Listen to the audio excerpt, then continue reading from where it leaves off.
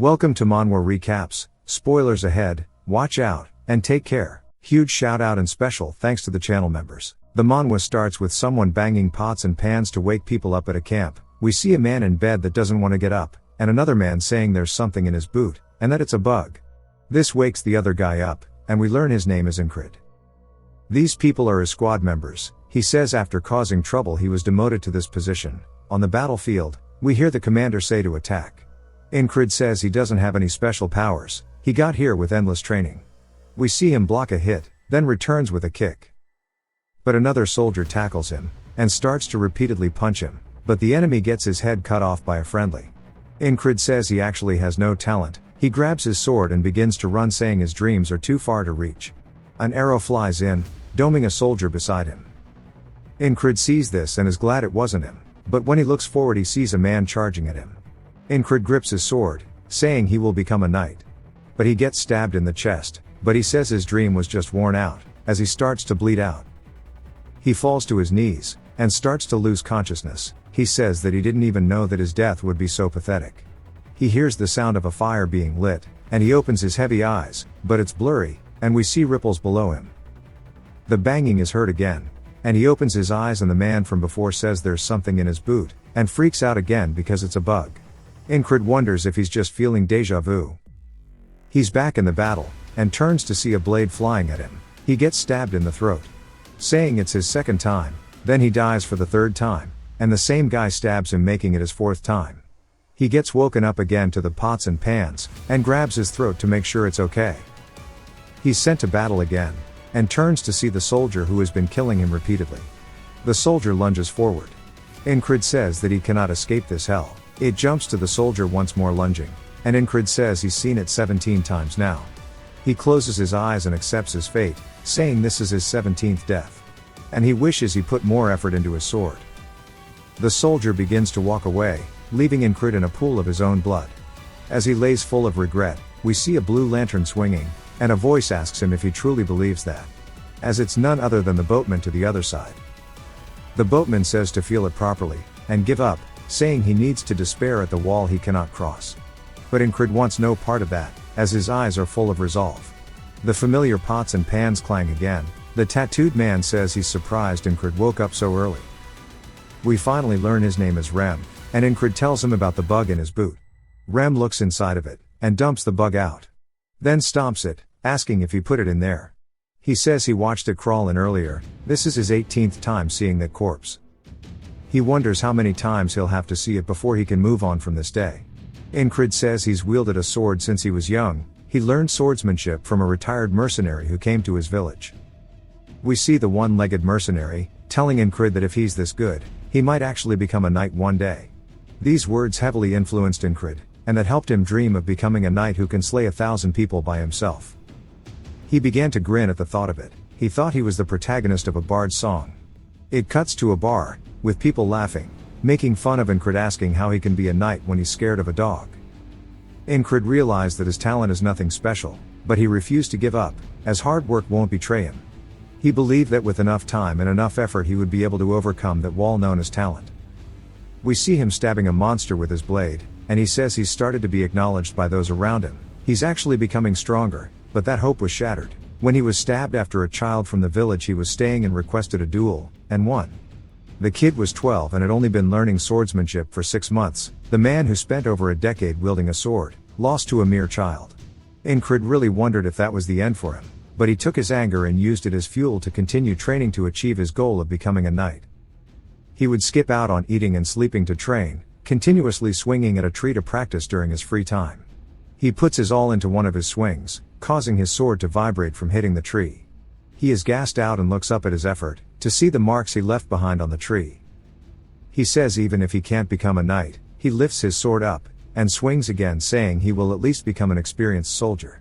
He screams out of frustration, and continued to practice his swings. 3 years later he heads to the Cyprus division. He became the squad leader of a second-rate squad. The best position he could achieve after his endless training. He calls out to one of his men named Jackson, who asks what he wants. Incred tells him to do his morning rotation for him. Jackson says alright, and just to repay him next time. Rem says that Jackson is like a wild cat, and all he does is glare. Incrid calls out to him, and Rem asks if he's going to push work onto him too. Incrid says he'd like to learn the heart of the beast. Rem looks taken aback, saying he gave up last time, asking if he thinks it'll work this time. Then the battle began, which Incrid was killed in, and continuously died off spawn, even though he's learned the heart of the beast every time he wakes up. He can only watch as the blade pierces him. He says today for sure will be different. The soldiers start to roar before charging in. Incrid says it's now his 21st time here on the battlefield. He's memorized the situation. He dodges the spear, then blocks an attack from behind. Then turns to see another squad member named Vel, screaming. Incrid says he'll die soon, and an arrow flies in, but Incrid blocks it. Vel wonders what happened, and another man goes to attack him, but Incrid cuts the man down. He says he completed his first goal for today. All that's left now is the soldier that is continuously killing him. The soldier draws his blade out of the enemy he cut down, then glares at Incrid. He slowly walks towards him, but Incrid is ready for this. The soldier lunges in at him like usual, and Incrid recalls Rem saying he always closes his eyes during danger, then swings his axe at Incrid's face, and Incrid flinches, closing his eyes. Rem says he needs to be brave, and not to be agitated or taken aback, and that he must become someone who doesn't even fear death, just like a beast, that is truly the heart of the beast. Incrid doesn't even blink as the sword flies at him. He says that he isn't afraid of death, as death only makes him stronger.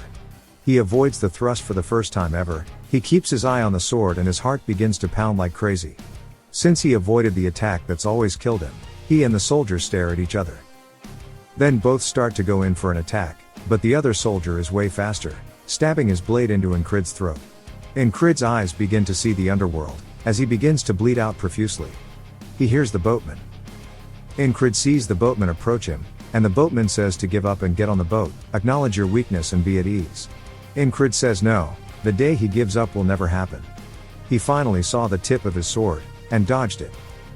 After waking up, Rem says he woke up early. Incrid is now on his 22nd life, saying he'll challenge it again. It jumps to the midst of the battle again, and Incrid has jumped to his 33rd life. He dodges the thrust once more, and as the soldier turns to continue, Incrid dodges, but it's too slow as his throat gets sliced, causing him to drop to his knees.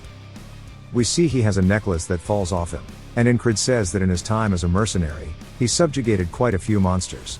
He took the request from a random village who asked for help. He helped since he wants to be a knight, and protecting the weak is a knight's duty. The elder of the village says they are poor, and hands him something. He looks down to see that it's a charm. It was a laughable reward for risking his life, but the elder said it would grant whatever he desperately wished for. He wonders if this is the reason he is having a Groundhog Day. The soldier who stabbed him says he must be in pain, and raises his sword saying he'll grant him mercy. Incrid says mercy my ass, as the soldier is enjoying the pleasure of killing him.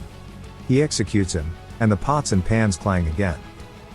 He tells Rem he put a bug into his boot, and Rem asks if he's lost his mind to be doing this so early in the day. Incrid tells him to stop yelling and come outside, as he wants to learn the heart of the beast. Rem swings his axe, and Incrid keeps his eyes on it, dodging the swing. Rem is confused, asking how he stopped flinching all of a sudden. He tells him he trained, and Rem says it's not something that can happen so quickly, and there's no way his family technique was taught by someone else. Incrid tells him that he learned it by chance. Incrid grabs some weapons, saying that he would like to spar with him. Rem stares at him, then smiles saying that sounds great. Rem swings at him, and he avoids it. This continues, and Rem asks him how long he's planning on dodging. While charging in, he dodges another attack, and Incrid says the only sword techniques he possesses is the Valen mercenary sword technique. It's often called a petty trick. Incrid starts to lose his balance, and Rem leaps at him. Incrid gets his balance back, and readies himself for the leaping Rem. Rem notices this, and just like how the soldier he is always fighting, he thrusts his sword at Rem, but Rem knocks the blade out of his hands. The sword slides across the field, and Incrid says even if it's just for a moment, he imitated that bastard's stab. He says his body remembers the technique. Rem says that it should have made him bleed. And among all of the techniques he's shown until now, that stab was pretty decent, and he tries to give him some tips on how to make it better. Rem says that if he doubts himself too much, it'll lead to nothing good. He says that he should start worrying about what comes next, rather than doubt himself. That is how he won't lose the grip on his sword, but in his own broken words. Incrid looks at him, and says even though Rem explained it poorly he understood everything he meant. The difference between his stab and the soldier's is that Incred lacked confidence in his sword. The soldier kills him once more, saying he'll show him mercy, stabbing him again. Back to Incred, he's training with Rem, who knocks the sword away again. The soldier kills Incred yet again, and he instantly goes back to training with Rem. Incred says he will repeat this vicious cycle, taking it one step at a time, or even baby steps if he has to. He dies once more, and we learn he is on his 111th life, yet it still wasn't enough, as he died again, jumping to his 123rd life, to be greeted by the sword to his throat again. In the next life, we see him shouting while swinging at Rem, and he actually manages to push Rem's axe back, using the thrust he's been killed by. Rem asks if he's crazy. We see that Incred's hand begins to bleed. Rem says that his hand is gushing with blood. He asks him why he's laughing like a madman. But Incred feels nothing but excitement, as he mastered the stab. He's back on the battlefield, fighting his mortal enemy. He thrusts towards the soldier. Now that he's mastered the technique, it grazes against the soldier's helmet. As the soldier also went for a stab, but lands it in Incred's throat. Incred says his first stab trade was a failure, but he refused to blink or let go of his blade. He falls to the floor, blade in hand. The soldier puts his foot on his chest, and is smiling, saying he looks like he's suffering. And repeats his line of he'll show him mercy. Incred says that tomorrow, he will kill him tomorrow. The soldier laughs, saying there's no tomorrow for the dead, executing him. The bug from Rem's shoe tries to get away, but Incred stomps it out, saying he saw it fly in.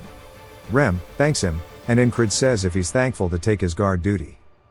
Rem wonders why he's being ordered so casually. We finally meet a new member called Big Eyes. Incred tells him to get him a shield armor and a dagger, and he'll pay him later. Big Eyes is surprised, but says that he'll only trust him since he's his boss. Rem asks if he's ever been this pushy with his commands. Jackson says that they've always pushed their tasks onto him, and more members appear. Rem says that he's really acting weird today, as Incred is usually not this tense. He's back to practicing on the tree. Incred says he's felt an incredible amount of pain with every death. He wonders what'll happen if he doesn't win even after tens of thousands of times. He wonders what if he can find a way to escape and survive. He wonders if he were to escape if he'd wake up to tomorrow, or still repeat this day. He wonders if he could be content with the strength he's gained. But says he needs to stop being a bitch. He won't ever give up. He will overcome this wall to see what is on the other side.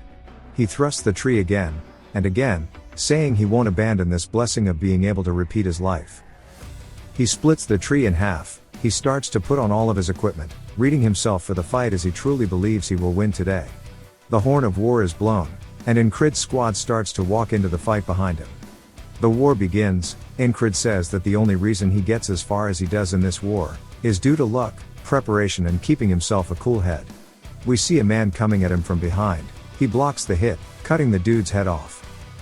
Another soldier goes for his leg, but the shin guard blocks it, and he bashes his skull in. Another one throws the axe from behind him, and he dodges, throwing his own weapon at the man. He says this is only all possible due to the repeated lives he's spent here. He sees Vel screaming, and he blocks the arrow for him like before. Then kills the other attacker. Now it is time for him to face his wall. The soldier glares at him. He has a WWE stare down with the soldier, and the soldier charges at him. Incred blocks it, but it shatters his shield. He throws the shield away, heading straight in, blocking the next attack with his sword. Incred says that the soldier is a regular guy, close to being a prodigy, but lacks real experience. So is easily surprised. Incred headbutts him. So the Valen sword technique with its many tricks is effective. Incred gets some dirt on his boot, then throws it into the soldier's eyes. While he's panicked, Incred leaps at him. The soldier sees this, and thrusts towards him. Incred dodges the blade. The soldier lands after missing, and turns instantly to prepare for the follow-up. But Incred does too, saying he knows now everything there is to know about this stab. Incred attacks the blade, shattering it to pieces. We see an archer draw his bow back, and unleash it, soaring across the battlefield. The soldier lets go of his shattered blade, as Incred goes in for the kill. He says he's won, but the arrow from before begins to fly in. As it gets close, it's broken by an axe throw, as the soldier is stabbed in the throat.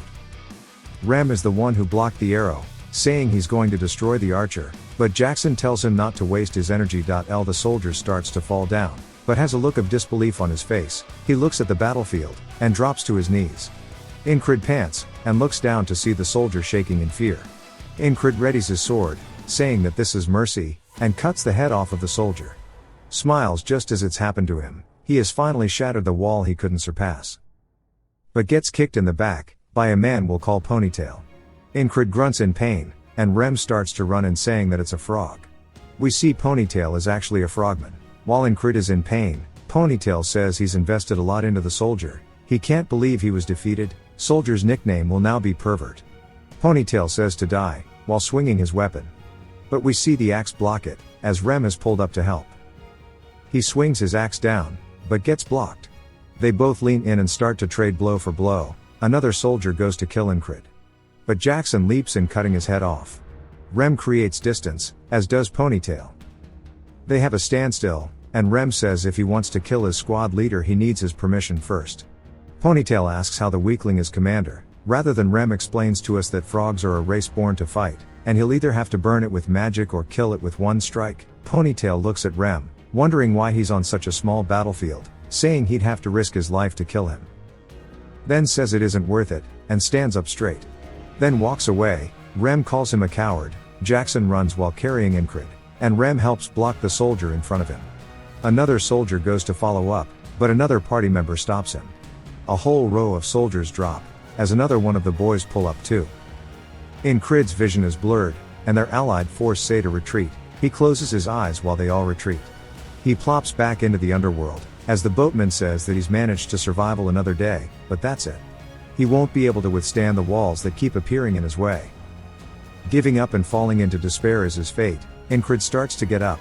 We see the wall behind him, and he tells the boatman that the walls exist for him to overcome them. The boatman smiles, saying he awaits the day those eyes, which are filled with greed and ambition, lose their light completely. Incrid wakes up bandaged, and Rem says he is in the infirmary tent, and that he slept for 2 days straight. He tells him he saved him from the frog. Incrid is confused, and says if it was a frog he's amazed he survived. Rem asks if he remembers him, saying he's his bestest friend. Incrid says he never said they were friends, and calls him a noble hunter. Rem covers his mouth quickly, and looks around to see if anyone heard him. Rem says he can't just blurt out the secrets of others he has nothing to do with. Incrid says he thought they were best friends. But he realizes he's made it beyond that day. We learn Big Eye's name is actually Craze, saying he owes him triple what he spent. Incrid was wondering why he was here, and says that he wasn't anywhere to be found in the battle. Craze smiles, saying he'll take double as a discount. Jackson also comes to the infirmary. Incrid asks what business he has with him. Jackson throws something at him, saying to apply it in the morning and the evening. Incrid says that Jackson hates sharing personal items, yet he did it anyway. We learn the tall monk's name is Odon, and he's crying while praying. Incrid tells him he's still alive, and to go. That night he wonders why they are all taking shifts. He wonders if they are worried about him. Then another member comes in. He's surprised to see Incrid, asking why he's in here. His name is Ragna. He quickly leaves, and Incrid says there's no way he's worried, as Ragna is very carefree. Besides him, there are 2 soldiers in the infirmary. One is a platoon commander who always picks fights with him, and the other is a soldier he doesn't know, that just blankly stares into space. Incrid wonders why he's here. Then they hear footsteps outside, and all turn to see a long-haired elf woman entering the tent. She asks who the 444th Squad commander is. Incrid is confused. The other platoon commander calls her a fairy. She asks him what group he is with. He says his name is Vengeance. He is the 3rd platoon commander of the 2nd company. She asks if his company taught him to state others' races when he meets them. He apologizes, and Incrid says she must be the new commander of the 4th company. Incrid says he's the commander she's looking for. She says she's heard he's leading his difficult squad members well. She looks forward to his contributions. He's surprised she came here just to say all of that. As she goes to leave, she asks for the young soldier's name. He says Krang, but says it suspiciously. Incrid wonders if he just made it up, saying his attitude is also bad. He wonders if he's a noble. The commander gives him one last look, then walks away. Incrid wonders what's going on. Later on he says most of the pain is gone, and wonders if he should start training now. Vengeance asks where he's going, and he says the training area. Vengeance calls him an idiot, saying he's trying to act tough when he's the lowest ranking soldier. The nobleman says nothing. Incrid says he needs to recall the past battle. He spent a lot of money to learn how to do it when he was young. Incrid wonders what if the last attack he did failed, saying it isn't good to put all of his eggs into one basket. He makes some analogy about Rem's attacks all being lethal. Then the noble from the infirmary says he's working hard. Incrid is caught off guard, and he says that he doesn't know what he's doing, but his hands kept twitching in the barracks and now he's spacing out. Incrid says he was training his grip, and he's currently recalling the battle. The man asks why he's doing that. Incrid says so he doesn't get killed. The noble asks if he plans to become something by preserving his life. Incrid doesn't want to say it, since people laugh at his dream. He looks up, raises his sword up saying he wishes to become a knight. The nobleman is surprised by this and Incrid says it's the first time that someone didn't laugh at his dream. He says he forgot too, and he suddenly remembered something. He understood what he needs to do. Incrid watches him leave, and the man says if he becomes a knight to remember his name. Back at the camp, we see a bard playing to soldiers, and they are talking about Cyprus, the hero of the battlefield. Vengeance wonders where his morning rations are, asking if they are planning to serve them nothing. Incrid decided to walk instead of heading to the training area, and Jackson asks him how his injuries are. He tells him the medicine worked well, thanking him. Jackson says if he's thankful, to hurry and come back. That night the nobleman tells him good night, and Incrid says it back to him. Vengeance wants nothing to do with it. Incrid says it was a day of doing nothing. He hears the bard again, and wonders if the bard came this morning too. But Vengeance says the same thing about the morning rations. Then he realizes what this means. He jolts out of bed saying it can't be. But Jackson asks about his injuries again. Incrid tells him the same thing as before, only to get the same reply from Jackson. Cementing the fact he's in a loop again, he recalls the boatman telling him about the next wall. He wonders if he died in his sleep without noticing. He says it feels worse than dying in the battlefield, but it makes him more determined, as he was given another challenge. That night again, he wonders who killed him and why, saying the only person capable of getting in would be a knight. He says it must be an assassin, and they have to be among us. He recalls the commander saying that a fairy is light and nimble, perfect for assassinations. He wonders if she came here to figure out the location beforehand. He says he needs to confirm IIT, and there's only one entrance at the barracks. He can just scream to wake others up when he sees her. So he just needs to wait for the assassin, but a needle goes into his throat. He turns and says he didn't even see them coming in. He starts to grunt due to the pain, and falls out of bed. He says it's a numbing poison. He sees Vengeance also has one in his throat, and someone stands before Krang. He sees the assassin, and they raise their blade in front of Krang, stabbing him in the chest, killing him instantly. Another person stabs their way into the tent. He says it's another assassin. He looks up to see the commander girl, saying it really was her. And that it's the fourth company leader. He wakes up to the sound of the bard again, saying it's his third time now, and he wasn't even able to detect their presence, so it won't be easy. Plus the company leader, even if he stops the assassin, fighting her after is not possible. He says he feels helpless. He felt the same way a few days ago when he fought Pervert. But in the end he was able to overcome it, killing him. So as long as he doesn't give up, he will find a way to win again. He rips the covers off of Vengeance, and he says he's acting crazy. Incrid says that he was wrong assuming they were in the base, and he should be wary of outside. Vengeance mocks him, asking if today's training is catching cockroaches. But he says he guesses that's fitting for a lowlife. Incrid says he's glad he cares about him so much, annoying Vengeance, who says he was being sarcastic. Incrid sighs, saying he was too. Krang asks if they are arguing again, and says maybe he'll come back later. Incrid tells him it's fine, and Vengeance lays back down. He says that Krang is definitely the real target, and wonders who he really is, saying he's suspicious. But he doesn't plan to dig into Krang's past, if he doesn't want to talk about it / just like his squad members. But he was involved so he goes for it. He asks him what he is. Krang is taken aback, and Incrid wonders if he phrased it wrong. Krang says well that isn't something he can tell him. Incrid asks why not, and Krang says it's a long story. Incrid waits a second, then says that makes sense. Vengeance starts to flip out, asking why he's accepting such a shitty answer, and if he was going to accept it regardless, why even ask? He says that Krang is definitely not from this country considering his manners, and asks which country's spy he is. Krang stares at him, and Vengeance shuts up. Krang walks to him, saying he is not, and will not betray the kingdom. Incrid says he can see from his eyes and his movements, that Krang has a knight-like aura. Vengeance asks if that's any way to talk to a higher up. Krang laughs, and Incred says that he definitely isn't a knight, since he was also powerless in the face of the assassin. However, he is truly hiding something. That night they tell each other goodnight again, and Vengeance clears his throat to acknowledge them. Incred wonders if it's because he's scared of Krang. He looks at the tent entrance, saying that if assassins barge in they would all die. He sits up out of bed, and Vengeance asks him what he's doing instead of sleeping. Incred says that assassins are going to invade soon, and to cooperate if he wants to live. Vengeance gives him a gross stare, and says he's lost his damn mind. Krang smiles at the situation, and Incred says that's the reaction he expected. But here's a voice asking how he knew. A poison needle flies through the tent wall, cutting his throat. Incred wonders when the hell they got in, and reaches for his sword. The assassin flies in, killing Vengeance, and stabbing Krang in the chest, and Incred drops dead. He wakes up, now to the 4th time, saying that since he has no evidence, he can't get their help with the assassins. He decides to tell the higher-ups, and one of them tells him to shut up and leave.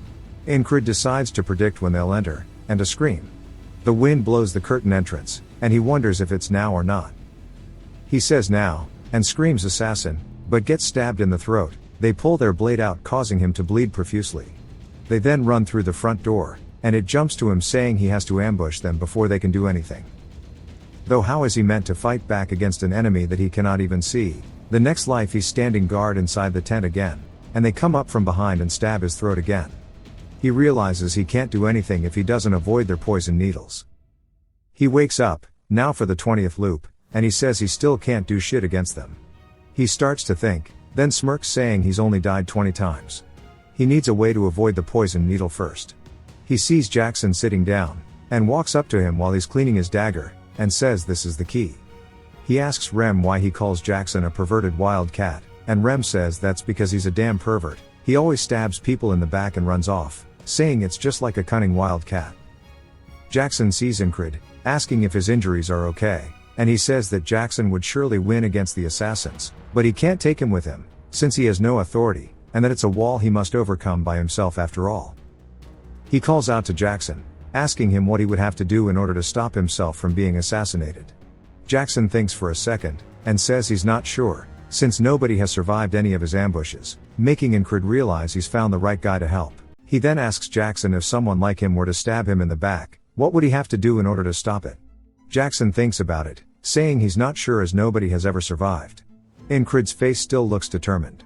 Jackson thinks about it, and then lets out a long sigh, saying that he needs eyes on the back of his head.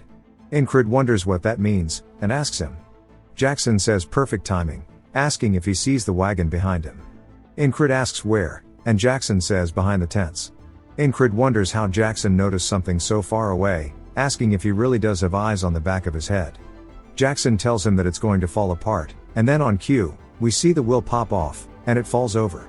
Incred is surprised, asking him if he's a prophet, but Jackson says he just has spent too much time with that barbarian. Incred tells him to stop kidding around, asking him how he knew. Jackson points to his ear, saying sound. He heard creaking from the wagon's axle. If you can hear what's around you, you can predict what's going to happen next. Incred is surprised that he heard something so quiet as he didn't even hear the wagon itself. Jackson says basically you don't need to see to sense what's around you, and you can keep trying to listen to what's around you to practice, hone his senses, and isolate the sounds. Incred says that was a nice explanation, and before he would be too lazy to even reply to him.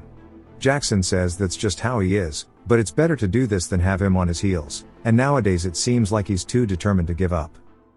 That night, we see Incred in bed, saying that he's come across his second wall now in the form of faceless death. He can live if he can sense them. We see him focusing on his ears, and he hears the footsteps of the patrol along with the sound of torches outside. We see the assassin flying in, but Incred has not heard him yet, and wonders where it is. We see the assassin landing, but Incred still has not sensed him. The assassin vanishes, and then a needle quickly goes into Incred's throat. He opens his eyes, saying of course he failed. He wakes up the next morning to the same chant about Cyprus. He says he has not taken a single step forward, but his body remembers everything, such as the experience of loaning, the heart of the beast, and the stab. Jackson tells him that he can gain a lot of information from sound. You can tell the location of something based on the intensity and direction of the sound, and once you're able to hear faint, far away sounds, at that point, your ears might as well be a second pair of eyes. Jackson snaps his finger, explaining how sound is a wave, and the wave rings out in all directions, no matter how silent it is. In the chaos of thousands of sound waves mixed together, he needs to isolate one single wave. Ingrid starts to overhear everybody's conversations, thinking about how all the sound is entangled, and that he needs to isolate and categorize them. He says all the flags sound like one large one to him, and tries to remember how many there are, and then starts to focus on the footsteps close to him, and to really feel the sound around him, focusing on the familiar ones first, followed by the unfamiliar ones. We hear Krang say Enchi, and Ingrid opens his eyes as Krang asks him what kind of training this is. Ingrid asks about the nickname, and Krang says that it should be fine since it's just short for his name. Ingrid says he's not a fan, but if that's what he wants to do, that's okay, and then asks what part of this looks like training since he's just sitting here like an idiot. Krang says that he already knows that he is not somebody who wastes time. Back tonight, we see a needle flying in, and again, it hits Ingrid in the throat. He glances over to see Krang getting stabbed in the stomach.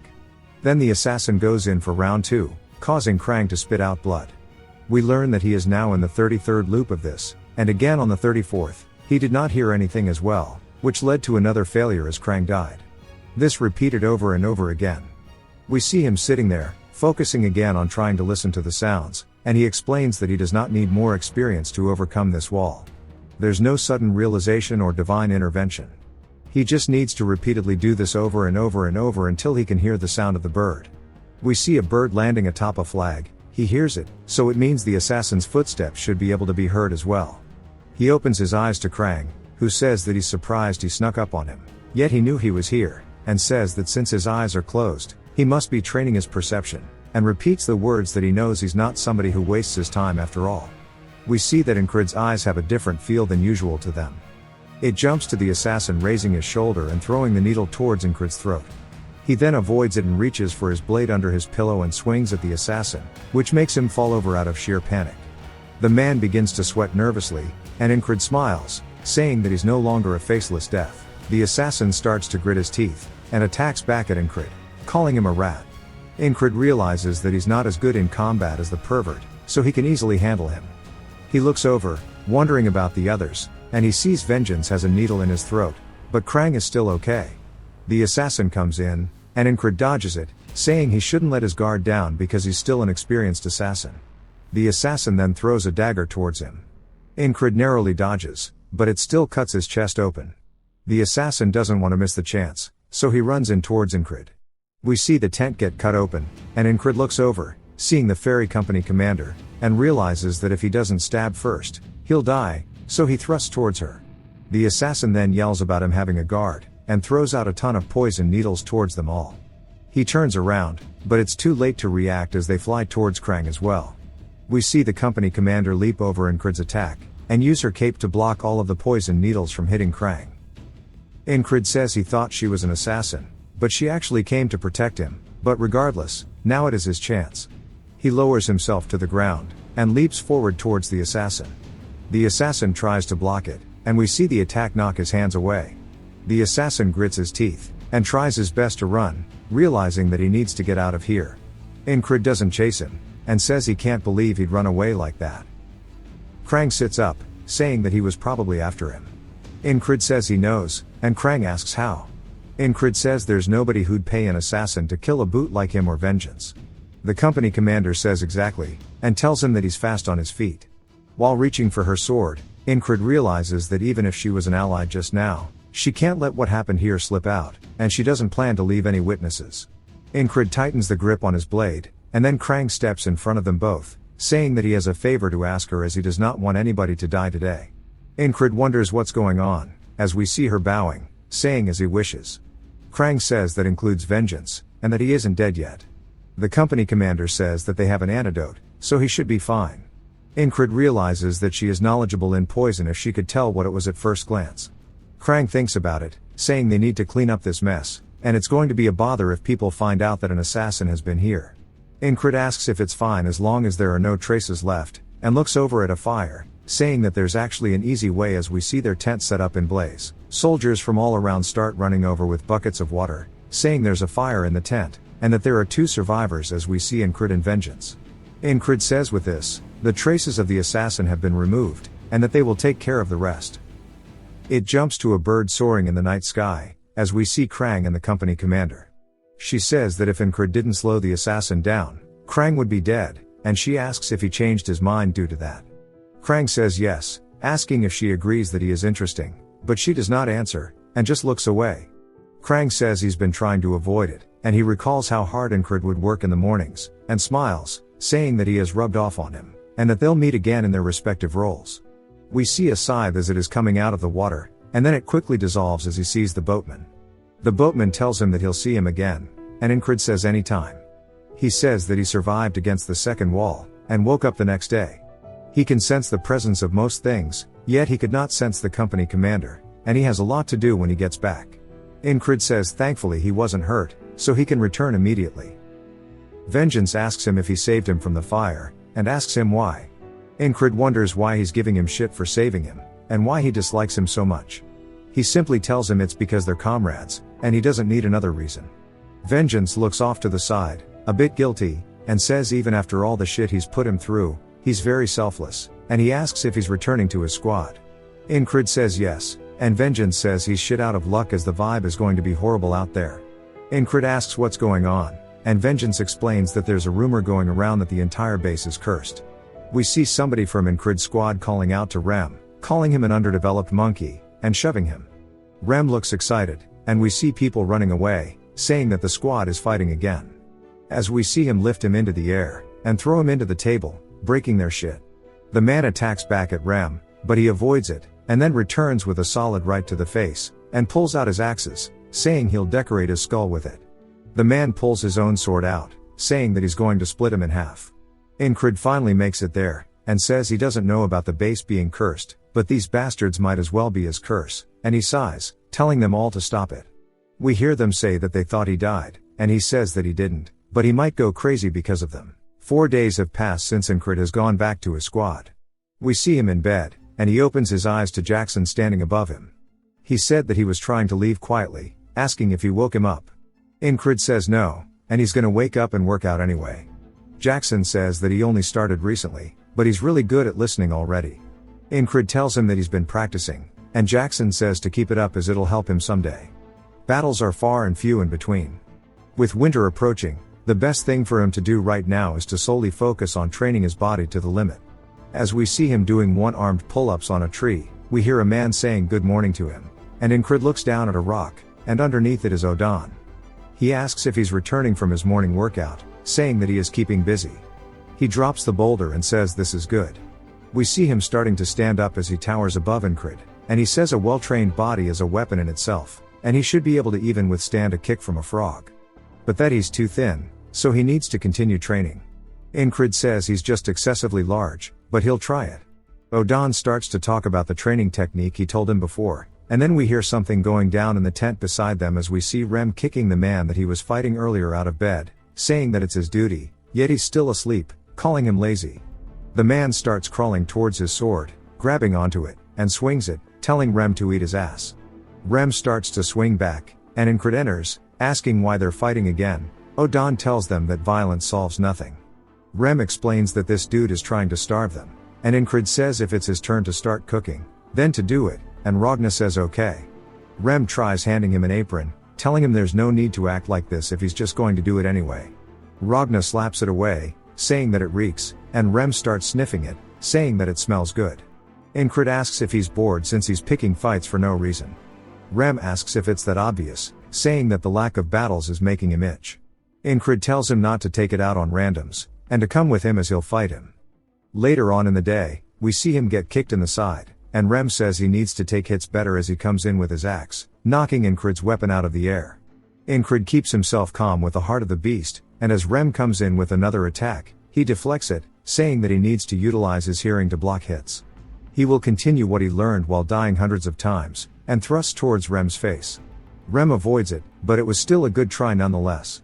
Then he grabs onto his sword with his axe, using it to hold him there, and then grabs him by the collar, using his own momentum against him to push him into the floor, saying that he was expecting more since he improved so much recently. But asks what made him boring all of a sudden, saying he's seen the stab a lot now, asking if there's anything new. Incred starts to get back up, saying he knows that he's different now, and he can repeat everything hundreds of thousands of times. He glares at Rem, saying to try it again, and he'll destroy him this time. Rem starts to think to himself that even if his skills are really bad, he doesn't get sick of seeing how determined his eyes are. He smiles, saying that he can only say that after he's laid a scratch on him. It begins to rain, and they both look up, surprised as it came out of nowhere. Back inside their tents, Ingrid says that it starts and stops whenever it wants. Rem says that he's gonna start growing mushrooms on his feet at this rate. We see Ragna asleep, and Odon praying.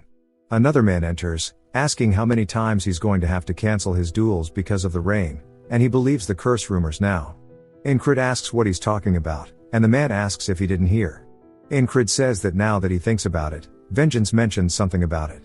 The man says that the weather is weird, and that casualties are increasing, and they keep getting hurt, especially Jack, Bo, and Rotten, as they are all hurt. People are saying that they're cursed due to this, but he's sure they aren't cursed, and that the temperamental weather only added fuel to the rumor. Ingrid says that the higher-ups won't let something like this go unnoticed, and the man asks why he's doing it in the downpour, and Ingrid says that's exactly why. Rem asks if he's a stray cat and what purpose this would serve. Jackson tells him that it's a good idea, and to keep it up, and Rem looks at him, scoffs, and starts yelling, asking what he taught him, and when he started caring for the squad leader. As they start yelling, Odon says if he's looking for a way to train in the tent, there's some things he can do even while laying down. Ragna asks if he wants him to look at his stance again. Rem turns around, saying look at all these guys, and they all continue glaring. Jackson glances over while Odon smiles, and Ragna still just keeps staring at the back of Ingrid, and Rem says that he noticed. As we see Ingrid still looking outside the tent. It jumps to a war room, and a man is telling all the commanders to keep their soldiers in check. They should send out a scouting party before the winter again, and ask if anybody has suggestions to fill in the gaps. We see the ferry commander suggesting the 444th squad leader. The man instantly says that he's a little dumb, and that he'll probably hold the scouts back. She tries telling him that he could bring about unexpected results, and he asks why she thinks that, and she tells him that it's just a ferry's instinct. The next day, we see Ingrid talking to her, and he's asking her why he's being sent to the scouts, and she glares at him. It jumps back to the man from earlier asking Ingrid if he pissed off the company commander, and he asked what he could have done to do that, and he suggests that he did because there's no other reason for her to specifically pick him. He wonders if she's going to kill him now that Krang has left.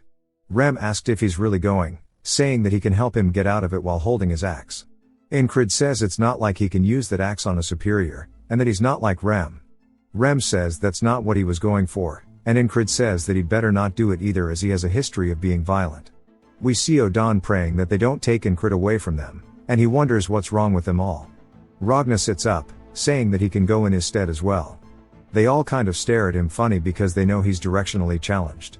Jackson says if he's going to be scouting in tall fields, and that he needs to pay attention to the changes in the grass, noticing disturbances, and that's the first step to overcoming an ambush. Rem starts chirping up, saying that he told Jackson to stop teaching Ingrid this weird stuff. Ingrid sighs, saying that nobody will prevent them from fighting once he is gone, wondering if it is okay to leave them here, but even he agrees that there's nobody better suited than him. After enlisting, because of his lack of skills, he constantly moved around filling in for other people. The one place he ended up being useful was here. As we see Jackson and Rem both going to attack each other, Ingrid steps in between them, which catches them off guard, and they both stop their attack. He tells them to give it a rest. Rem asks if he's brave or stupid, and Jackson tells him that he should be thanking him, otherwise he'd have a hole in his chest. Ingrid says that they are really skilled, so they can't lose them, and compared to them, he's not much of a loss in combat power. There's no need for this sudden contemplation. He knows where he stands in terms of skills, and that he has a lot of room to improve. We see him walking through the woods with the other scouts as they are heading to the front lines. One of them sees him with his eyes closed and tells him to lock the fuck in, saying that they may both have the same rank, but he's the leader of the scout squad, and if he has a problem, they can fight it out. His name is Andrew Gardner. Somebody else laughs, asking Andrew if he really thought Ingrid would fight him, saying he's an outcast. Andrew begins to smirk, saying that if he does try, he'll make sure not to hurt him, and then he starts flaming him, saying that a squad is only functional because of its members. He tells everybody to listen up, if they meet the enemy, they'll bash their skulls in. Ingrid says they are very loud, asking if they don't understand what scouting means, and that Andrew is too green for this. They spot some tracks on the floor, and Andrew says they are new tracks. New is a type of animal, and he says that they'll follow the tracks and have a barbecue tonight. Incrid says that new travel in groups of at least 20, and if he's seriously gonna go fight this, wondering what is going on inside his head. Another man starts laughing, saying that's not a new but rather a gazelle, and he looks at Incrid, who's glaring at him, and says that Andrew is kind of obnoxious, and his name is Henry. He's previously a hunter and didn't seem to care for the squad lead. He ended up talking to him out of luck, and they became close. Henry talked about the basics of being a hunter, which he thought was very helpful, and Henry talks about how there are usually separate paths for animals in the fields, and he'll tell him more about it tomorrow. At night, we see Andrew saying that it was a new for sure, and that he needs results more than anything as Incrid watches. The next day, as the squad heads out to the fields, Andrew says that this is the location that they're supposed to recon. Called Green Pearl, aka the unnecessarily tall grass field, as they all stare at it. Andrew says that they'll cross this field, find the hostile party, and bring them back as prisoners. They say yes, and as they continue, Henry asks if they're really going in here, saying that they're just supposed to scout, and Incrid says that it's the squad lead's command. As they're walking through, Incrid says that it's not that easy, and he thought Andrew would give up soon, but it's not, as this is unexpected. He's not complaining, and he's taking this seriously. Henry notices there aren't many animal droppings, and Incrid asks if that's a problem. Henry says that means that there aren't any animals in a place where food is abundant for them. We see a paw raise into the air and then slam into the ground. Incrid instantly feels a chill on his spine as we see a panther running by him in the grass. He makes eye contact with it and pushes Andrew's head down, telling everybody to stay low. As the panther was running from something else, two people catch strays in the head, and Andrew tells everybody that it's an ambush as we see their ops have pulled up. He calls for them to run, and we see everybody hauling cheeks. One of the men gets held down, and we see them capture Andrew. Henry gets stabbed in the chest, and Incrid turns around, seeing the enemies are closing in, and he can tell based on his senses that he's completely surrounded. Incrid continues to run as we see a crossbow being armed. He hears this, saying that the listening technique he learned from Jackson is definitely helpful as he dodges an arrow from behind, but then he begins to hear way too much sound, saying that he doesn't know what's with all the noise and that in the end, it's only helpful. As we see hella spears coming in, and he is soon impaled, knowing that they were going to be ambushed, it makes sense trying to avoid it. We see him trying to convince Andrew about it, and Andrew asks him if he wants to get his head cut off, and Incrid realizes there's no way they'll listen to what he says, asking if he needs to find a way to make it out alone. We hear him trying to tell everybody that it's an ambush and to run away, and that he tried using a different path to escape, but he was stopped by the enemies once again, and that Henry was killed too. He says it's okay as he can always find another way, and he has the repeating time loops on his side. We see a firing squad pull up, and he catches a whole lot of arrows to the chest. He got caught by 20 or so crossbowmen from the east, and died after being riddled with arrows. He moved north to avoid them, but met a squad of spearmen. We see him grabbing dirt as he slowly crawls after being shot with arrows. Even if he manages to avoid them all, they never stop pursuing him. Their uniforms are dyed green as if they've been preparing for one. He wonders what's there to guard in a field like this in the first place. As he continues crawling, he spots a fire and a flag, and then gets his head clean cut off. As his blood begins to pour out, he wonders what they are hiding here. It jumps back to Andrew, telling everybody that they'll cross this field and bring them back as prisoners. Incrid has heard this a dozen of times, and once they head in, there's no making it out alive. They are definitely hiding something, and he needs to figure out what it is. If he gives that up, he won't have to die. Henry calls out to him, seeing that he's lost in thought, and Incrid realizes that if he tries to avoid it, it means that it'll be the end of the loop. But he decides that there is no running away from this wall. Andrew calls out to him, asking what he's waiting for. One of the members tells Incrid that he knows Andrew is an asshole, but just to go along with it, and that he has his own difficulties. Incrid asks why he would do that, saying that there's a limit to how much bullshit he can tolerate from an idiot. Asking the man if he's tired of kissing Andrew's ass, the man starts to get angry, and Incrid pushes him out of the way, saying that he's no longer playing this game. Andrew goes to draw his blade, asking him if he's disobeying orders, and Incrid realizes he needs to reframe the situation, and tells him he's not disobeying him, rather he's going to be the one giving commands from now on. Andrew starts to get angry, and Incrid explains how he survives the longest, along with the other soldier and Henry. The soldier with the scar on his face is as tough as he looks. He's the most skilled one in the squad, but stays on Andrew's ass, and he's got to be some type of bodyguard or babysitter. Andrew draws his blade, saying that he can try to take command if he can beat him, and tells him to draw his sword. Incrid says a normal soldier wouldn't have a bodyguard, and that he's obviously properly trained by his posture, and that Andrew must be the son of a rich lord, but says if that was the case he wouldn't be so eager for results, and suggests that he is a fallen noble. Andrew says that judging by his pathetic skills, yet high rank, he must be someone who never trains while leeching off money. Incred says whatever he is, he can't keep following his orders, and Andrew starts to tell him that he's different from him, as he has a mission to fulfill. Incred starts telling him to come at him, saying that he doesn't know why he's running his mouth so much, and that he's light work. This pisses Andrew off, and he starts to run at him. Incred says that normally he would struggle against someone like him, but he's obviously being looked down upon, and that his brash actions will lead to carelessness. Andrew thrusts towards Incred's head, and Incred uses his hand to deflect it, saying that carelessness is the best chance he has. As Andrew's arm is sent flying backward, he realizes that he made a mistake. Incred capitalizes on it by getting in close and punching him in the stomach, causing Andrew to spit up and fall to the floor, coughing.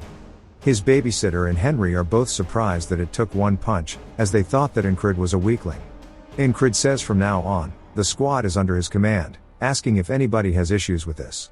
Henry is speechless, and the babysitter starts thinking about it, and looks down at Andrew, who looks disappointed in himself. The man sighs, and Incred says that this is the first step. We see them walking through the forest, and they wonder what Incred is thinking. Incred then asks Henry what his dream is. Henry is a bit taken aback, and wonders why he's curious, but tells him that he wants to marry a beauty who runs a flower shop. Incred says for him to do that, he has to survive. Henry asks another man, and he says that he recently became a father. Incred tells him if he wants to continue being one, he has to survive. This continues, and we learn that one of the soldiers wants to open his own business, and another wants to return home. Incred asks Andrew, and he says that he wants to fulfill his mother's wish, and that his mission is to revive House Gardner. Incred says that since they all have dreams to fulfill them, they have to make sure they get out of here alive. He stops walking, and tells them, rather than trying, they will guaranteed make it out of here alive. Everybody is surprised by this, and Incred says that he needs them to move proactively, as there's nothing more motivating than life itself, and the enemy will soon appear, and he was planning for them to break through. He points towards the grass, telling Henry to shoot an arrow over there, at head height. Henry tries to tell him there's nothing there, but Incred says he's not repeating himself and to shoot. Henry fires his arrow off, and we see it hit one of the men in the face. The enemies then yell that they are being ambushed, which surprises Henry and the others. Incred draws his blade, telling Andrew to stay on his ass. Andrew grits his teeth and runs in, and Incred says that he was wrong, and to fight with the upper hand, they need to find them first and ambush their enemies.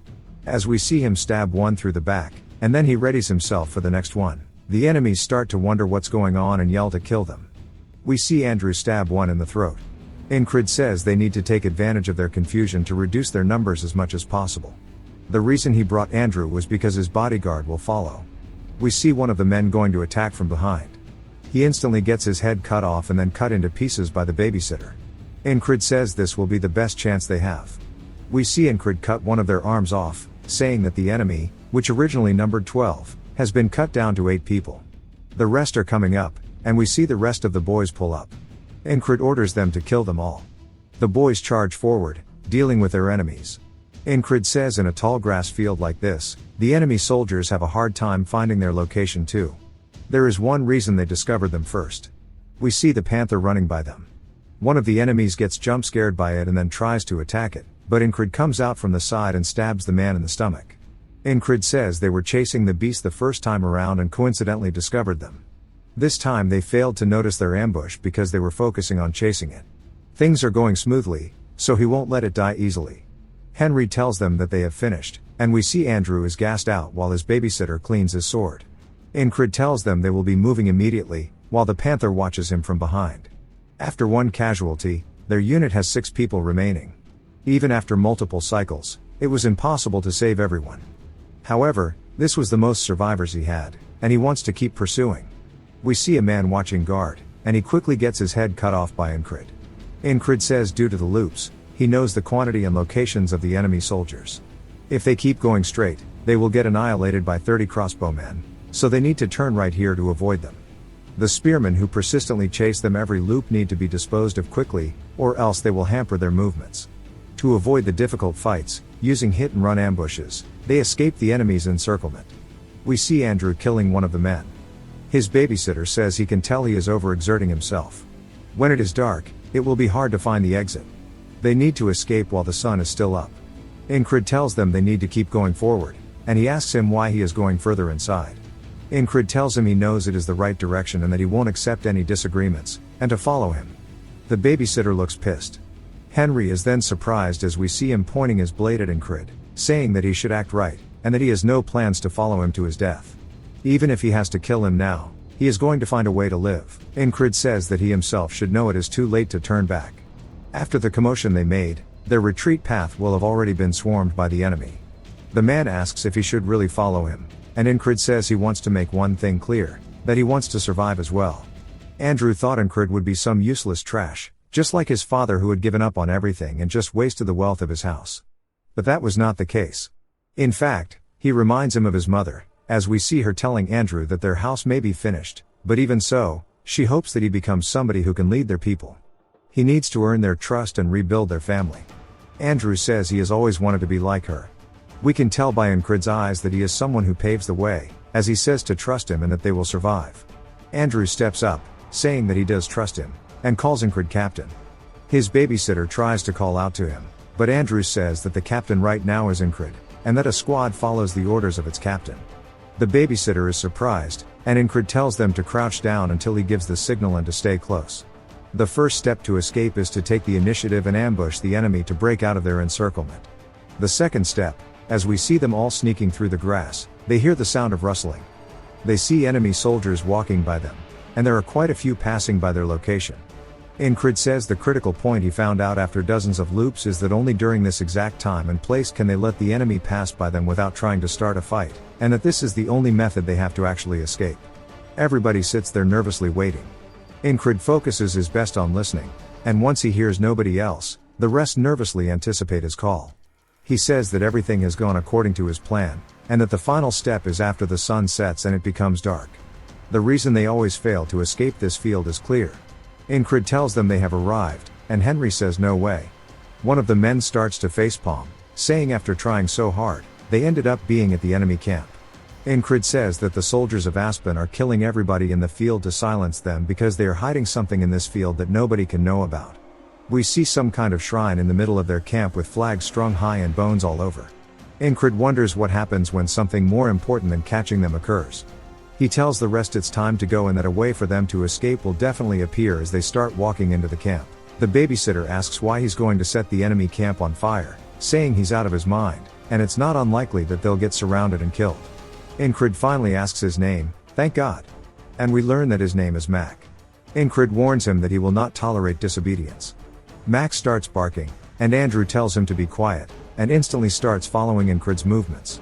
Mac says he doesn't need Andrew to tell him, that they won't be able to find their way out with it being so cloudy in the night.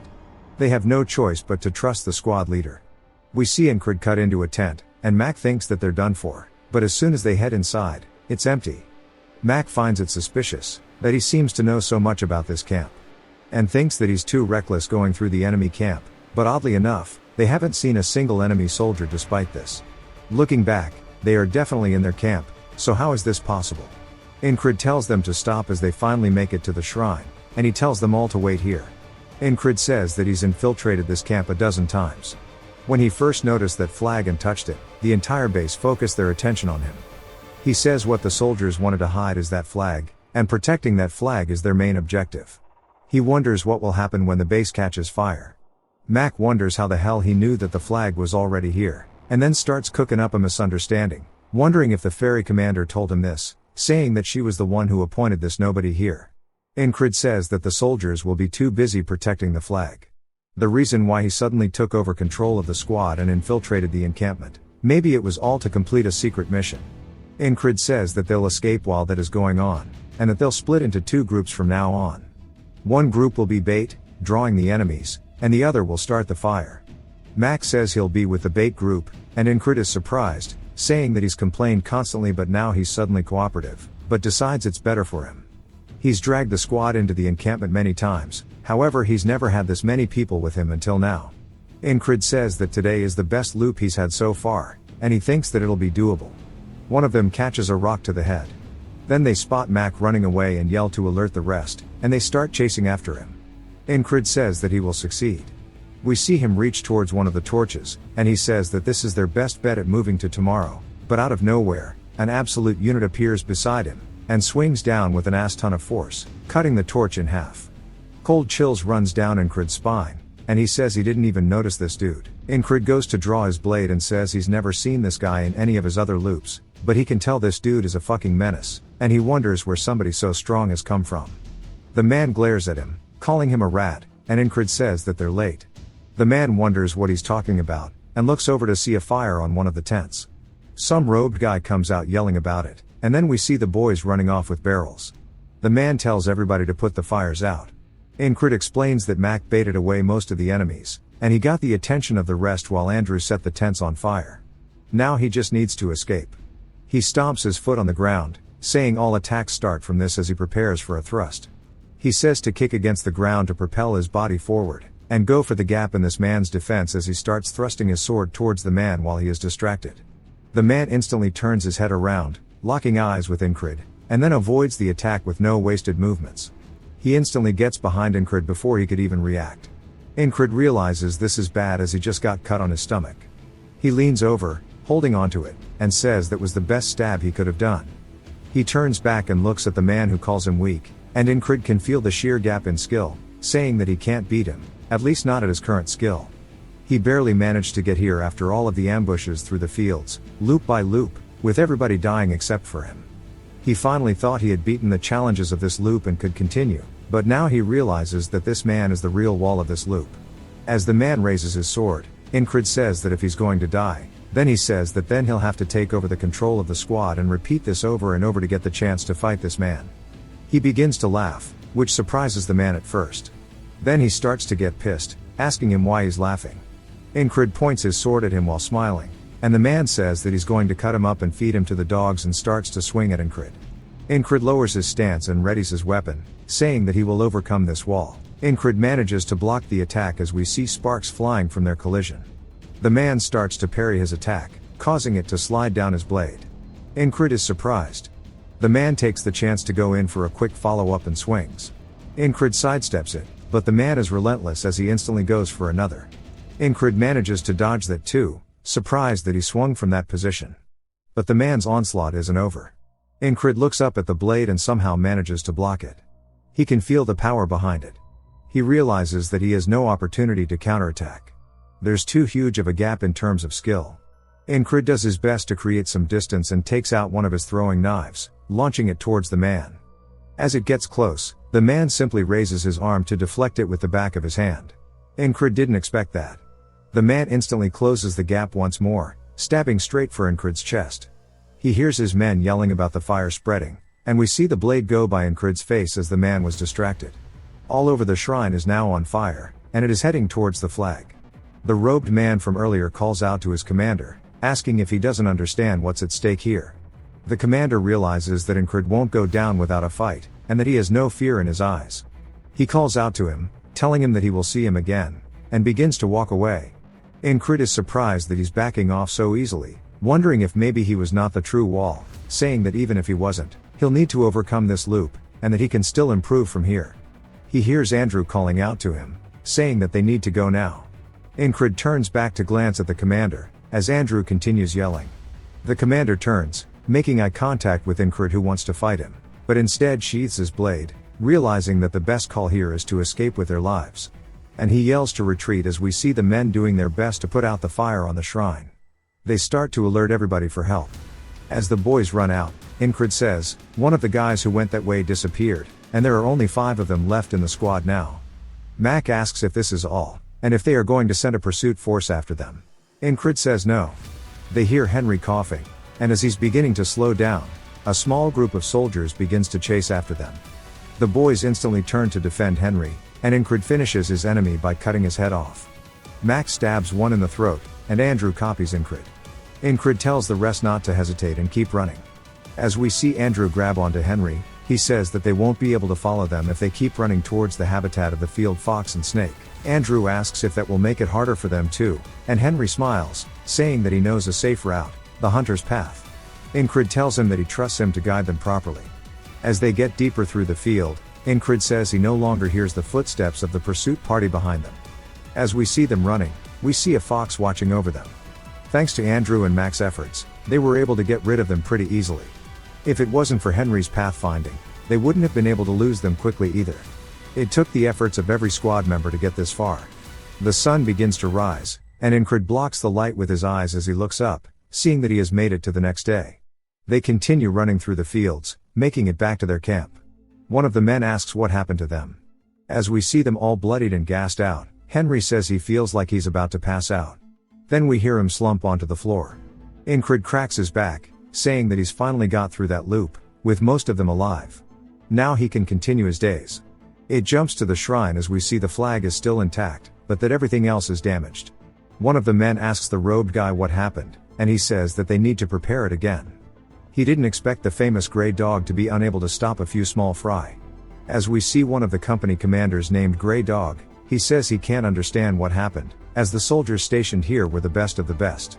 Yet a few enemy soldiers broke through, set fire, and escaped. The Grey Dog is an independent company, pretty much private contractors. It is derived from the Grey Dog that resides within the Principality of Aspen. Having a persistent temperament, it has a need to connect with whatever target it has decided upon. Whether it be alone or in a war, therefore the company with the name of Grey Dog is also called the Persistent Lovers. Yeah, I don't get what they're doing with this one. Grey Dog asked the man from earlier if the one he faced was strong, and we learn that his name is Mitch Hurrier. I hardly know her. Mitch says if it wasn't for the fire, he would have easily finished him off. Grey Dog says he got lucky then, and that luck is a skill in itself.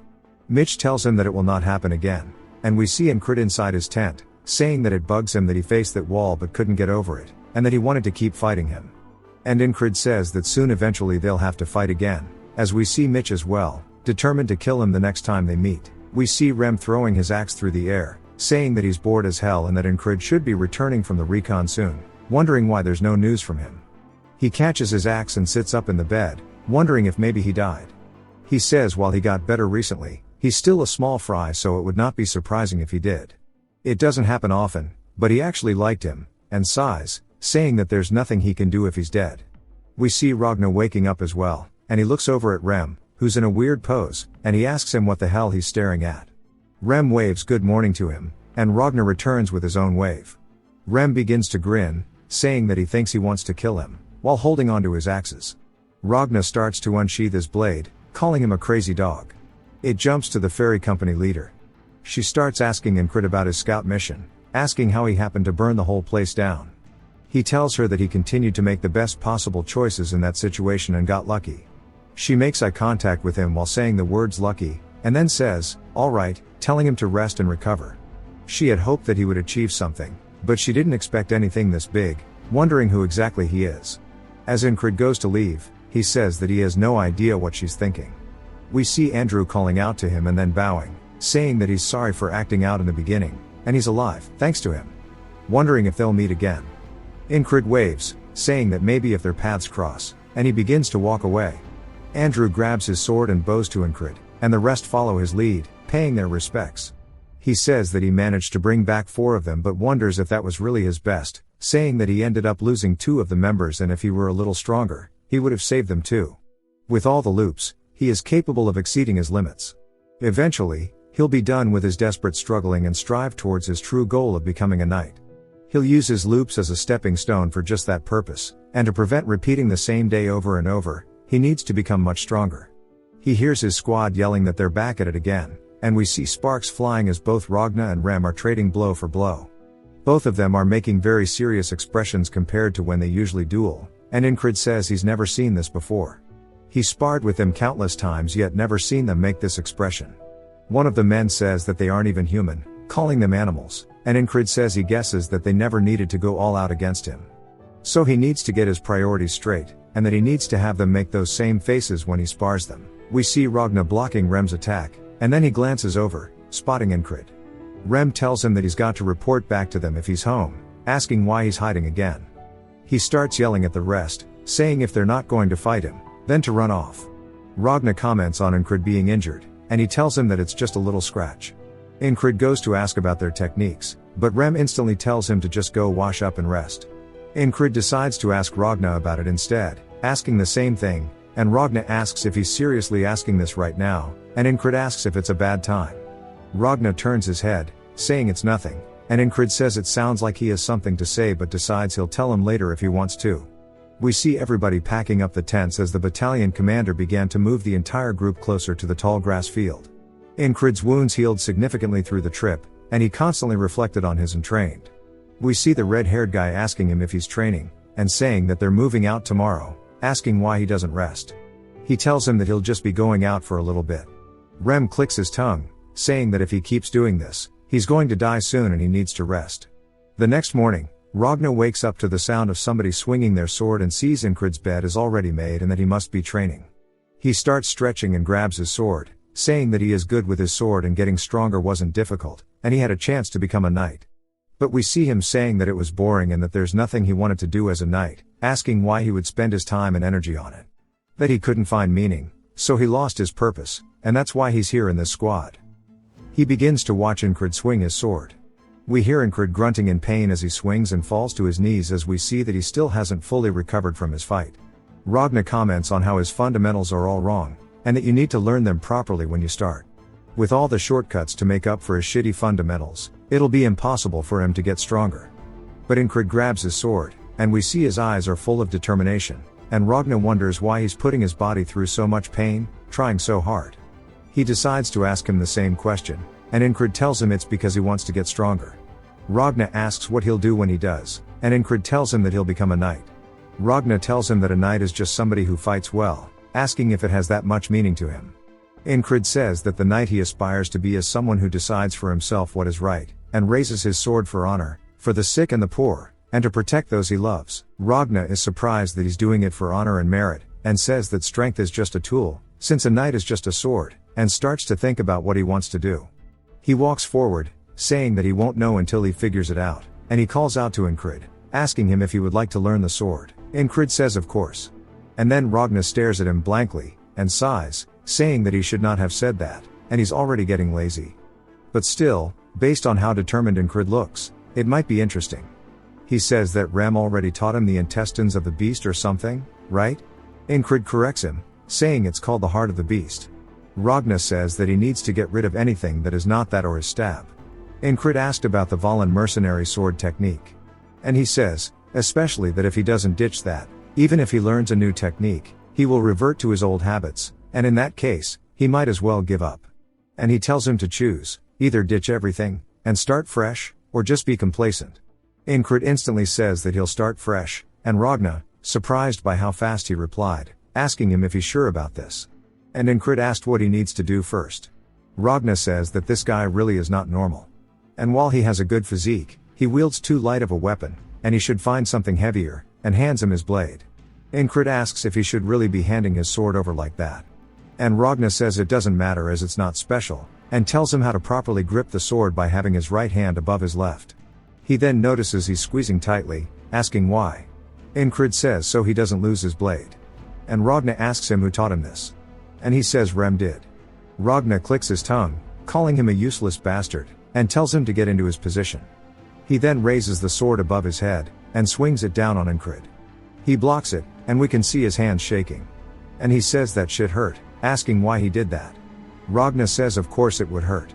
And if he stiffens up, it's only going to get worse, and says he's essentially like a branch or a column or something like that. Incrid wonders why everybody in his squad talks like this, asking if that's a metaphor, and what that's even meant to mean. He wonders if it means that he's too stiff because he's clenching the sword too tightly. Incrid says he probably means to say that he needs to stay flexible with the sword to keep his sword from breaking, and he needs his movements to be more malleable. He then loosens his grip, and then we hear Ragna slash his sword a couple more times. And then he kicks Incrid's feet out from under him, telling him to pay attention to his balance. Incrid tries again, and he asks him where his feet are pointed. And then smacks his sword, saying it's too stiff, telling him to try again, asking him if he's trying to break his wrist. We see Incrid go for an attack, and Ragna taunts him, asking if he was trying to dance. This continues on throughout the day until we see Incrid on the ground. Ragna sighs, saying he did not realize it was this shit, and that Incrid has none of the basics down, and that it's not something that can be taught. We see Incrid gassed out, but he tightens the grip on his sword. Ragna stares at him, and then thinks about something. and Incred asks if they can go again. Ragna sighs, and draws his blade, telling him that they should start with the baby steps. We then hear Rem asking where they have been all day, asking if they are playing picnic here, skipping meals and shit. And he points at Ragna, asking Incred if he's giving him a hard time, asking if he wants him to take care of him. They start their typical banter, and Incred asks if there's something going on, because Rem is dressed up. Rem tells him that it's because they're being summoned. As the enemy forces are gathering in the distance, we see everybody preparing for combat. And it jumps to the ferry commander standing on a cliff above all the soldiers, as well as Incred's entire squad suited up for battle. Ragna wonders if teaching him was a mistake, saying that he's still new to the technique so he probably can't fight all that well. And then he might die because of that today. He puts his sword on his shoulder, saying that he's definitely going to need to babysit him today. Incred wishes that he had more time to practice. Some of the soldiers start asking why the enemy's formation looks like that. As we see that flag from the camp, and that they are all spread out in a very specific pattern. As the robed man stretches his hand out, saying this is the end. A strong gust of wind suddenly starts to form from where he's standing. And the ferry commander realizes that it's a spell. All the soldiers fight to maintain their posture as a fog envelops everybody. Incred looks around, saying he can't even see the people next to him. A lot of the soldiers start to panic due to the fog, and Incred hears something. All the other soldiers hear it too, and wonder what that noise is. They start to panic, and Incred yells, telling them all that it's arrows. As we see them coming down like rain. They start impaling the soldiers, hitting them all over. The fairy queen starts to deflect them, saying the fog is not normal, and nobody could have expected them to use this tactic. She yells, telling everybody to raise their shields. And she realizes they've been had. The robed man begins to laugh, saying it was so difficult to get this spell together. He had to offer up the blood of many animals, while collecting a ton of water by casting rain spells. And once the spell is active, the fog will obscure all vision. Unless you're under the casting point of the spell, which is the flags, it's going to be a one-sided battle. And he calls it the fog of annihilation. We hear Mitch telling him that he looks satisfied. The man says of course, if it wasn't for that flag almost burning down, this would have been a cakewalk. And Mitch thinks about Incred, calling him an asshole, as we see him doing his best to endure the arrows. The second barrage of arrows starts to come in, and we see Incred evade one. He hears a voice behind him telling him to keep his head down, and he recognizes it as Ragna. Then we hear Rem say that this is a spell, and he's pissed. Incred says that he's right in front of his eyes but can't identify him, and he won't be able to fight properly like this.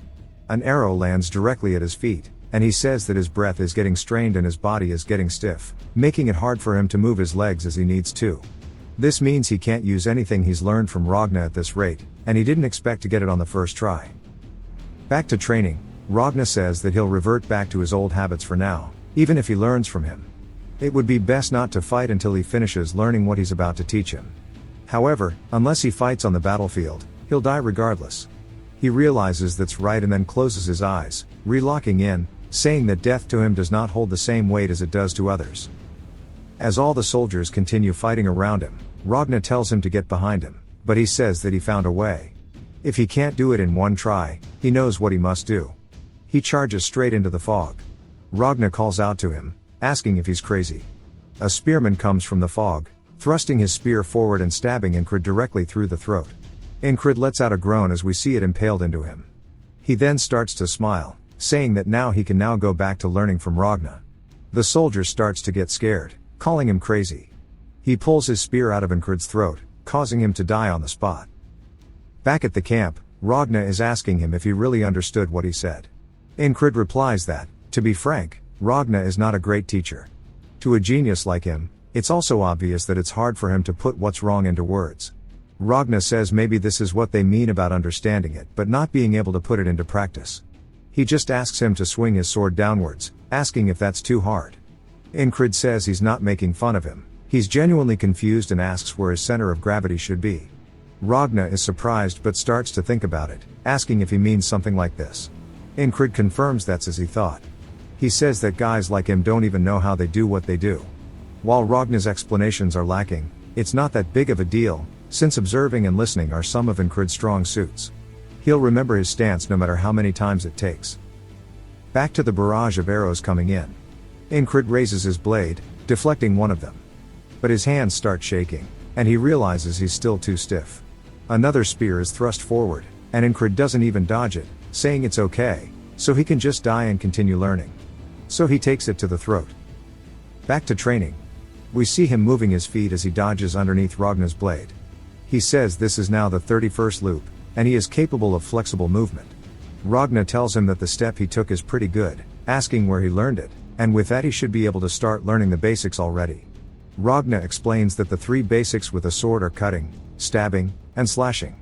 He needs to use the edge of the blade for defense, and if the sword is good quality, he can also use the sides. The shortest distance between the opponent and him is called the line of attack.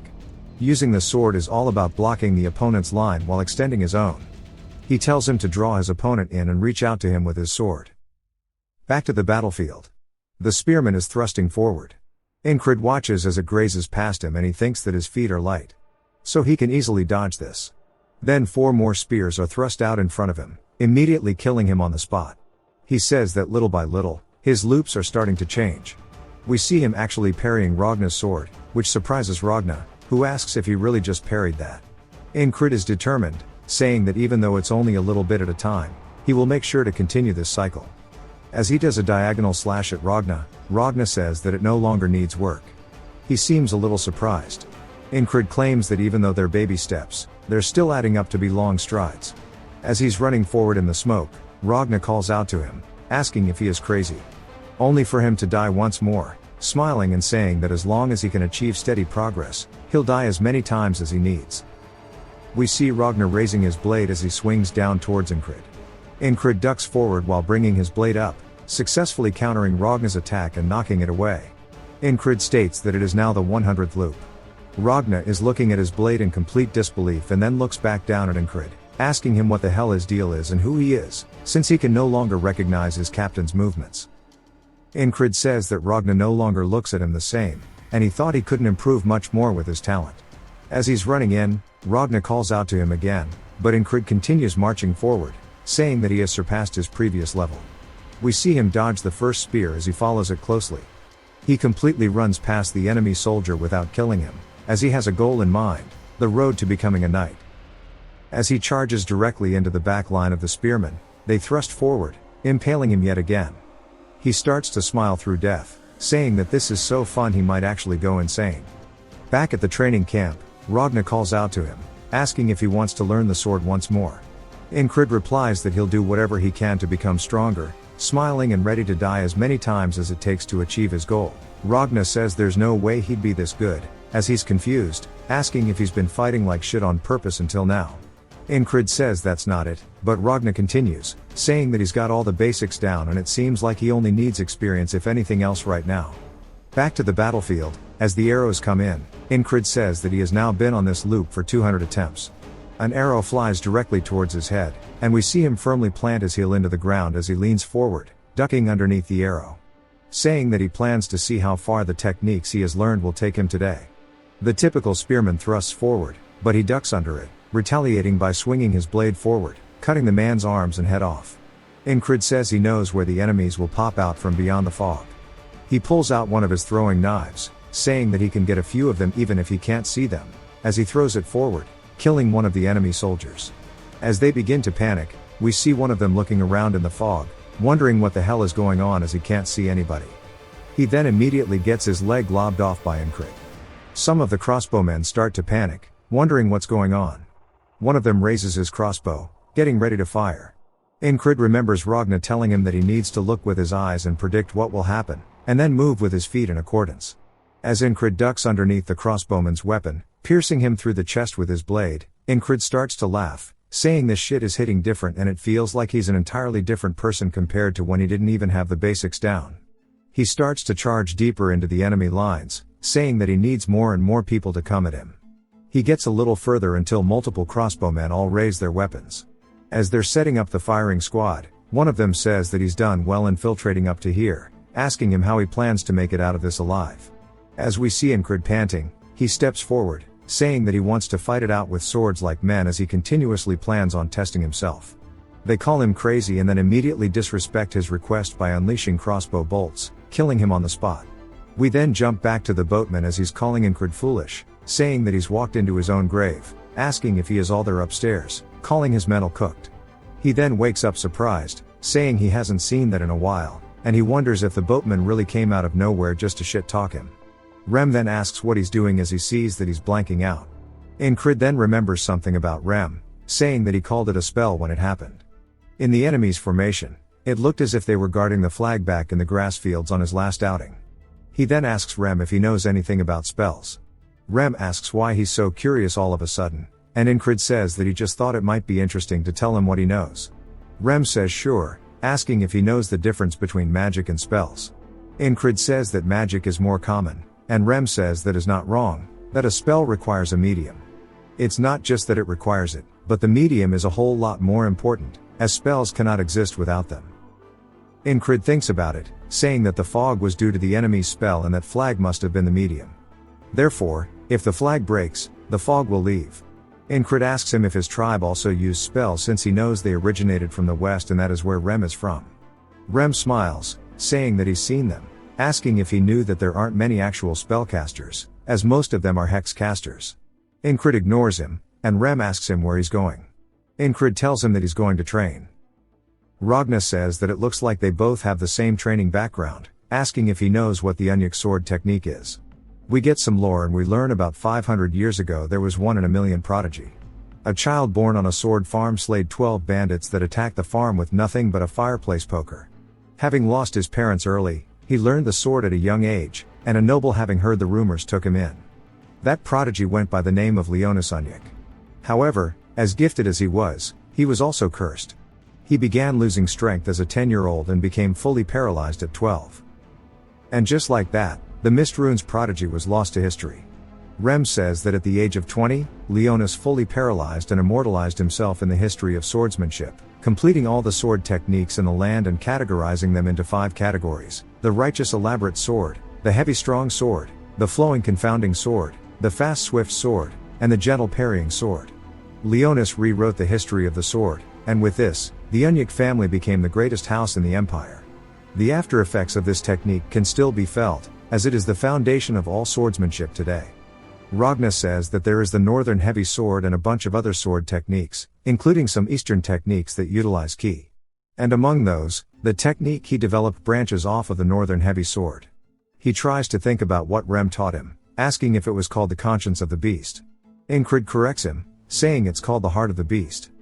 And Ragna says that this will be more useful than that, and it's called concentrate on a single point. He needs to forget everything around him and focus only on his own sword and the enemies, and he'll show him how it works as he starts to get in a stance.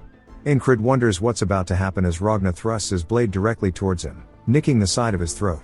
Incrid is surprised, saying that it was faster than Rem's axe, and he nearly just died. Ragna then asks if he felt anything, and we hear Rem calling him a degenerate, asking if he's really trying to kill the squad leader. Ragna says that people concentrate better in the face of death, and he's just trying to help him out. Rem says that he can't learn anything if he's dead, asking if he even knows how long it took for him to learn the heart of the beast. Ragna says that's only natural for a stupid barbarian teaching him, and they start to argue. Incrid says that both of them are pretty shit at teaching, though. Rem then says that his people are more north than his, saying that truly that means he's more barbaric. Ragna says no, as he knows Rem is from the southern barbarian tribe. As they continue bantering, Incrid tells them that's enough, and they should leave, as he is here for the departure order. Ragna then reminds Incrid to remember how alert he was just now, saying that moments before death, if he succeeds with concentrating on a single point, everything around him will fade, and he will feel his sword do his bidding. Back at the battlefield, Incrid says that it's similar to the heart of the beast yet completely different. The heart of the beast makes you numb in the face of death, but the other makes you more alert, and he needs to experience it in real life or he needs more experience with it. He looks up at the battlefield, seeing the flag. As the fog starts rolling in, Incrid says that he'll add another objective on top of gaining experience, and that is for him to actually take out the flag. He starts to march forward, decapitating one of the soldiers, saying that it will be easy for him to get there with both Rem and Ragna. But he plans to do it on his own, as we see him taking down another soldier. He cleanses his blade of the blood, saying that he is hella excited to learn this new technique. Incrid says that he died while unprepared too many times. Which is why concentrate on a single point is very useful. To survive the assassin, he trained his ears. To survive the battlefield, he learned the heart of the beast. But concentrating on a single point, he does not truly understand. Ragna thrusts his blade forward, directly towards him. It stops just shy of his face, asking if he understands. Saying if he succeeded, he should have felt the tip of the blade slow down or something. Incred shakes his head no, wondering if maybe the heart of the beast is interfering with it. But he doesn't think that's the case.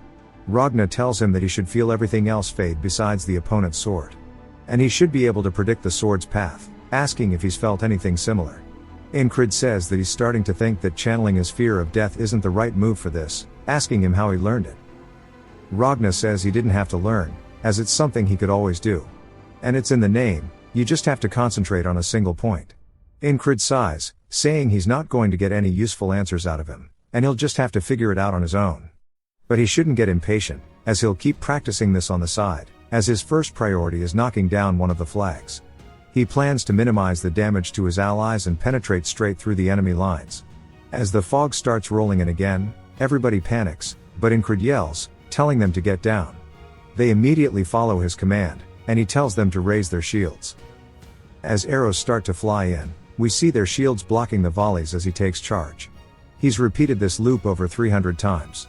He knows where the attacks will come from, even if his eyes were closed. Even the enemy soldiers are confused by the fog, so he takes advantage of it, slipping past one, immediately stabbing him in the side of the head, and then following through with a swing, killing 2 more soldiers. The enemy starts to scream, saying that it's just one guy and they can take care of him. As they see the shadowy figures of their comrades getting bodied, another group gets close to Incred, and he rears his sword back, immediately getting rid of them, as he has one goal in mind, and that is the flag. One of the soldiers yells, telling everybody to get a hold of themselves, and they need to stop him. Incred smiles as he gets closer, as he's actually enjoying this. He swings down his sword as the enemy soldier blocks it in front of him, creating sparks. But Incred doesn't let this stop him, as he uses pure brute force swinging downward, breaking the sword in half. Then using the soldier's body, he slams him into the pole, breaking it. He says that it took him 10 loops to get to this flag. As we see it finally break, he says that that is all he wanted. But then he's surprised that the fog still hasn't left. While he gets distracted, the enemy soldiers take advantage of it, stabbing him. One of them laughs, saying it seems like he knows a little about spells, but that he has been deceived. Incred now understands what's going on, saying that there must only be one real flag, and every other one is merely a decoy, and that he needs to find the real one among them. The loop restarts, as Ragna asks what he's doing, because Incred is charging straight in, all alone. He says he has a 1 in 5 chance of getting it on the next try. As he takes the lead, he yells, telling everybody to get down and raise their shields, but they can't hear him as he's too far, and they wonder what to do. Incred turns, watching the arrows fly over him, completely confused. As he raises his shield, he blocks the ones in front of him, but all of his soldiers start to get clapped, and he wonders why they didn't listen like they did last time, saying maybe it's the timing, or maybe he needs to give them time to catch their breaths. He breaks another flag, only for it to be a fake, as he gets his head cut off immediately after. Now with 4 left, we see him break another one, yet it was still, again, a fake, as the soldiers killed him once more. That took him 5 extra loops. The 4th flag took him 7 extra loops to get there, and even after he broke it, it was still the same fate. He only has 2 flags left, and he says that if he were to trust his gut on which one is real, there's only one clear winner here, as it would have to be the one that is the furthest away from the rest. We see right beside it is the robed man from the camp. Incred kneels, telling everybody to get down and raise their shields, and they actually listen this time. The arrows get blocked once more, and Incred tells Rem to follow him. Rem asks if he's out of his mind, as they start to charge into the arrows. Incred says even if it's far away, he can't get exhausted before he reaches the flag. As they charge into the spearmen, Incred doesn't even bother swinging since Rem is with him. He takes out the man by throwing his axe. Incred says the plan is to get Rem to draw their attention, and he'll slide past them. Rem picks up the soldier, asking him who cast the spell, but realizes the dude has his brains on the ground, so he throws him away, saying that he'll just have to hear it from the next guy. He continues killing the enemies. Incred says it's been over a year of him repeating this loop. He runs closer to the flag and readies his blade, saying now it'll be the end of the fog. And then as soon as he goes to swing, his sword gets stopped. As we hear a familiar voice asking if this is a dream. As it's none other than Mitch, who knocks his blade away from the flag. Mitch says that God has answered his prayers. As he says that he has really wanted to kill him with his own hands, and he's been waiting for this moment. Incrid glares at him, but it's solely because he doesn't remember who the hell he is. Mitch is a bit taken aback and then starts to get angry, asking how the hell he forgot about him in only a few days. But Incrid is confused, since for him it's been so long. Incrid asks Mitch who he is. Mitch says that he'll remember as he readies his blade, charging forward, saying that maybe being stabbed will jog his memory. Incrid watches as the blade comes close, so he turns his chest to the side to dodge it. He then pushes off the ground with his back foot, thrusting forward, trying to counter Mitch. Mitch quickly backpedals and wonders what's going on. As Incrid has changed so much in just the last few days, he says that he's gotten incomparably better. He starts to get pissed that he tried to catch him with a single step. While he's lost in thought, Incrid charges in, closing the gap. He swings down at Mitch, who blocks it, creating sparks from their blades.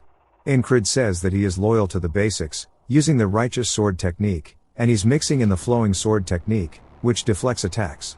Our boy is learning as he fights.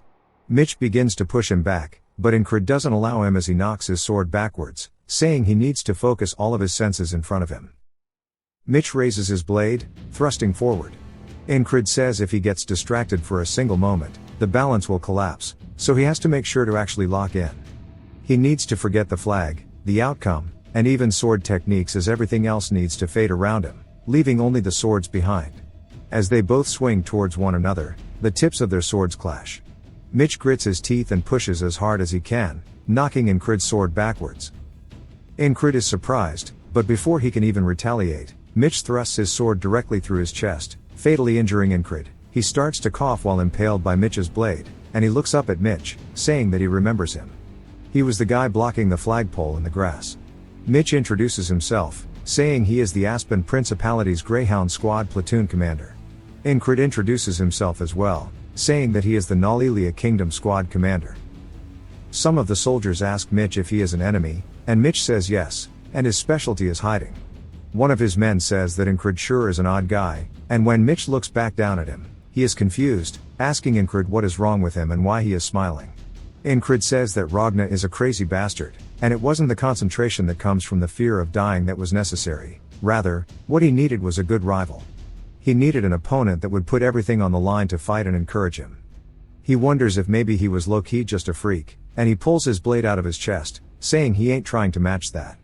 Back to Ragna explaining the concentrate on a single point again. Incrid looks to the side, saying that he sees, and Ragna mistakes it as him not listening and maybe giving up. Rem approaches, saying that they've been called to head out. Incrid tells Ragna it's time to go.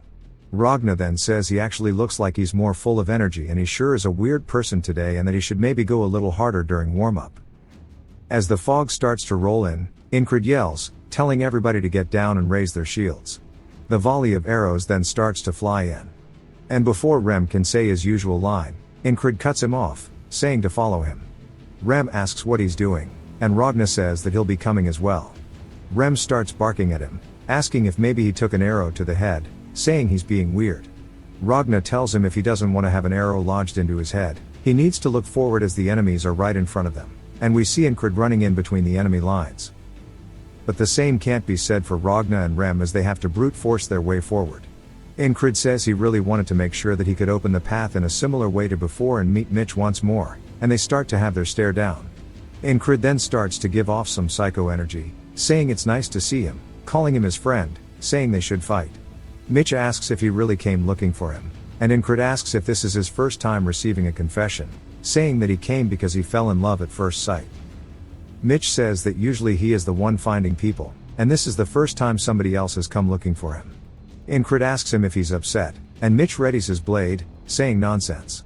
Incrid starts to explain that entering the state of concentration where he can only feel the sword once more is a lot harder than he thought as we see him get stabbed to the chest. Mitch says he didn't think he'd lose this easily, and he doesn't know why he made him believe that he could fight him. Incrid now realizes that his attitude was wrong, and it can't be intentional as he needs to be absorbed into the fight naturally. As he's clashing blades once more with Mitch, he says that he'll just repeat the fight over and over until he can find that feeling. Finally, on the 18th loop, everything else but the sword starts to fade, and he can feel it again. In his 28th loop of fighting Mitch, he can intentionally enter the state of concentration. By the 48th loop of meeting Mitch, we see Ragna saying that he'll teach him the tricks as he readies his blade, thrusting forward at Incrid like usual. but Incrid this time is locked in as he's staring at the blade, solely focusing on it. As he gets closer and closer to his eye, everything else begins to fade, and right when the moment arises, he raises his blade, actually deflecting Ragna's attack, leaving Ragna speechless. Then he asks him if he just deflected his attack by concentrating on a single point, asking how. Incrid doesn't say it aloud but thinks that it's pure concentration that means completely controlling his body and sword. His power and technique have developed to the point where he cannot compare them to before he met Mitch. Ragna asks him where he's going as he starts to leave, then Incrid says it's time to meet the platoon commander. Incrid says it is finally time for him to overcome this loop once and for all. It jumps to the ferry commander asking what he wants. Incrid says that he remembers that he saw something about spells during his reconnaissance. She wonders what he means, and he continues, saying that the Aspen soldiers were calling a weird-looking man the spellcaster. She seems more interested, telling him to elaborate. He says that he told her everything that might be needed to win the battle, and it jumps straight back to the fog rolling in. Incrid commands his men yet again and begins to charge in, leaving Rem and Ragna behind him. He says that he just has to hope that his commander is competent because all he has to do is focus on what's in front of him as we see Mitch by the flag. He says that his goal is to overcome him. Mitch recognizes him, but Incrid then says his name, which surprises Mitch that he knows it. Incrid says that he wanted to fight it out with him from the very start and that today he plans on beating him as he charges straight in. He swings down at Mitch, who sidesteps it. He then rotates his hips, swinging his blade forward. Incrid reacts in time and turns his blade sideways, bracing it with his arm to block Mitch's attack. Mitch is actually surprised by how sturdy he is. Incrid then thrusts forward with his sword. Mitch narrowly blocks it, and he swings forward, knocking Incrid's sword back. They collide once more, creating sparks. Mitch then asks him if maybe he was hiding his skills, and Incrid says yes. Mitch then asks his name, and Incrid tells him. Then they begin trading blow for blow. Mitch tells him that he will remember the name, and Incrid says there is no need as he will remind him if he forgets. He then starts to lock in, focusing solely on Mitch's blade. He notices that Mitch's balance is shifting to his right foot as he is preparing to slash diagonally. Incrid sidesteps it, saying that he has learned this from all of the loops, and the experiences gained through repetition all culminate to allow him to see his movements. They both thrust directly towards each other's necks, barely grazing one another, as we see they both drew blood. Mitch then looks down to see Incrid actually following through with this swing, and he narrowly dodges by ducking underneath. He says that he really thought he would get him in a couple of moves, and he wonders why he is struggling against someone like this. He grits his teeth out of pure anger, saying that his righteous and flowing sword techniques are suited for parrying, so he needs to get a proper attack in. Now Mitch says that he will use his ultimate technique that he has learned to remedy that. He stomps forward and starts to swing his blade diagonally, saying that it is an attack that starts from the bottom and slashes in a huge arc. It is called the will cut. Incrid watches as Mitch prepares this heavy swing, and he starts to see the actual line. He says that he has died to this technique so many times because he couldn't see where and when it started. But now is not the case. As the blade starts to come up, he smiles, saying that he is so glad he gets to see it again. As they collide swords, Incrid actually manages to parry the will cut. Mitch's heart sinks, asking how the hell he saw it and parried it. We learn more about Mitch's family. It is one of the three main houses that reign over the Aspen Kingdom. House Hurrier represented the brute force of the kingdom and recruited any and all people who showed talent in the sword. He was also recruited from a regional house to that end. After adopting the name Hurrier, he proved himself with his skills and fought 2 adult knights at the age of 15. He won against a champion swordsman of a town at 18 and was strong enough to become the champion of an entire city at 22. He became one of the 3 best fighters in the Greyhounds through his skill alone. There were only a few that matched up to his talents. As we see him watching people train, he wonders why they put so much effort into it. Asking why it's so necessary to swing a sword until your hand bleeds, as it only takes a few swings for him to understand things. He was satisfied with the present, and he was emboldened by his skill, which was a mistake on his part from being complacent. Incrid starts to capitalize on the fact that Mitch lost balance and quickly stabs forward, piercing Mitch's shoulder, completely dominating the fight now. Mitch tries to find some way out of it, but Incrid quickly pulls the blade out, readying himself once more. Mitch then starts to lean over and spits up blood. Incrid starts to slowly walk towards him, and Mitch realizes that he underestimated him and thought that his attack would definitely get him. He says that Incrid isn't as good as him in strength or technique, and Incrid says he's right. But in the end, he still beat his ass. Mitch starts to grit his teeth and realizes that he is right. Incred readies his blade to execute him, telling him that this was fun. Mitch says that if only he tried harder instead of being arrogant and relying solely on his skills. But he hears somebody yelling to protect Mitch. Then he watches as Incred's blade comes in to finish the fight, but someone blocks the attack, as we see it's none other than the Grey Dog, and Incred distances himself. Mitch's men then start to tend to his wound, asking if he is okay, and the Grey Dog tells them to take Mitch somewhere safe. He says he didn't expect one man to cause this mess, and he raises his blade, telling Incred he won't let him have a peaceful death. Incred says that he can't forget that he is surrounded by enemies here as they are in front of him and behind him, ready with crossbows. He says breaking the flag and securing his exit is his goal, aka the wall he must overcome to get out of this loop. His eyes start to focus, and the Grey Dog yells, telling his men to fire, and they all start to unleash their arrows directly towards Incred. Incred charges straight in through the arrows, saying that he can't avoid all the attacks, so he'll take them head on and continue advancing. Grey Dog raises his sword into the air, saying there's no way he's this foolish. He swings down towards Incred, only for it to be blocked. Incred realizes that his sword is cracked from the attack, saying that his technique is extremely heavy. To win this battle, he's going to need to die many more times, but the objective now is to win the battle, which means he needs to destroy the flag. He throws a throwing knife forward, trying to hit the flag, saying that the spell medium will stop working even if it's only slightly damaged. But his wind is moving the flag too much. Grey Dog calls him a bastard and swings at his head. Incred ducks underneath, throwing another dagger and saying that he needs to aim for the connection between the flag and the flagpole. He does exactly that, breaking the top portion of the flag entirely off of the pole. The fog rolls in even thicker than before, and the ferry commander says that she informed the command that there would be a spell and asked for resources to combat it, but they haven't done anything, and the kingdom is hella rotten. They sent a potato of a dude to command the front lines, and at this rate, they're going to be wiped out. She then notices something as she looks to her side. The fog starts to actually disappear. The soldiers are confused, asking what happened to the flag. While they're distracted, the ferry commander immediately stabs one of them in the back, saying that with the fog gone, the enemies have been completely taken by surprise, and now is the chance to change the tide of the battlefield. Now they have the confidence, and they start charging forward. She says that things are more favorable now that the fog is gone, but she wonders who destroyed the spell. She wonders if maybe it was Incred, as we see a couple of arrows lodged into him. He says he messed up. After destroying the flag, he thought he'd run into either Ragna or Rem if he ran straight towards friendly lines, but instead, there are only enemies, and he wonders where the hell they are. Back to Rem, he's holding onto an enemy soldier while barking at the rest, telling them to bring him to the spellcaster or else he will kill them all. Ragna is more lost, as this dude is back at the allied camp, and they all stare at him like he is actually disabled. Ragna sits there for a second, as his brain processes it since it's a bit smooth.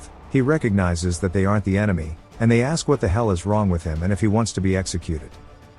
Back to Incred, the enemy soldiers call him a rat, asking why he's still trying to survive even in this state. One of them gets close, telling him to just give up as he raises his sword above his head. Before he can swing it down, we see a puma attack from the side, biting the man. Incred immediately recognizes it as the one he met in the tall grass fields, and he makes eye contact with it. The enemy soldiers wonder why a beast is helping him and ready their crossbows.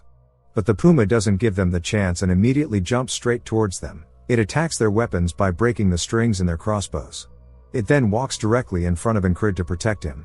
Incred tells the puma it should leave, as the man in front of them is a little special, and Grey Dog is utterly pissed. We then hear a familiar voice as he puts his hand on Incred's back, telling him to stand back. It's none other than Vengeance, who walks forward like a badass, saying that he's going to save him. Incred is confused, but Vengeance starts to charge directly in.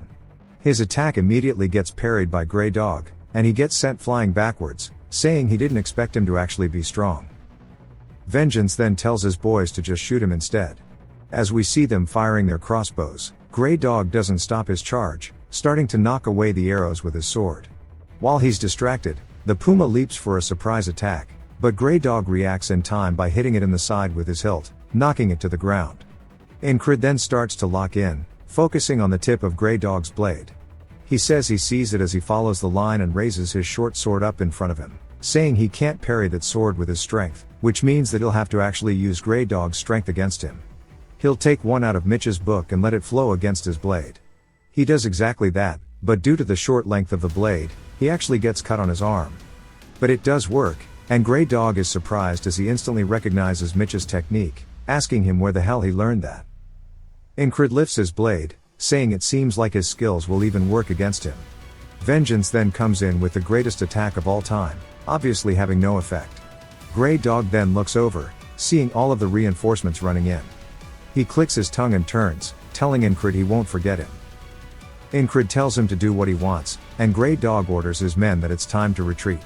Vengeance runs over, telling him that he doesn't have bandages, so they have to move back to wrap up his shoulder. Incred says that they need to bring the puma too, and he picks him up. Vengeance calls him crazy, telling him to worry about himself first.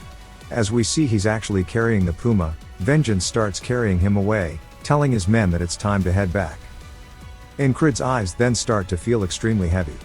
Vengeance tries to bark at him enough to keep him awake, but he's lost too much blood, so his eyes start to slowly close. The boatman then asks him if he accomplished what he wanted to, calling him a persistent bastard, and asks him what truly drives him while Vengeance and his boys fight to take him back to base. It jumps to a tent.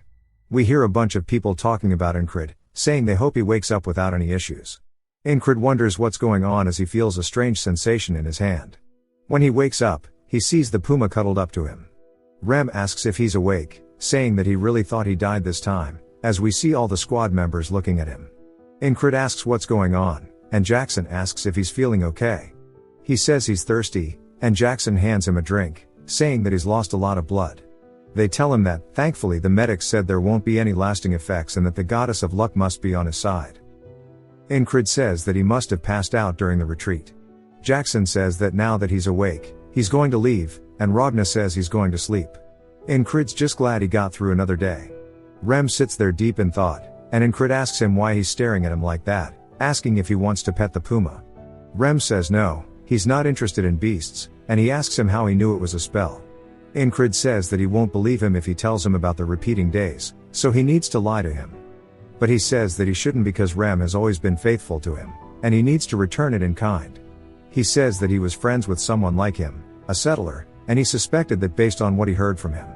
In Incred's mind, he says that's a perfect lie, as he did hear it from a settler, which was Rem. Rem sighs, saying it's fine if he doesn't want to tell him. He should just not get himself interested in spells. Incred says he really is really smart despite how he looks, and he asks him what he was doing during the battle. Rem says that he was going to see the asshole who set up the flag, but he didn't like his face, so he sent his head flying. Incred says he was wondering what happened with the spellcaster since he never saw him. Krace tries to hand the puma some food in return for touching its paws, but the puma hisses. Incred says it might rip him to shreds, and Krace says it's worth 10,000 krona. And explains that because of its blue eyes, it's actually called a lake panther, and they're supposed to hold the energy of the lake inside them. Each of its claws is worth over 10,000 krona, and they keep growing new ones. Incred says that a single bronze coin is worth 1 krona, so 10,000 must be worth a gold coin, which is way more than his pay. After he collapsed, they dominated the battle easily since the flag was gone, but the battle itself wasn't conclusive, and since then they haven't gone marching or ventured out. He wonders if he would succeed in the parry that he did last time if he tried doing it again, but he's not sure. Jackson tells him that he's not going to heal if he keeps moving, and Incred says he's not overdoing it, this much is enough. Ragna tells him that the most he can do right now is stretch and continue resting. Rem asks if he's trying to spread his laziness to him, telling him to stop loitering in the walkway. Ragna goes to find his sword, and Rem asks if he's trying to fight, but Incred says he has a question regarding the sword, saying that he used a technique that he never practiced before. He asks if it's normal. Rem says that it's nothing special, and using the heart of the beast, he can actually see what the enemy is doing, so he would have been able to see how they swing the sword and how they use their strength. Ragna tells him that it should be easier since he learned the basics and should succeed with concentrating on a single point, so he definitely would have seen more. But he still must have gotten pretty lucky. Incred accepts the answer, saying that the day that just passed was not just one day for him, rather, it was hundreds of days of struggle. He got stronger through sheer hard work, not just through memorizing patterns. No matter how pathetic his talent is, he can continue growing. He tells both Rem and Ragna that he wants to duel. Rem says that they call him a madman, but he's clearly more psycho, and Ragna says that it's rare for him to agree with this idiot, but asks what he hopes to achieve in that condition. Ragna says that with his body in that state, duels are off the table. The fairy commander then enters the tent, asking him if he was the one who broke the spell. He says that he thought Command would start asking questions soon, but he wonders why she is here herself. He tells her that it was him who did it, and he saw it while on patrol. He knew a little about it beforehand. She says there were 5 decoys, asking how he found the real one, and he tells her that he just guessed. She seems suspicious but heads out, and he asks if that's really all she came for. She says that she also came to see his face, and she truly believes that fate has brought the two of them together. As she leaves, he wonders what she is talking about with fate. Rem starts to laugh, asking if there's something going on between them, and Ragna says he realizes now that he was skilled with women. Ingrid tells him to shut up. Craze says that he knew he was suited to start a host bar with him, and he'll make the terms favorable for him. Ingrid just wonders why she's like that himself. Craze then tells him that he has some good news, as a squire from the Night Order is here. Ingrid is told that it is the Scarlet Cloak Night Order. The battalion he is with is called the Cypress Division, which was named after a knight, and Cypress is part of the Scarlet Cloak Night Order. Knights are especially skilled, which is true even across the entire continent. That's why a Night Order has many more people besides knights, squires, servants, and students of knights. Once a squire is approved by their knight, they become a proto-knight, and far above them exist knights who have surpassed humanity. Squires rarely fight in battles without their knight, so this squire is probably about to become a proto-knight. They then get yelled at, telling them it's time to go to battle. They say maybe they were all waiting for the squire, but it's time to head out, and they tell Ingrid to rest well. But Ingrid's eyes look determined, and Rem can sense that, saying that he can tell that he wants to come with them, but he guesses it can't be helped. Ingrid really wants to see the ideal that he has kept as a dream this entire time, on the battlefield. We see everybody forming up, and Ingrid says that he's about to witness a small piece of that dream. As he and the boys make it, his eyes are fixated on something as he sees a man slowly walking towards the enemy army all by himself. His cape flowing in the wind, he marches forward as the enemies draw their bows, beginning to grow uneasy as the air gets more tense with each step. As he gets closer and closer, the enemies yell fire, and the arrows begin to be unleashed one by one. The man looks up at them, and slowly the sky begins to get blotted out with a sea of arrows. They start to fall directly towards the man. He finally stops walking and kneels down to the ground while holding onto his blade. His legs begin to give off a strange aura, and Ragna says that he used determination on his legs, as we see the wind channeling upwards from him. He quickly bursts off the ground, completely redirecting all the arrows above him as he charges directly into the enemy line. Ingrid is completely speechless as the man stops just shy of the enemy front line. In one quick breath, he unsheathes his blade, slaughtering them and sending half of their corpses flying through the air with just that one strike, and Ingrid now realizes how big the gap truly is. The enemy soldiers start to wonder if they are dreaming. The man kneels down once more and quickly dashes forward, swinging to his left, sending a whole group of them flying, and then immediately dashing forward again and swinging to his right, carving out the enemy front lines. From the enemy's point of view, they are just getting sent flying through the air as one man renders their army useless, akin to a natural disaster. The commander yells, telling them to stop him, calling them all idiots, only for him to get ahead of himself as the man quickly leaps up, decapitating him on the spot. He then lands directly on top of the horse, and Ingrid's eyes are filled with nothing but admiration. Rem says that guy's not bad, and he isn't called the war specialist for no reason. Ragna starts to think about how it would be a good fight, but Jackson says the enemy had at least 5 opportunities to stop him, and the enemy commander is an idiot. Odan prays for those who died, and Craze says it's going to be over without them needing to do anything. Ingrid starts to think about what kind of sword technique he used, asking if maybe it's the righteous sword, but immediately correcting himself, saying it has elements of the heavy and the swift sword. He explains how the righteous sword is a just and intricate technique that lures the opponent into your moves. The heavy sword utilizes strength to cut through everything and dominate the opponent. The confounding sword tricks the opponent, ambushing them, and the swift sword overwhelms the enemy with speed. The flowing sword is a gentle technique that parries the enemy's attacks and retaliates. Ingrid says that even though the heavy and swift swords are at opposite ends of the spectrum, he can see both of them in this man. Then he realizes something, saying that they might actually be different in character.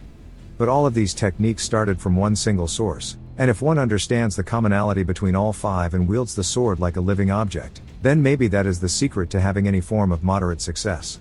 He starts to have some form of enlightenment as his eyes start to close slowly. The main army starts to charge in towards the enemies, and both Rem and Ragna look at Ingrid and realize. Rem smiles and says that the squad leader is about to overcome something, so they shouldn't let anybody disturb him, and they all start to form a wall around him. While Incrid is lost in his mind, he says nothing changes despite his understanding, as understanding is nothing. He starts to look up, while in this limbo-like state, he only sees the wall he must overcome, and he says that it exists to show him how much further he has to claw his way up. As the main forces run by him, in his mind, he is still juggling with trying to truly understand the thought that he is having. He is climbing over the wall, saying that he will make sure he sees it all the way to the top. The armies now begin to battle, and Incrid starts to see a light on top of the wall. The troops finally start to push the enemies back. As Incrid continues crawling up more and more, the allied troops raise their hands into the air, cheering for victory.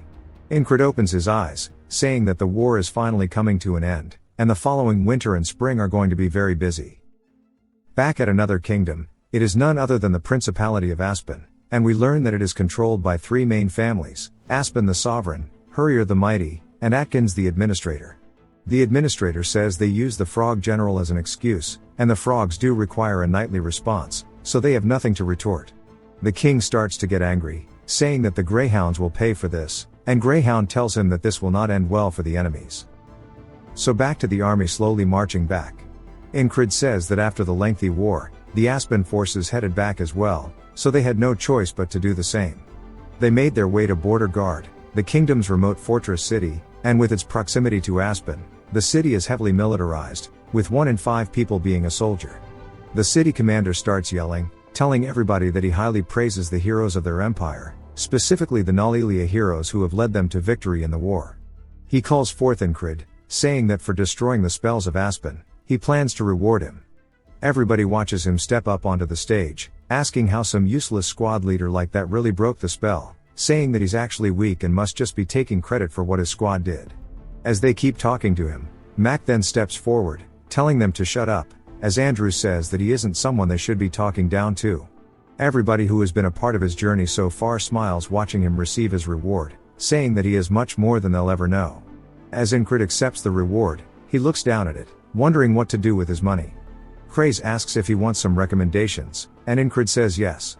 He wants to go to a good store, specifically, he wants to go to the best blacksmith in the city. As they head there, the dude starts yapping at him, saying there's no way he's going to use all that money to buy a sword, saying that the regular sword isn't bad, and there are also so many swords lying around on the battlefield. Incrid says to become a knight, he needs to prove his strength as well as his skill. As he starts to unsheath his blade, he looks down at it, telling Craze that he is going to take the soldier promotion exam, as his time as a lowly foot soldier is now over. Craze says that he thought he wasn't interested in promotions, and Incrid says that he can't stay at the bottom forever. He guesses it's time to get things set up then. There is a soldier ranking system to increase morale. Those stronger than the existing scale are designated as special, and you're treated according to your rank. To be promoted to a rank, you have to duel 3 soldiers in the rank you're aiming for and win. For the soldiers there to witness it, it is a fun sport involving bets. As we see, Craze is hustling everybody. He asks who wants to bet on Incrid. His opponent walks up, asking why somebody at the lowest rank is going for medium straight away, saying an award shouldn't warrant stupidity, but it must have been his squad who earned it, so that is getting to his head. Incrid says that he must be the first one, and he's skilled even among the medium ranks, hailing from a famous mercenary group. Back to the hustler. Only one person has voted in favor of Incrid, asking which idiot did that. The hustler says that you can't know the results until you see it. Incrid says he only got stronger by dying over and over up until now, but there's no risk of death in this fight, so this is his one and only chance. He needs to look ahead, not let his guard down. While his skills may be pathetic, he will show that hard work is not a foreign concept to him, and most of the guys here he never would have stood a chance against before. But now won't be the case, as he forces himself to focus and fight like his life is on the line. His opponent screams, running in, saying here he comes, and Incrid says that he needs to try to pull off the parry he learned from the last battle, and he can use that to create an opening. He swings his blade, knocking the sword out of his opponent's hand immediately. As it starts to fly away, Incrid notices the guy's fingers are bent in weird directions. The guy starts screaming about how his shit is cooked, and while he's distracted, Incrid charges forward, hitting him in the face with the hilt of his sword. The guy falls to the floor, bleeding out of the mouth, and Incrid wonders why the hell this guy is so weak. Everybody starts to go crazy, saying there's no way that loser just won, and they ask Craze if he was the one who bet on him, saying that surely he knew how strong he was. Of course, he didn't, as even he can't believe how strong he was, saying he just didn't want his bet to be empty. When someone else says he needs to have more faith in his squad leader, Incred says that maybe the guy let his guard down, but even if that's the case, he wonders if all duels end quickly, and he shouldn't be that weak if he has a medium rank. An older man steps up, telling him not to get cocky, saying it was sheer luck. He readies his spear, saying he'll fight him this time. Incred recognizes him, saying he's part of the heavy infantry, the strongest in his battalion. The man distracts him by moving the tip of his spear, trying to surprise him. Then immediately thrusts forward, but Incred's body moves before he can react, cutting the tip of the man's spear off, wondering why he thrust from so far away, saying maybe there's a trick up his sleeve, but immediately realizes that's just a bad thought as the dude looks like he just dropped a brick in his pants. Wondering if it's his turn to strike now, Incred takes the chance, kicking the dude in the stomach, making him fall to the floor. We see Henry and the crowd watching while everybody's surprised that he won again, realizing it's not a coincidence if he won twice in a row, and that the lowest rank took down 2 medium ranks. Craze start to ask who else wants to fight him, and everybody starts to wonder when so many people arrive, saying it's embarrassing to go out there and lose to him. Vengeance calls them idiots, saying everybody's scared now after looking down on him. His friend tries to say he was the most condescending, but he immediately tells him to shut up.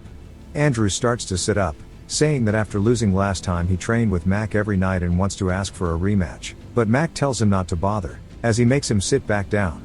He says he's gotten way stronger, and he doesn't think even he could win against him right now, and they both sit there watching intently. Rem nudges somebody, telling him to go up, and the guy wonders who he's talking to, only to get scared after seeing who it is. Rem says that he was just talking about how much he must have kissed the commander's ass to get his promotion, and that he should go up and show off his skills, but the guy says he's not scared. Incred says it was so normal for him to struggle up until now, so he didn't notice the stabbing pervert in the first loop he went through, the assassin in the next, and even Mitch from the most recent one, as well as the squad members he trained with daily. He just had it hella rough until now, and his old teacher told him to never underestimate his opponent. The yapper finally walks up asking if he is distracted before his fight, and Incred says no. He thought that advice was irrelevant to him, and he never thought he'd get to look down on another person in a fight. The yapper asks what the hell is with his face then, as we see Incred looking smug, saying that he's now become strong enough, and he tells him that it's just interesting, as he wants to know what it's like to dominate an enemy. He charges forward, and the yapper freezes up. Incred smacks his sword into his, and we learn that the Nalilia respects strength as they are called the Kingdom of Knights. Incred raises his blade and swings down again, cracking the yapper blade. The guy looks up in complete fear as Incred raises his blade once more, swinging down, stopping just shy of the dude's head. The dude's eyes start to roll to the back of his head, and he foams at the mouth. Incred says now he has proven himself, as everybody in the crowd is stun-locked, bro straight pissed in his pants. Somebody calls him the Spellbreaker, saying it really was him who destroyed the flag, and that he didn't just ride his squad's achievements. Andrew starts to stand up and screams, calling him the Spellbreaker. Incred wonders what he's doing. Andrew yells, telling everybody to say it too, saying if it wasn't for him, at least half of them would be dead. They all start to chant, calling him the Spellbreaker, as that is now his new nickname. He decides that it's not that bad, and the hustler runs over, telling him that he is now a medium rank. Incred says it's too early to get excited, as he has to get to a high rank. Bro is confused, asking if he's going to keep going, and a man stands up in the crowd, saying this is interesting. As he walks forward, people look over to see an eagle patch on his arm, meaning he is part of the border guard, the ones directly serving the crown, which is an elite squad. They wonder why he is here. The man calls out to Incred respectfully, asking if he would like to duel as well. Incred and the man begin to have a stare down. Rem stands up, saying that this is going to be difficult. Incred explains that the border guard is equivalent to Aspen's greyhounds, which means this guy might be as strong as Mitch. He wonders what would happen if he fought someone like him without dying. He points his blade at him, telling the man to come at him. The man finds this amusing, saying he's not scared while going against someone like him in the special forces, and after watching him, he's way more interesting than he thought. The crowds rush to cheer him on, telling Incred to show them the power of the Spellbreaker, and that the kings of the battlefield are the infantry, as that chant starts to drown out everything else. The man asks if they're stupid, saying that they know he's part of the infantry too, and that they are too cocky with their recent victory. He's going to try to humble them as he readies himself and then immediately dashes forward to close the gap with Incrid. Incrid starts to lock in, following the tip of his blade, seeing exactly where the path is going. He leans back slightly, just enough to parry the blade, and the man is surprised, saying that he's wasting as little movement as possible and that surprised him. He then grabs Incrid by the collar and tries to throw him down, but Incrid grabs onto his arm and raises his blade directly above the man. A chill runs down the man's spine as he realizes that if he doesn't dodge, he will die. As Incrid starts to thrust forward, he stabs the ground as the man sidesteps it. The man returns the favor by rearing his fist back and stabbing forward with all of his might directly towards Incrid's chest. Incrid doesn't even try to avoid it and instead grabs the blade directly with his bare hands and then knees the dude straight in the stomach. The guy regains his footing, as the momentum is back to being equal. He starts to charge back in, as does Incrid as he grabs a throwing knife off his vest. They both start stabbing directly at each other's heads, only for the fairy commander to appear, knocking both of their blades away with one strike. She tells them that's enough, any more and they'll kill each other. Incrid is gassed out, and so is the other dude, and Jackson is ready to kill him. Actually, it's not just him but rather all of the boys have pulled up. Rem says, "Look at this lucky bastard." The man tells him not to get too excited as this is only a duel. He says he almost got him when he lost sight of his movements and wonders what would have happened if they went until the end. The man says he didn't expect anything but he can't deny recognizing him, introducing himself as Torres, a platoon commander of the border guards. Incrid introduces himself as they shake hands. The crowd is surprised that he is a platoon commander, meaning he just fought a special rank soldier. That means he is at least a high rank one now, and they start to give him their respect. Incrid glances back at their cheers and raises his hand, brushing it off. Torres says he likes his reaction and that he'll see him again soon, calling him a high rank soldier. Incrid says with this he is one step closer. On the outskirts of the town inside of the barracks, a man tries to tell Incrid to come to his company as he is the first company commander of the heavy armored infantry called the Turtles, and his name is Graham. Incrid says this is his third request, and maybe it's because of his rank or the role he played in breaking the spell. Accepting an offer means he would be a monthly lease in the military. While it's a great offer, he doesn't want it, so he bows apologizing to Graham. Graham says that if it's about the 4th company commander, he'll have a word with him. Incrid says that's not it. The guy says he seems completely unbothered and just knows that he would still like him on his side. Incrid asks if he would like Rem, and the guy says he does not want a psycho in his squad and that he survived the last battle thanks to him and should keep at it. Craze asks if it's time to pack their bags, and Incrid says no. He asks why he's rejecting everything, saying right now he'll get treated well no matter where he goes.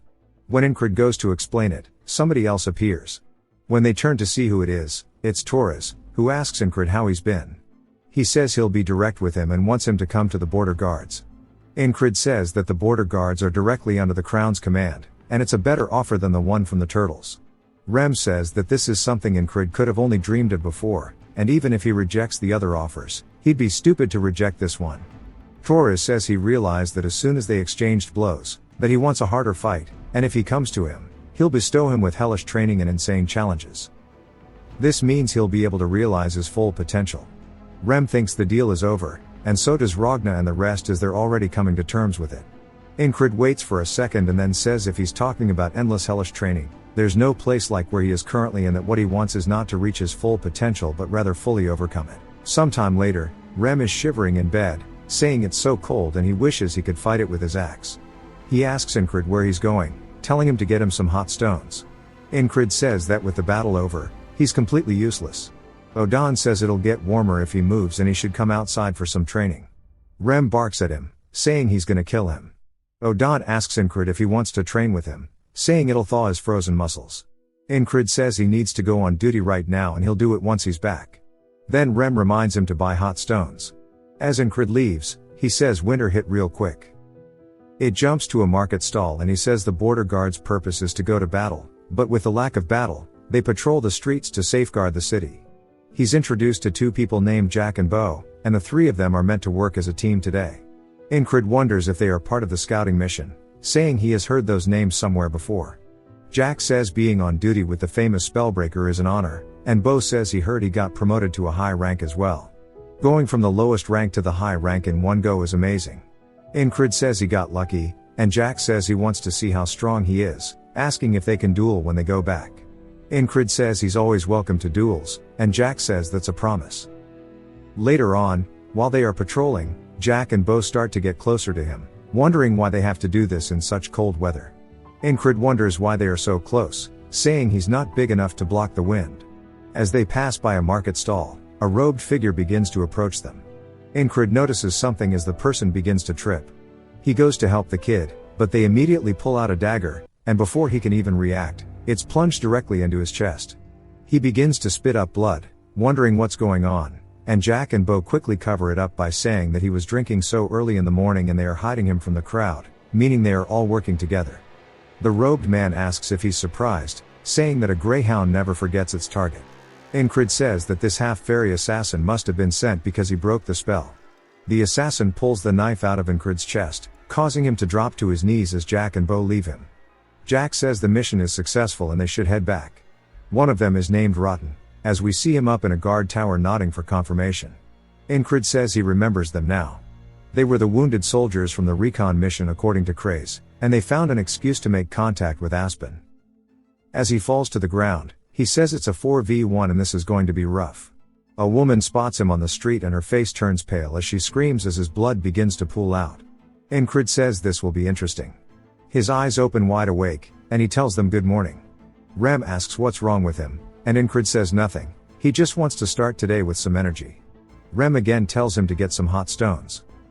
As Incrid approaches Odon, who is pouring water on his head in the ice, it immediately steams off. Odon asks what he can do for his squad leader. Incrid says he mentioned a method about heating up his body. Odon says it's called bare body training, and it's essential to keep your strength in this cold weather as it will prepare you for any situation. Incrid tells him to teach him. He saw the dagger being pulled out, but he could not react because his body wasn't prepared, he was frozen solid. Odon instructs him to get into a stretching position and says he should have noticed that as soon as he saw Jack and Bo stick close to him and he'll take those two down first. After he can't take them down too early, the assassin will flee. Odon says his muscles will be sad if he can't even hold this. Incrid tells him they're already screaming. He gets introduced to Jack and Bo once more and tells them it's nice to meet them. They ask him if he's cold seeing him without his cloak, and he says he was just training. They start to get close to him again, and Incrid shows that his body isn't in its prime, thanks to Odon. Right about now should be when the assassin makes his appearance as he spots him in the crowd, and on cue he makes his appearance from a bit ahead. Incrid immediately raises his hands, swinging backwards, hitting Jack in the face, but Bo manages to dodge under it. Bo asks if he somehow noticed and draws for his blade. Incrid sees the assassin, saying he's either going to charge in and attack or run away. He draws his blades and needs to take care of these two quickly. The assassin throws something at him, which makes a screeching sound. Incrid wonders what the sound is, but it's too late as the throwing knife has already pierced his chest. He looks down in confusion as it was so fast he didn't even see it. Not only that, but because of how far they were in through the crowd, it means this dude is deadly accurate. The guy tells him once more that a greyhound never forgets its target. Incrid says it pierced his heart by the time he noticed it flying through the air, and that is a dagger faster than sound. The same woman from before screams that a person just died here. Incrid says he needs to face melee and ranged assailants at once. He begins to smile, then faces death, asking how he should prepare. Incrid says that the half-fairy stabs when he's close and throws a dagger when he's far. This isn't hard to understand as this wall is relatively simple. He continues his stretching. Incrid says death. Odon asks if he's threatening him as he sits atop his back, but Incrid says no, he genuinely thinks he's going to die. Ragna asks if he's doing torture training or something, and Rem laughs, asking if it's that hard. Incrid tells him to get over here, saying he'll show him how to do it. Jackson enters, saying it's his turn on duty. He sees them all stretching and struggling except Odon, who laughs, saying this is his territory so they should step out of it. Jackson looks confused, and Incrid asks what's wrong with his face, saying they're only training. Incrid starts drawing in the dirt, saying he needs to somehow block the dagger he'll throw. He says the accuracy and speed aren't like other daggers, and it's shaped oddly too. Jackson then asks him if that's a whistle dagger. Incrid asks if that's what this is called, and Jackson says it's because of the sound it makes when it's thrown. If handled well, the target will never know what hit them, and it's good to stay far away from things using it. Incrid says he'll remember that, no matter how good he is at throwing daggers, he can't do anything if it's blocked ahead of time. Incrid raises his hands once more, swinging at Jack and Bo. Jack again gets hit, but Bo does not. Bo asks if he noticed, and Incred grabs him by the robe and uses him as a meat shield, saying that he should take down these idiots and use them to protect himself from the dagger. The whistle sound comes through, but it's too late as Incred is stabbed in the stomach and Bo is stabbed in the back. Even Jack is stabbed in the throat, and Incred realizes that he threw 3 in such a short time, and this dude is incredibly skilled. The assassin starts to grin and laughs as everybody begins to run away, screaming murder. Incred says he'll kill his own people if they get in the way, or maybe he never thought of them as his people. The assassin kneels close to him, saying that was admirable. Incred glares at him as the man repeats the line, "A greyhound never forgets its target." Incred says thankfully, and the guy wonders why he's joking at his deathbed. He pulls out his whistled dagger, calling him a funny guy. Incred admits that he underestimated this whole thing. As the dagger gets pulled out of him and his wound begins to gush out, he says that a wall is still a wall. The boatman asks why he is enjoying this, saying he should laugh while he still can because the despair at the end of that enjoyment is why this is a curse.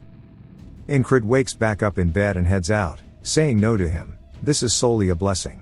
He asks Jackson to tell him about a whistled dagger, and Jackson asks where it came from. Incred asks if that's important for the explanation, and Jackson says that it's multiple thin blades pressed into one, which causes the whistling sound as it flies.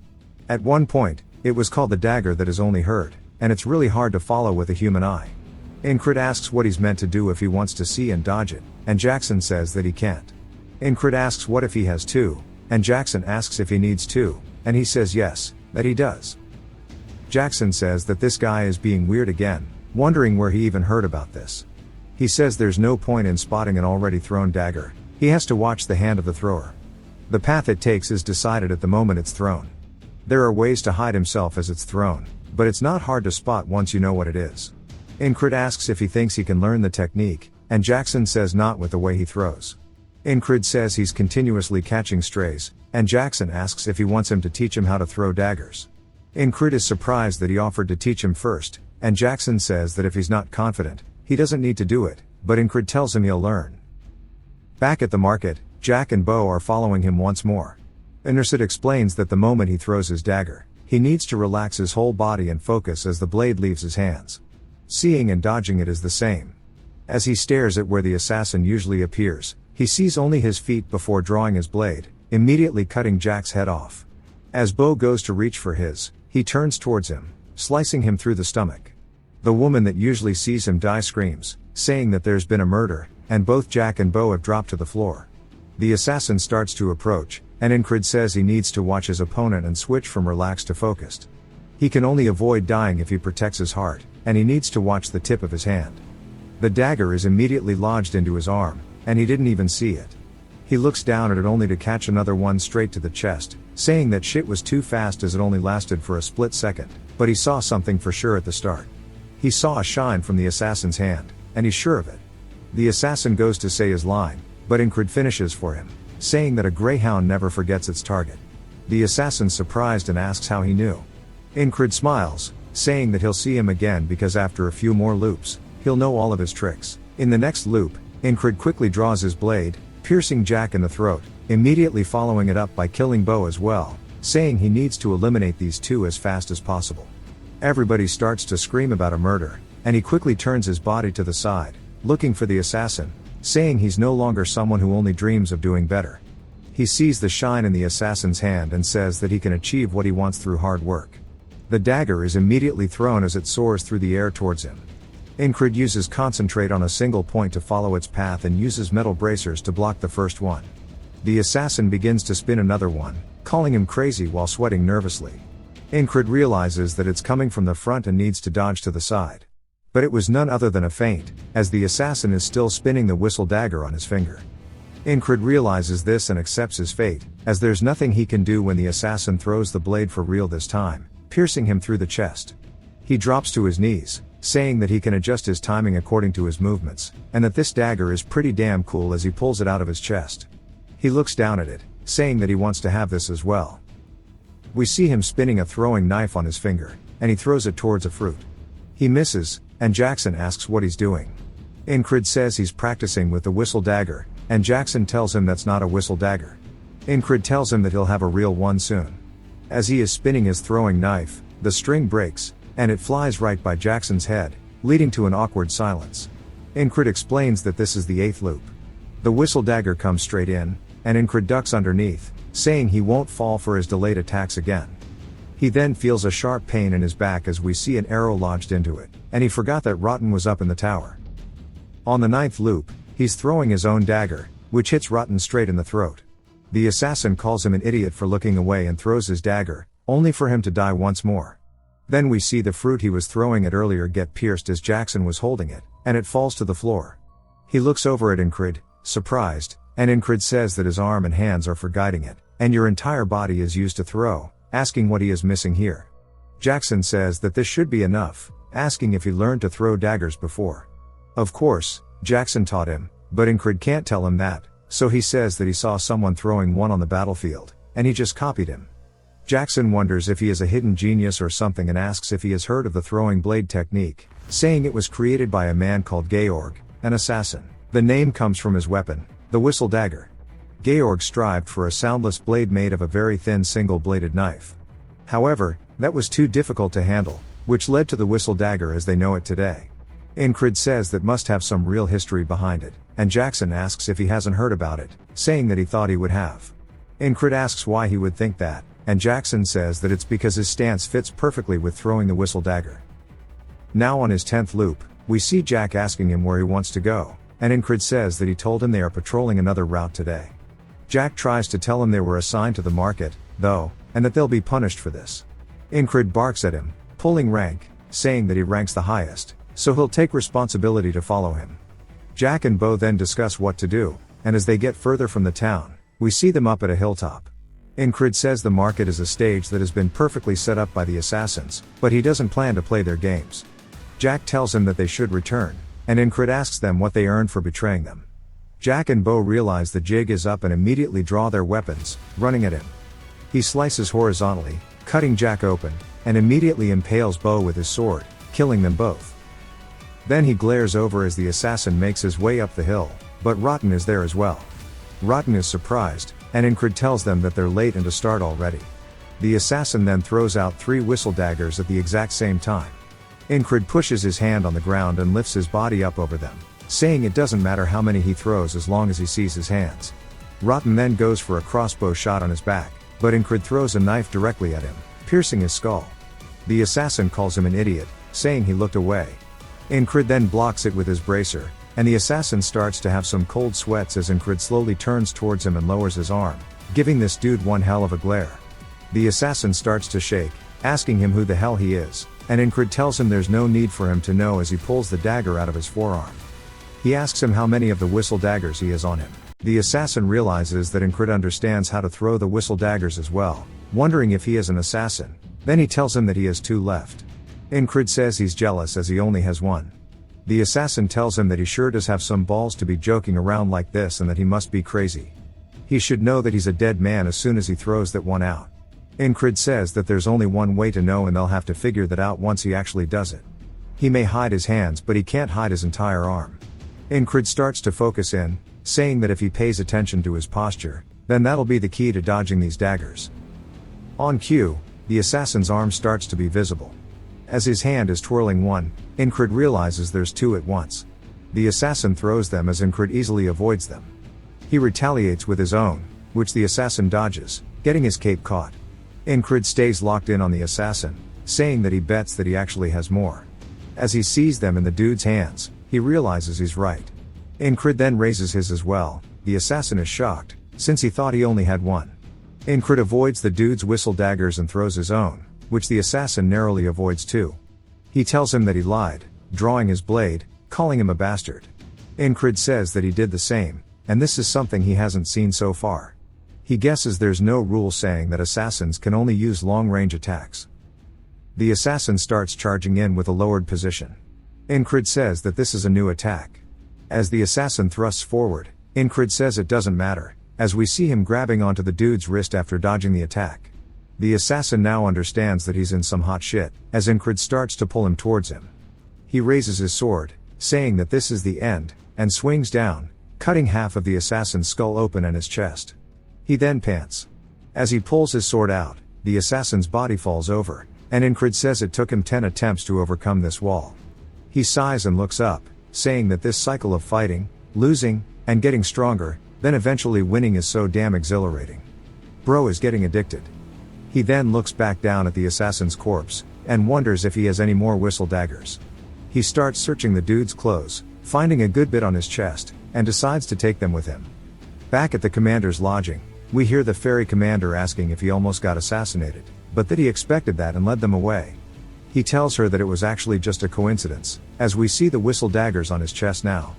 She says that she doesn't really buy it, asking if it's a coincidence that he fought 4 people and only got a minor scratch. He says the goddess of luck is on his side, but she looks at him with eyes full of suspicion, as he tries his best not to even make eye contact. She then tells him to return to his post, as he heads back to the boys. He opens the door, saying he's back. As an axe flies straight by his face, he sidesteps it, and Rem is surprised he managed to dodge a sneak attack. Incrid asks if he's insane, saying he almost killed him. Rem says he's got assassins on him now, and he's got to keep training. Incrid tells him to eat this, as he throws a hot stone towards him. Rem catches it with his bare hands, for some reason he knows it's a hot stone, but not that it's edible, and starts screaming. The axe actually cuts some of Incrid's hair. So he asks Craze how much for a haircut, and then they start haggling, as Rem is freaking out about the damn stone. They settle on 8 copper, as we see them now outside, with Craze cutting his hair. Incrid then asks if he can get a discount for being a squad mate. Craze tells him to go to one in the city if he doesn't like it, but Incrid says he won't do that, as the ones in the city suck. It then begins to snow. Craze looks up at the sky, saying it's pretty cold today. Rem calls it the devil's powdered shit, whereas Odan says it's a test from God. Ragna says he agrees, and Jackson just sits there silently. Incrid just wonders why they are all out here, but it's obviously to protect him. He wonders how the assassin got into the border guard. Also thinking about Jack, Bo, and Rotten, wondering if they were corrupt before or after they joined, saying that someone else might be working with them. He asks Craze if he knew the 3 who died and where they are from. Craze says that Jack was conscripted after he was caught pickpocketing. Bo insulted a noble, which gets Rem's approval, and low-key Incrid's too. Craze continues, saying that Rotten was a mercenary for a failed merchant association, and they all joined in the past year. He also thinks they were in a guild together. Incrid says that based on all of these things, there's only one thing he can think of, and that has to be the Thieves' Guild. What in the Skyrim? He says it is a guild in name only, a den of criminals. A Thieves' Guild member would know the ins and outs of the city, so it makes sense. He asks Jackson if he knows anything about the Thieves' Guild. Jackson asks why he's asking him. Incrid says that he thought he might know, asking if he doesn't. Jackson says he's become too open, but tells him anyway, saying after they reconstructed, his contact in the guild went silent, and he doesn't know any more than that. Craze tells him that he's all done, as Rem says that his barber lined that shit up really well. We see his hair's a little shorter. Incrid looks up at the snow, saying there's quite a bit of it. Jackson then tells them all that he's going to be out in the city tonight, and Rem says that he knows he's just trying to get out of snow shoveling duty. Incrid thinks about it, asking why they don't all go on a mission instead, and if they agree, none of them are going to have to shovel. As soon as they hear that, they immediately agree, saying bet. Even Craze is ready to go. Bro can't believe that everybody here hates snow shoveling this much. He says he's going to have to go get permission from the commander, and Ragna calls him lazy for not having done that already. They all head inside, as even Odan tells him to go do it now. Incrid says at least they are unified in their hate for snow shoveling. He heads back to the ferry commander after telling her everything, and she asks if he wants to go investigate the Thieves' Guild. He says with her permission, of course. While she's still suspicious of him, he continues not making eye contact, and she realizes it's deeper, asking if he only wants to skip snow duty. Before she can even finish her sentence, he says no, and he really just wants to seek justice. He can't believe she sniffed his bullshit out so fast. He heads back out and regroups with the boys, who ask where the Thieves' Guild thing came from anyway. Craze says that he's talking about the Gilfin Guild, asking if he has any info. Incrid says he doesn't, and that's what they're here to get. Poor Rem is cold. He then tells Jackson that they are going to wait in the inn and find out where they are. Jackson asks how he's meant to do that, and Incrid says that's something he needs to figure out. Craze wonders what the hell kind of order that is, but Jackson immediately says he's got it. Craze starts to wonder if maybe he's the weird one here.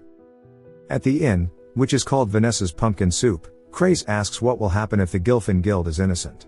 Jackson says that even if they aren't involved with the assassins, they are still criminals. It's about time someone cleaned them out. Grace thinks about it and then tells the waitress named Lisa to wait. She asks what he needs, and he starts whispering into her ear. Ingrid wonders what it's about, but notices that Jackson is late. Even though it's him, he's still starting with no clues. He wonders if maybe his orders were too vague, because he's starting to feel bad for him. As we see Jackson standing on top of a roof covered with snow, overwatching something. He doesn't even move, just continuously letting the snow build up on him. As something catches his eyes, he sees two men walking down the street. Back at the inn, they start asking Craze if he knows who Lisa is. He tells them that her father is a shoemaker and her dream is to open an inn in the capital. They say he sure knows a lot about her, and he says that all pretty women are future customers. Jackson finally makes it back, opening the door covered in snow, saying he's found where they are located. They all stare at him, wondering where the hell the snow came from, and he stares, waiting for a reply. Ingrid then pulls the drumstick out of his mouth and tells Jackson to eat too. Jackson says he's good, asking why they are waiting, saying they should head out. Rem says hell no, it's way too cold out there. Jackson says he'll shower him with his own blood, and that'll make him warm. Ingrid says he also wants to head out now, but their mobility is compromised due to the snow and they need to be careful, so they'll leave when it stops snowing. He looks out the window and realizes it won't be anytime soon, then he tells them all to get ready to go. They say that he literally just said a couple seconds ago they were going to wait. He says that he's waited long enough. As we see them actually heading outside, poor Rem is still cold as hell. He says the inn was so nice, asking why they had to leave. As they make their way down the alley, a beggar beside them pulls out a hidden blade while glaring at them. It's not just him, but his boys pull up too as they start running at them.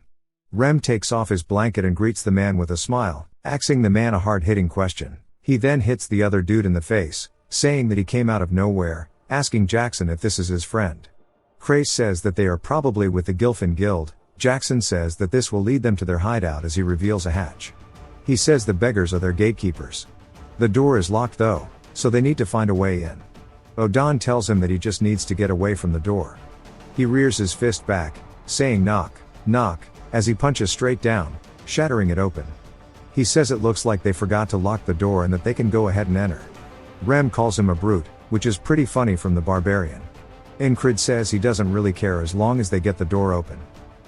As they head inside, Rem wonders what he's going to ask them first, and Ingrid says that he'll talk later. For now, they just need to subdue them with force. As they make their way down a narrow hallway, the people on the other side have actually already been informed by someone about them, as we see them lying in wait for Ingrid and his squad.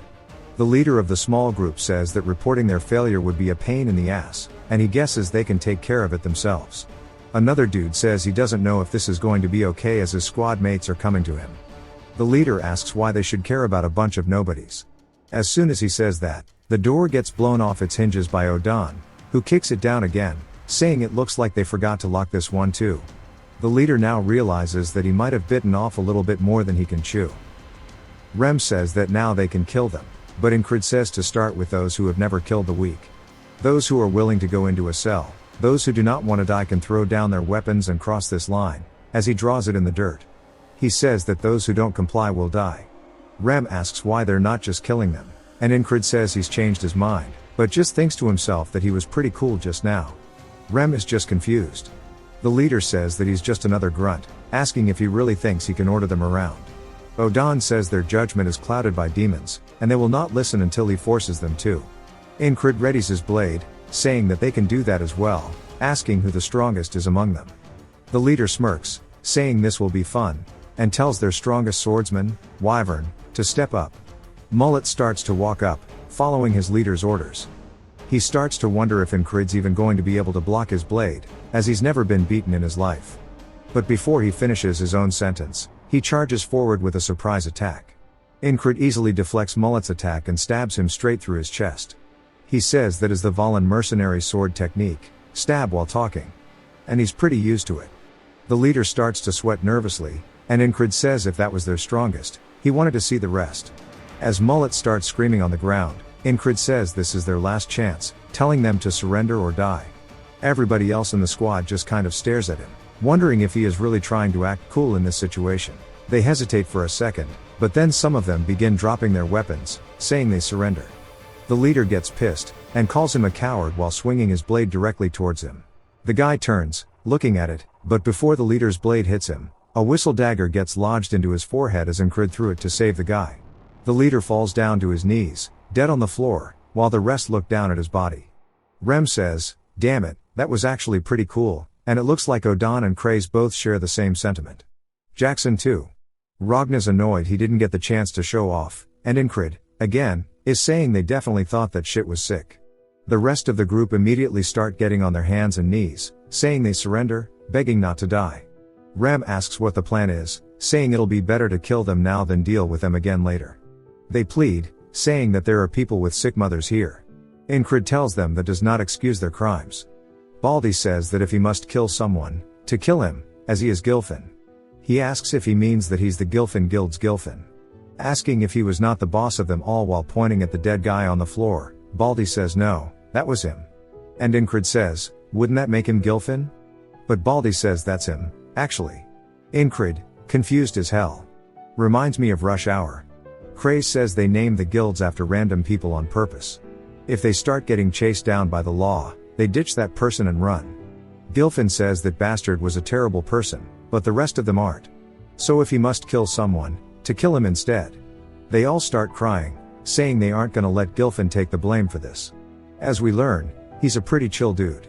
He's taking care of all of their family members, and he's just a kind dude overall. Rem gets on their side, asking Incrid if he's really gonna kill them when they're acting like this, saying that he didn't think he'd be such a cold-hearted devil. Incrid says he was the one who suggested killing them. As Gilfin continues, saying that he'll give him the guild's fortune and everything else if he just lets them live. Incrid looks back down at him, while Craze smiles. Gilfin continues explaining, saying that most of it is in a safe, but they need to find the key that Bastard had hidden. Luckily for them, they have an expert at opening doors, as Odan rips the vault door open, revealing all the gold. Gilfin says my fault, OG Incrid tells the rest to go ahead, as they all start grabbing different things. Jackson grabs a knife. Rem grabs leather, saying this is super warm, and Ragna asks why he's not grabbing money. Incrid also starts looking through it, and spots something that interests him as he finds leather armor that's flexible yet strong, saying that he's gonna take this. Craze calls out to him, saying they should take over this guild. Incrid asks if he's wanting him to be a thief. Craze says yes, but not one that kills. Even if they took down this guild, within a month, another one will appear in its place. At this point, it would be better to just use Gilfin as a puppet to run this guild. Incrid thinks about it, saying this is all way too convenient, wondering if it was back when Craze was talking to Lisa. He says that he definitely told her something, and they were all gathered here for some reason. Craze laughs, asking if he noticed, saying that it was a plan to get them all together, and if he allows it, he'll get him a monthly payout from this guild, but also gathering information from it. Incrid says he doesn't particularly want a lot of money, but it's not like more money can hurt, so he'll allow it. Craze then tells Gilfin that from now on, they are a guild of thieves who don't kill, and they'll sort out the bad apples and send them to prison while they slowly work to reform the organization. Gilfin tells him that if they don't disband, they're all going to die. Craze asks why, as Gilfin continues explaining, saying that the dead boss worked for Aspen and their money. A frog comes every spring and fall to check on the guild. If they realize what happened, that frog is going to kill all of them.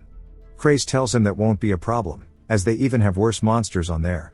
As he points to the boys, Incrid tells them that if they've got what they wanted, they should head back. Rem looks up at him, asking if he really thinks they're done shoveling the snow by now. Incrid can't believe he let such a crucial thought pass by. As he looks out the window, seeing it full of snow, Ragna says there's still some unfinished business here, whatever it may be. Odan starts sitting by the fire, saying that he's going to pray and reflect, and preach the word of God a little more. Jackson also says he has something to do, and he's going to head out until tomorrow morning. Incrid says that he didn't know that everybody was so busy, and he decides to join by laying down on the ground, as they prepare to take a group nap session. The next day rolls around, and Incrid starts reporting it all to the ferry commander, saying that they have located and destroyed the Thieves Guild. She asks if he had fun skipping snow duty. He says he has no clue what she's talking about, but can't believe she's so damn smart. She then says that she heard he doesn't turn down a duel. He says that is usually the case. She asks him to spar while pointing her blade at him. He says of course, and he wonders why he's getting a duel instead of punishment, saying he thought she was angry. She then comes in with a sweep to his leg, which he can't even react to as he falls over on the floor. She tells him to get back up, as he reaches for his blade. She comes in with yet another sweep, flipping him over this time. He wonders what's going on, and her first sword has always been this thin, saying it's like a whip. She tells him to get up over and over, as she continuously just makes him fall over. We see him laying there after a bit, gassed out. As she's looking down at him, she says that she's seen him respond instantly like he knew the future, but the way she sees it now, he seems blind. She really doesn't know who he is as a person, but it's still true that he broke the spell and killed 4 assassins. She looks up, saying that it's snowing again, and she'll be watching him. He says he can't believe she was actually angry about the snow, and he calls himself pathetic. He's trained endlessly with the sword, but he's never done anything with his bare hands. He's now realized what he's lacking. It's something that requires the use of your body, and every aspect of it. It's none other than martial arts, which he can learn from Odan, who it then jumps to, as he is squatting a whole tree. He tells Incred that one of the basics of martial arts, as he throws it down on the ground, is none other than a trained body. And it's not like he is wrong. Incred thinks about it, as some dude screams in the back, asking who the hell pulled this tree out. Odan tells him that he has a method for training. As Incred asks about the tree, Odan ignores him, saying that this method will push his body to the extreme, and it's called the isolation method. He smiles, saying that it's going to be really painful, so it would be better to go ahead and think of himself as a dead man. Obviously, death is something he is familiar with, so he tells him that's his specialty. It then jumps to him training with a boulder strapped to his back, doing lunges. He says that he is actually going to die. Odan says the fundamental principle of the isolation technique is overload. His muscles will become stronger as they are torn to shreds. As we see him shaking, Odan says that he needs to stay like this for 10 seconds, and he knows his limits better than he does.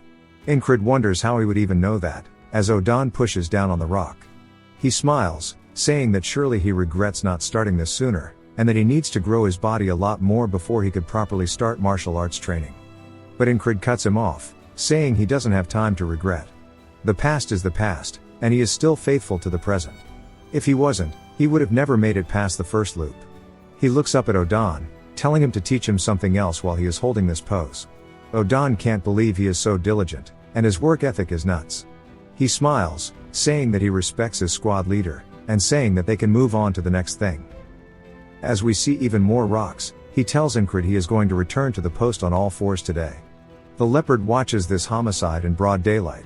As Odan has him holding up the stones while having his arms extended out, Incred is clearly having a hard time and still doesn't give up, and the leopard continues watching.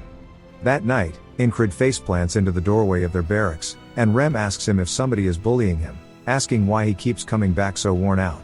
He says that he is just training, as his leopard starts comforting him. Rem asks if he is going to keep it, and if so, that he should name it. He thinks about it, then says that it is warm, so he is going to call it Heater. The leopard starts hissing at him, and then he says that maybe because its eyes are blue, he will call it Blackie Blue. Of course, it hates this name too. Rem says that those names are all basically animal abuse, but Incred says that Blackie Blue sounds cute, but that he will have to think about the name a little more. It starts to cuddle up next to him as he starts to fall asleep. He begins to dream about a field of flowers, and when he opens his eyes, he is startled as he is standing up, walking around. There is an aurora borealis up in the sky above. He says it is weird to have a dream without seeing the boatsman, and that this doesn't really fit his vibe to begin with. As the petals are flowing through the wind, he turns, spotting a woman in a cloak approaching him. As she gets closer, we see her eyes are blue just like the leopard's, and he is surprised by how pretty she is. She then tells him Esther, and that her name is Esther. He looks down, seeing that Esther is now laying in his bed. She starts to sweat nervously. But luckily it's in the dead of night. We see he has his hand wrapped around her. She starts to blush, and he tells Esther goodnight while hugging onto her and falls back asleep. The next day, he starts to head out, and Rem asks where he is going, and he tells him training. Rem says that is gross, asking if he is not hurting from yesterday. He says that his body actually feels light, and Esther says of course it would if she used magic on him, and she needs him to free her from her curse so she can't have him die while throwing his body around like that. Rem asks if he met the priest last night or something, and he says nah, he dreamt about some woman though. Rem says that he didn't take him to be a guy who had dreams like that, asking what kind of woman it was. He recalls Esther's face, saying that she was hella pretty. She sighs, saying at least his eyes work well, and it is natural for magicians to endlessly explore magic and mystique, and in her quest for knowledge, she got cursed. Transforming into a beast, Least one of you freaks gonna look at your cat sideways, but due to this her powers are also bound. She was wandering the fields one day, led by the scent of a curse, only to find none other than Incrid. She continues watching the training, and Odan says that he can't believe it, as it is normally a week for Doms to go away, and that he's already stronger than he was yesterday. Incrid finishes his set and stacks the rocks on top of each other, calling out to Blackie Blue. Esther hisses at him. He says my fault, asking her since when she started watching. Esther explains that the world of magic is affected by the power of names. If she gets carelessly called by another name, her powers will be further weakened. She used what little power she had left to tell him her name, and she made a mistake while doing so. As we see, that's why she transformed back into herself at night, which made her really embarrassed, but she's glad he's a dull man. She says he definitely is under some type of curse, but it hasn't fully set in yet. From what she can tell though, it is far more powerful than what she is dealing with. A powerful curse slowly eats away at weaker curses near it. If she stays by his side, it's just a matter of time until she recovers her powers. Later in the day, we see Odan and Incrid practicing by sparring now. Odan comes in with a knee, which Incrid sidesteps to avoid. Odan expected this, as he stretches his hand out, grabbing onto Incrid's face, slamming him straight into the ground. He explains to him that for martial arts, his body needs to be ready just like swordsmanship, and he grabs onto his wrist, saying that this is all meaningless if he is not quick. He tells Incrid that he's still as slow as a turtle, yet his body is definitely changing, and he really doesn't know when to quit.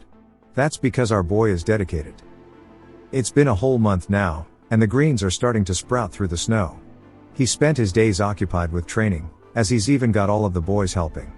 We see him thrust his sword at Rem, who's surprised, saying that he's improved and now he can fight properly while grinning.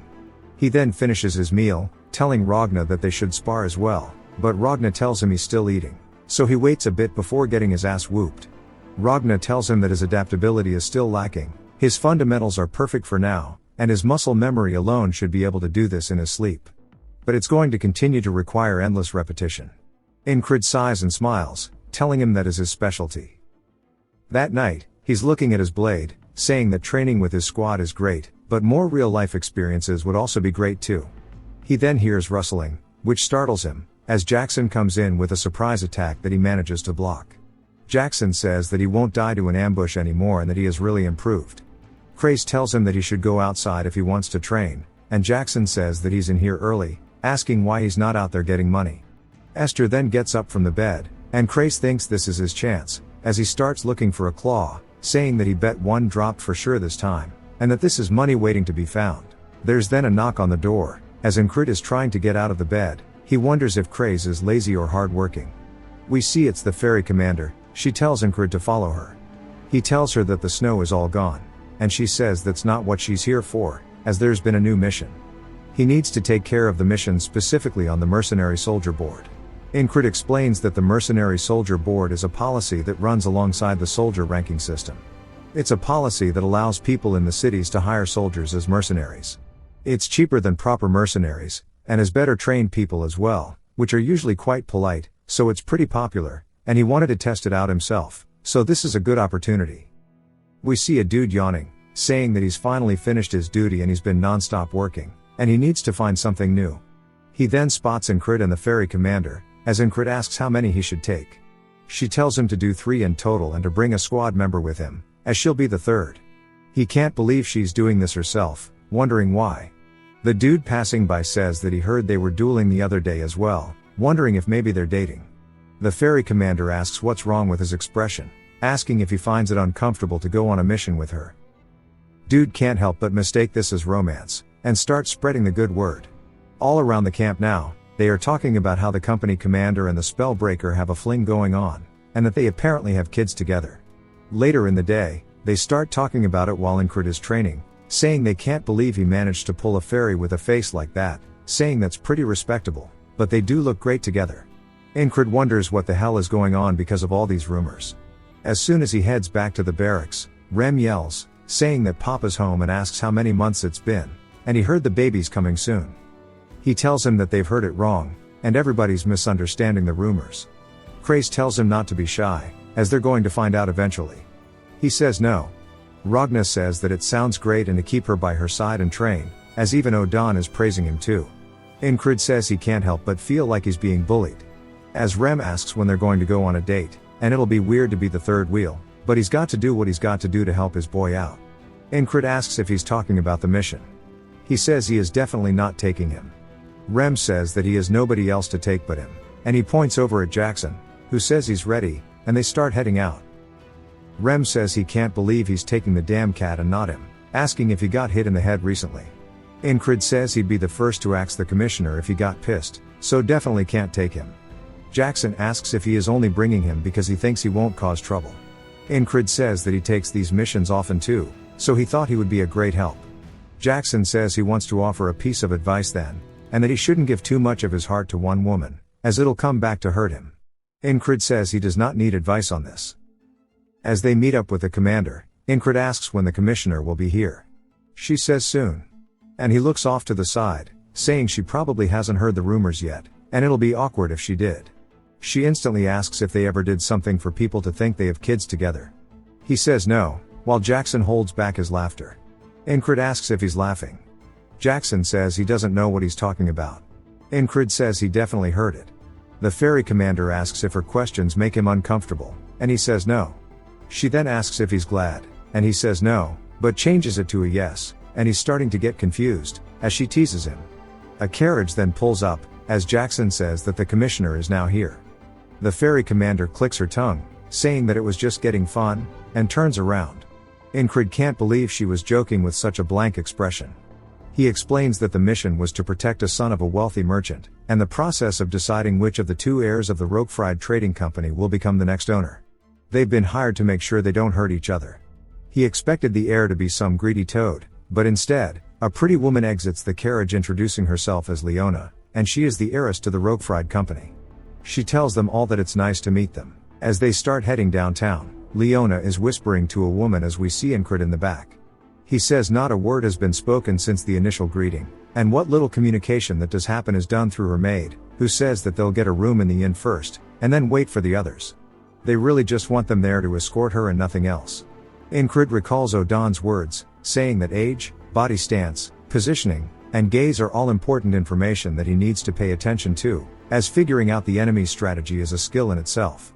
He's observing and analyzing as her guard is left-handed, her footsteps are heavy, wondering if she's heavily armed, and the sword tells him that she's pretty strong. None of them seem to be as strong as a special rank, and while his analysis is lacking, it'll do for now. Jackson says if he's bored they can play a game, and they can identify sounds. Jackson starts naming the sound, and Incrid names where it's from. Jackson says a rustling paper bag, and Incrid says that it's from a woman in the food market. They continue this game, and Jackson then asks them to identify the tongue clicking, and when Incrid starts to listen for it, Jackson says it was too late, and it was coming from the man near the shoe store. Incrid explains that the point of the game is to locate and identify the sources of sounds, and it's way harder than it seems. As they head to the inn, the guard tells them they're going to get a room upstairs, and they can all wait here. The commander sits down with them, saying that what they're doing seems interesting, and she wants to join. Incrid says he's heard that fairies are much more sensitive compared to humans. They continue as Jackson says a knife falling to the ground. Before Incrid can answer, the ferry commander says that the second floor next to the stairs. This happens again as Jackson asks about a dagger being unsheathed. She says it was at the entrance of an inn. Incrid says he's not even able to participate. Then he notices something as the directions of the game start to become more and more as if it's no longer a game. Jackson asks where they're silently being observed from, and the ferry commander says right behind him, as we see a man grabbing onto his blade. They then both deal with the assailants behind them in one quick motion, killing them both. Jackson says they're being ambushed, and she says she agrees. The other mercenaries are panicked at the assassins as we see one coming from behind towards Incrid. He turns, cutting the dude's throat. Then they hear a scream upstairs, and he says the commissioner comes first. He starts to run up as an assassin says no way. He throws knives towards him. Luckily Jackson's played PUBG, so he uses a frying pan to block the knives as the ferry commander starts making light work of the assassins on the first floor. They wonder why they're so strong, and the assassins say they'll just outnumber them. Jackson stabs a dude in the throat while Incrid runs upstairs, and the ferry commander says that all of his squad members are far stronger than him, but they all listen and trust him, and she can't help but wonder why it is this way.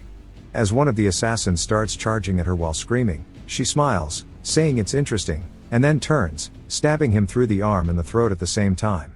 Ingrid stabs a dude in the chest, pinning him to a wall, and says after encountering the assassin that went after Krang, and recently the half-fairy assassin, attacks like this no longer faze him. All of the strength and combat skills he's been practicing have made him feel like an entirely different person. Odan says he's still too slow. But he can feel it already, that his movements are much more refined as he kicks the assassin straight in the chest through the railing, sending him off the second floor. He then turns, seeing the female guard thrown out of Leona's room as she hits the railing. He runs up to the door, seeing what's going on as an assassin is yelling glory to Aspen, going to stab at Leona. The maid stands in front of her screaming no. She is really about to Mr. President get down this. Ingrid says he's too close for the whistle daggers, and stopping him can't be guaranteed. He doesn't even know if he'll be able to reach them if he tried. As he starts to recall a way to quickly close the distance, he says he's seen it once. As he recalls the night on the battlefield, he says imitating it perfectly is impossible at his level. As he starts to try his best to do it, he says even if he replicates it a little bit, it'll be good enough. He does exactly that. As he quickly dashes in, making his way closer towards them, the assassin's blade starts coming down. As we see Ingrid make his way in front of it, he uses his back to block the attack. The assassin scrapes against it. He's surprised, and we see that it's actually been blocked by his armor. Ingrid says he's so glad he got this from the Gilfin Guild, telling the assassin that they should have a chat downstairs. He then picks the dude up over his shoulder and yeets both him and himself out of the window, and they land on the ground outside. The assassin starts coughing, and Ingrid stands up, saying that he managed to cushion his fall with the other dude. Leona looks out the window, wondering what the hell that was, and Ingrid says there are no more enemies on the second floor. This guy here is definitely in pain from the fall, but he's still standing up, which proves that he's got some grit. The dude pulls out a second blade, calling him crazy, asking if he is a border guard.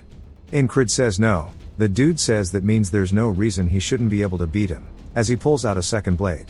Ingrid says that even though the dude's swords are of different lengths, he's not off balance. Ingrid wonders if he knows how to use the flowing sword, thinking about how to respond. The assassin says that he's going to kill him first, and then destroy that woman. Ingrid asks him if anyone else has told him that he talks way too damn much. He gets pissed, charging in, and Ingrid says this is his first real fight in a while, and that the dude seems pretty strong. Ingrid lowers his back foot, starting to get into position, wondering what he should try first. The assassin, ready to thrust one of his blades, raises the other into the air. Ingrid says that both of these attacks are going to come in unison, and that it is a Valen duet. As one of the blades comes towards his head, he sidesteps to his left. The assassin immediately follows up with a swing, which he ducks underneath. The dude then tries it again by thrusting forward, which Ingrid backpedals. Now that there's distance, the assassin comes in for a big lunging thrust, which Ingrid avoids by ducking to the dude's other side. He stands behind the guy as he starts to realize he might have screwed up. He can't believe some random has dodged all of his attacks, and Ingrid tells him he's impressed. He couldn't learn that because he lacks the talent. Based on the guy's speed and accuracy, he's about as good as the stabbing pervert he met in his first loop. The guy comes back in, asking what he's saying, calling him crazy. As Ingrid locks in his eyes focus, he starts to hone in on the guy's blades, and says now he understands as he can tell which path of attack the assassin is going to use. Ingrid then raises up his arm and smoothly starts to move his blade forward, stabbing the dude in the chest while having zero wasted movements in doing so. Ingrid is a little surprised, says he wanted to stab him in the heart, but he missed a bit. The dude starts to scream as Ingrid pulls his blade out. He says he still needs to improve a lot, and he needs to train with both Ragna and Jackson. Ingrid then looks at the dude as he falls to the floor, as the other assassins run out the back door, saying they need to retreat. Ingrid says he has to go get them all, but Jackson tells him that his fight drew too much attention. Ingrid points, saying they're getting away, and Jackson says they are, making Ingrid wonder if he's not going to chase them. He says they weren't commissioned to root out criminals. They ran away on their own, so the commissioner should be safe. Ingrid says he must be solely focused on the mission. The ferry commander then tells him that wasn't bad, and he asks if she's okay. She then tilts her head, saying she can't believe he's worried about his lover, and that she's not going to be able to sleep with all these butterflies in her stomach. He stares at her with the stone face emoji, and Leona asks if they're in a relationship. He says no, and she continues asking if everything they've done so far was a joke to him. He once again hits the stone face, asking what the hell is wrong with everybody. Leona asks his name, and Ingrid tells her. She thanks him for protecting her, saying she will pay him properly in the future. He says it's fine, and it was what was asked of him. She looks at him like there's more she wants to say, but she doesn't yet. It then jumps to some time later, and he explains that the few they captured were sent to the army, and they were sent reinforcements in case of a second attack. Ingrid sits at a table wondering who the assassins were, saying that some of them were pretty skilled, so they definitely weren't just here to rob them, and he guesses they have to assume it's the other heirs of the company. Leona starts to make her way downstairs, saying he's up pretty early, and he tells her that this is his shift.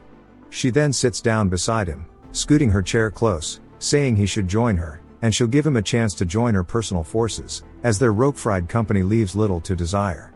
Their key partners include the Shepherds of the Wilderness from the Beastlands, the Black Leather Guild that is famed for hunting dragons, and the Glacial Rangers who were the defenders of the permafrost. Additionally, the company map, which outlines key routes and regional specialties, is valuable enough to let those who sell it live without wanting anything more for the rest of their lives. All of this is too much for him to leave behind. She says that the previous owner's sons are all stupid. She needs to protect and grow this organization, and she needs talented people to do that. People who are talented enough to save her from the brink of death and a personality that doesn't seek additional rewards. A position at her association is wanted by most, and that he's probably no different. She tells him once more that she'll get him anything he wants and to come join her. He says nah. She can't believe he did that with zero hesitation, asking why. Jackson comes down the stairs, saying that continuing to ask after being refused is unsightly. The commander also says that it's not very becoming of a merchant to do so. Leona bows, saying that they're right and that other heirs of the association will arrive at noon, and she needs to prepare for that. As she heads back upstairs, the other two start to walk towards Ingrid, and Jackson says he managed to seduce a rich heiress too, asking if difficult women is his type. He says no, and Jackson continues, saying he needs to stop going around seducing all these women. He says he never did that in the first place, as the ferry commander calls him a two-timer, saying that hurts her. He grits his teeth, saying that he's sorry, and that his taste must have just changed. Jackson is surprised, and so is she, that he actually had a comeback. People from outside overhear this, saying they can't believe he's an asshole that seduced another woman when he asked the commander. The ferry commander then smiles, since she took this W. As he sits there in complete shame that he went along with it. Later on, we hear Craze saying he heard everything, that he spent the night with the commissioner after one night. Everybody starts saying that he's managed to score a rich heiress now, and that he's not the spellbreaker but the heartbreaker. Jackson asks Craze if he's here to make fun of him too, and he says that it's about the Gilfin Guild, and he needs to stay on top of things. Ingrid says that's good, and he needs to do something for him. He needs to catch the ones who got away and see what they're up to. We learn that Reynolds Roquefried, the previous owner of the Roquefried Merchant Association, was an honorable man with a sharp business mindset. He considered his stepdaughter, Leona, to be his successor due to her sharp wit and intellect, but he could not bring himself to push his son out of the picture. His barber did him dirty. So, without a clear successor to lead the Merchant Association, he passed away. We see a carriage in town as the kid who needs to fire his barber is being told the assassins failed. They say that he should have left it to them, and it was a missed opportunity. The kid's name is Polide. The man opposite of him says that they'll figure something out, and their agreement surely still stands. Polide says, of course, and he'll reward him handsomely if he inherits everything. The other dude in the carriage sits there not saying anything. They then arrive at the inn, and they open the door. Ingrid and the rest stare at him as Polide says there's too much dust here, and he says that calling him to a place like this is typical of that bitch, Leona. Ingrid stares at the dude with the black hair, saying that he can tell just by the way he holds himself that he's strong. The man glances down at him, making eye contact, then looks away as if he's not much of a threat to him. Polide then points at them, saying they need to go call Leona. Ingrid says it was a great idea to bring Jackson because if it was Rem, he would have mistaken the dude as a monster and cracked his skull open. He then sees Jackson pulling out his blade and stops him as Polide barks at him, asking him what he's doing and to get moving. Leona comes downstairs, telling him to stop shouting as it's not fitting of him, and tells him that he's late. He says, late my ass, and she should educate her bodyguards. She then slaps the piss out of him, and Ingrid says that nobody around him is normal at all, and he sighs. Jackson looks like he doesn't realize he's the odd one out. Polide asks if she's crazy and what she's doing. Leona says that he was the crazy one, and he's messing with a soldier mercenary of the border guards, asking if he wants to rot in prison for the rest of his life. He says that he didn't know about that, and the man behind him clears his throat, which scares him a little bit, and says that wasn't him, asking who she's trying to frame and how dare she, an outsider, yell at him. Leona says that sure she was adopted, but he can't even analyze trade routes or even calculate finances. He tells her that's a job for servants, and she says that she wouldn't be wasting time like this if it weren't for the will, and stating that the successor is to be decided after talks is way too much.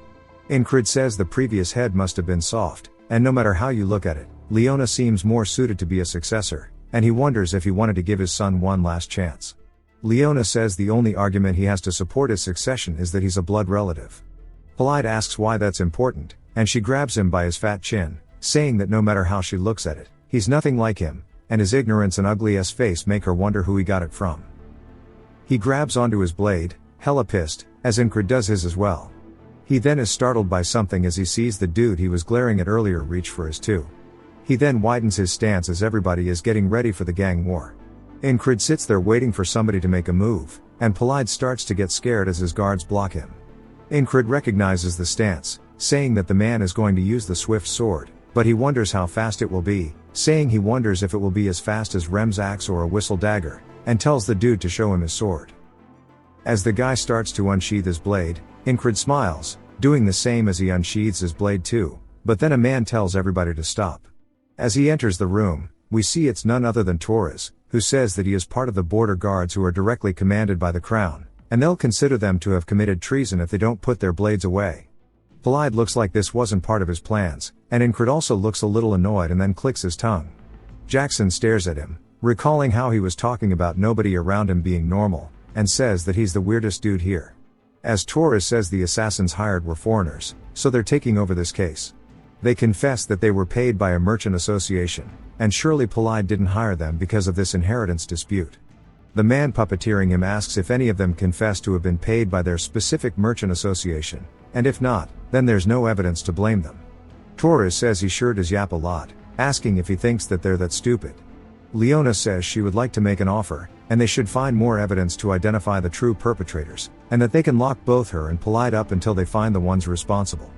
Polide says that he didn't agree to this, and Ingrid finds it strange that the victim is asking to be locked up. Torres says the ones they detained were all grunts who had no information. They just kept repeating that they were told to do so by their boss. Leona says there are still people to interrogate, as people managed to escape from that scene, and one of them might be the boss with the details, and that they should try to find them. Torres says that he wants to know what they should do if they can't find the ones behind it, and she says that's for him to deal with.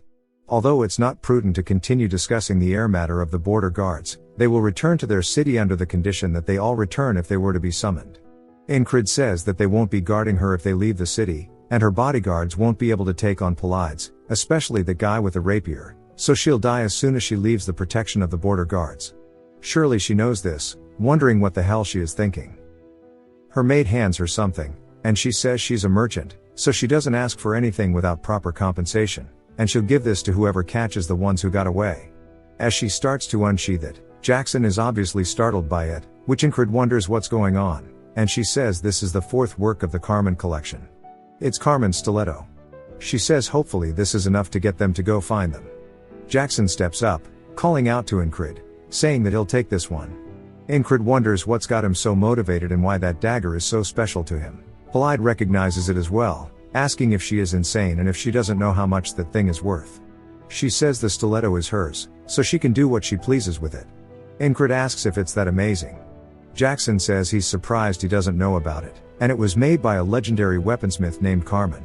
Originally a slave, Carmen worked as an assassin out for revenge and used 7 weapons of his own creation. The fourth among them was the stiletto. There are people who would offer up people's lives for the weapons as well.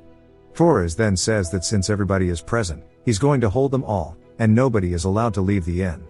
Ingrid tells Jackson not to worry about the stiletto, as he told Craze to get the dudes from earlier, so they should hear from him soon. Polide starts to get pissed while the guy with the rapier looks over, glancing at Ingrid, who turns, and they make eye contact once more. Looks like the dude might acknowledge him now as he turns away. Ingrid watches him leave. That night Polide says if things lead back to them like this, it's going to be a problem. The puppeteer says they can't do anything against the border guards, and they just need to wait. If the two of them can't sort out who becomes the successor, Then the decision will be left up to the investors, which is what they need to use. Polide says that'll be fine, as he already sent word. He already told them he'd reward them if they place him as the successor, and he'll win if just half of them agree. The man with the rapier looks out the window to see Incred doing planks with stones on his back. He's clearly having a hard time, but of course, bro is dedicated. He finishes his workout, and Torres asks why he's doing all that tedious training. Incred wonders what Torres wants, and Torres says that surely this is a prime opportunity for some time off. Incred says he would think that way if their time were equal, but time is valued differently from geniuses and those who are not. And things they can learn in a week, he needs a month or sometimes even a year to learn, and that means he doesn't have any time to waste. He then picks up the rocks again, starting to do curls, saying that he'll make sure to use each and every day to make sure his foundation is better to allow his future to be brighter. One of Torres's men says that he sure is an odd one, or maybe they are the ones that are lazy. Torres thinks about it for a second and then decides to get up, telling Incred to calm down with trying to get stronger, as he's already plenty strong. They only had a draw because he didn't expect that from him, wondering what he thinks the outcome would be now. Incred stares at him and then smiles while nodding, which means that they are about to start fighting. We hear people cheering them on as we see Torres preparing an attack, and both he and Incred stop shy of each other's throats. But obviously Torres would have won. They start cheering, saying that this makes 7 wins for Torres, and he says this is how it should be. They remind him he also lost 4 times too. Incred tells him to run it back. Torres asks if he's not tired yet, calling him a fiend, saying they've already gone at it 11 times. One of Torres' men says he wants to try as well, and the dude from earlier says he wants to do it too. If they've introduced these guys before, my bad, I haven't done this series in a while, it just now got enough chapters for another part. They start cheering, saying they need to take him down, and Polide watches, asking what they are doing so late, calling them barbarians. The guy who subbed out Torres is now throwing Incred to the ground, and as soon as he hits it, we see the man with the rapier is actually watching intently. Incred asks what that was and if he can do it again. The dude calls him insane, and the rapier guy says that his pride isn't hurt when he loses, rather, it's like a little kid who found something new to play with. On top of that, his open hostility while knowing he's far stronger than him is certainly unique. But even so, as we see Incred fall to the ground again, the dude says he falls for the same thing at least 3 to 4 times, and he's really not talented at fighting whatsoever. This time Incred slaps the dude's hand away and hits him with a judo throw, doing the exact same thing the guy did, slamming him into the ground. Torres starts cheering him on, saying good shit, and even the rest do, asking who's going to do it next. We see the ferry commander watching, saying that he's going around charming everybody, and that makes him a bad man. Leona asks if they are dating, and the ferry commander says no. Leona asks if it was a joke then, as the ferry commander tells them they are married. Leona gets surprised, and the ferry commander says they didn't hold a ceremony, but she thinks there's a child. Leona is even more confused, and Incred says this bothers him, and he really wishes she just had gone inside already. We then hear the rapier man call out, asking if it would be okay if he joined in with them. Incred turns as we see the dude raring to go. Torres wonders what he's thinking, and the dude says that his talent is by no means worth speaking of, yet he still has a desire to teach him, and he can't hold himself back from doing so. The man who taught him the throw says that the rapier dude's in a different boat from them, and that he should just sit down and watch, but Incred says nah, and he's been waiting for this. The dude stares at him, realizing he's a man of culture, and smiles while Jackson watches from the roof.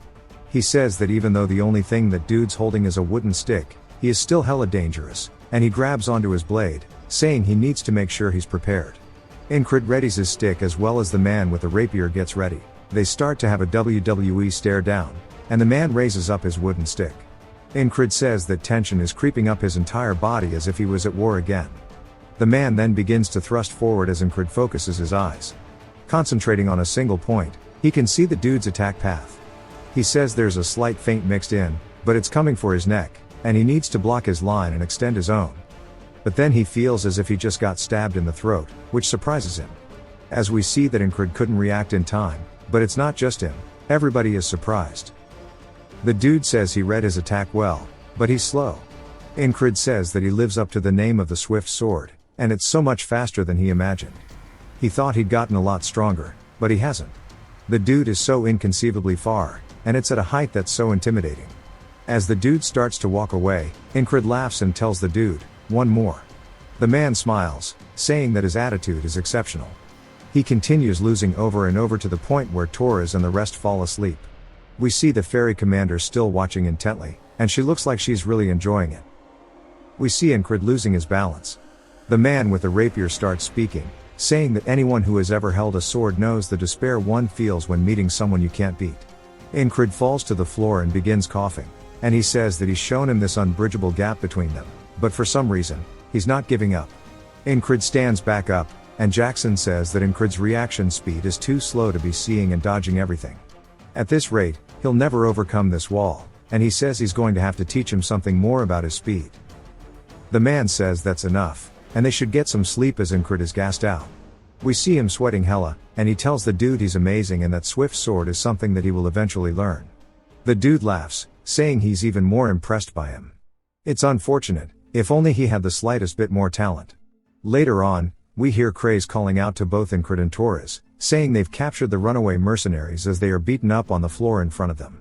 Incred nods, telling him good job, and Craze says that it was just finding a couple of hidden people, no big deal. Leona says they must be Incred's squad members, thanking him for it again. He still has his armor torn from when he protected her last time. Torres then asks who hired them and asks which people it was. Belide's fat little diabetes heart starts beating really fast, and the mercenary then speaks up, saying that it was Aspen. It was a merchants association from there that wanted to expand across the contested zones, and he doesn't know which specific one. He only received a letter, and the money was promised upon completion. Leona says that might be what he's saying, but what happens next is up to the border guards. Torres says that she seems satisfied by the outcome, asking if she wasn't hoping that the ugly idiot was behind all of this. She says of course she did, enough to offer up the precious stiletto as a reward. Torres says that breaking these bastards is their job, and that all the rogue-fried people are free to go. As everybody starts leaving, Jackson unsheaths the stiletto, and Incred tells him not to do that in public. He can't believe he's so happy, saying it's almost as if he's a kid sometimes. Craze then tells Incred not to love Leona, as she's scary. He says he doesn't, asking if he's even listening to him. Craze then says it's weird. No matter how he thinks about it, those guys were hired by Polide. Yet they are saying it was Aspen. He had a little run-in yesterday after they found those guys. We see them in a room with the mercs, and a man enters, asking if he is Craze of the 444th Squad. He says that he's someone who serves Leona, which confused Craze. He continues explaining to Incred they already had tabs on where they were and knew everything about the Gilfin Guild too. They wanted to pay the military to let those mercs go and told them to say what they did. Incred wonders why, saying that Leona is going to be disadvantaged now. If Polide is the one who was behind this, it would have been better for her. But on cue, she says it's a relief he wasn't behind it, as it would have left a bad record on the previous leader's accomplishments. He now understands it was out of loyalty to the previous leader. She says surely he's not interested in these kinds of things. He asks her if this will even be okay, saying she won't be able to receive their protection outside of the border, and if he decides to come attack again she'll be in danger. She says that it's already been taken care of and not to worry. As we see a whole group of troops waiting at the front of the gate, a knight-like man stands on guard with his platoon behind him. He introduces himself as the Roquefried Merchant Association Guard Corps Commander, Mattis, and he says that he is here to escort the new leader, Leona. They all then start bowing towards her. Incred says that she had them held up here on purpose and managed to get a vote going with the shareholders in the meantime. She has loyalty, decisive action, and information, which means she truly is a scary woman. She says asking again would be undignified, so she won't tell Incred to accompany her, but he has a knack for having people root for him, and she hopes that they can meet each other again in the future as friends. He looks down at her hand and shakes it, saying of course. Polide hops out of his whip, asking Mattis what he's doing, calling him a bastard, asking if he doesn't know how nice his father was to him, yet he betrayed him.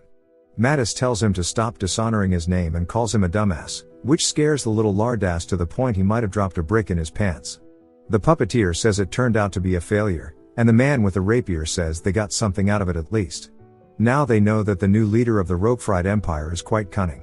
He then glances to his side, saying that he also learned about the existence of a peculiar soldier. We get a flashback to the man with the rapier telling Incred to lower his sword. He admires his effort and strength, but he doesn't have the talent to back it up, and it's just painful and depressing. Incred says he hasn't heard this in a while, but he's never listened to it in the past either, and he's managed to get to where he is now by pushing through. The man with the rapier just wonders where all this dedication and willpower comes from and walks away. The next day, in the city, Incred tells Rem to get up, but Rem says that he doesn't want him waking up when he's just going to go hang out with that cat-like bastard anyways, but Incred wants to train with him, saying that he needs him. Rem gets super excited. Bro is just a giant golden retriever as a human. Incred wants to practice the swift sword, as we see them training, and there you are. Incred says that first is the decision making for finding the most efficient line. As he begins focusing on a single point, he readies his sword for thrust, saying that the second would be for him to master the explosive movement, and as he thrusts forward, he says that he needs it to be efficient every single time. We see blood being drawn from Rem's neck, and Incred is surprised as the blood begins pouring down. Rem looks down at it and is also a little caught off guard. Incred says that with this, he is now faster than Rem, with his repeated fundamentals, fluid flexibility, and strength in muscles all working in harmony to create his newfound strength. Rem says that sure surprised him, and that he finally figured out how to swing his sword fast, and that now it's time for him to speed up as well for the first time in a while. Incred wonders what this means, but can barely react in time to Rem's attack, so he knows he was telling the truth, and it's also heavy enough to make his hands ring.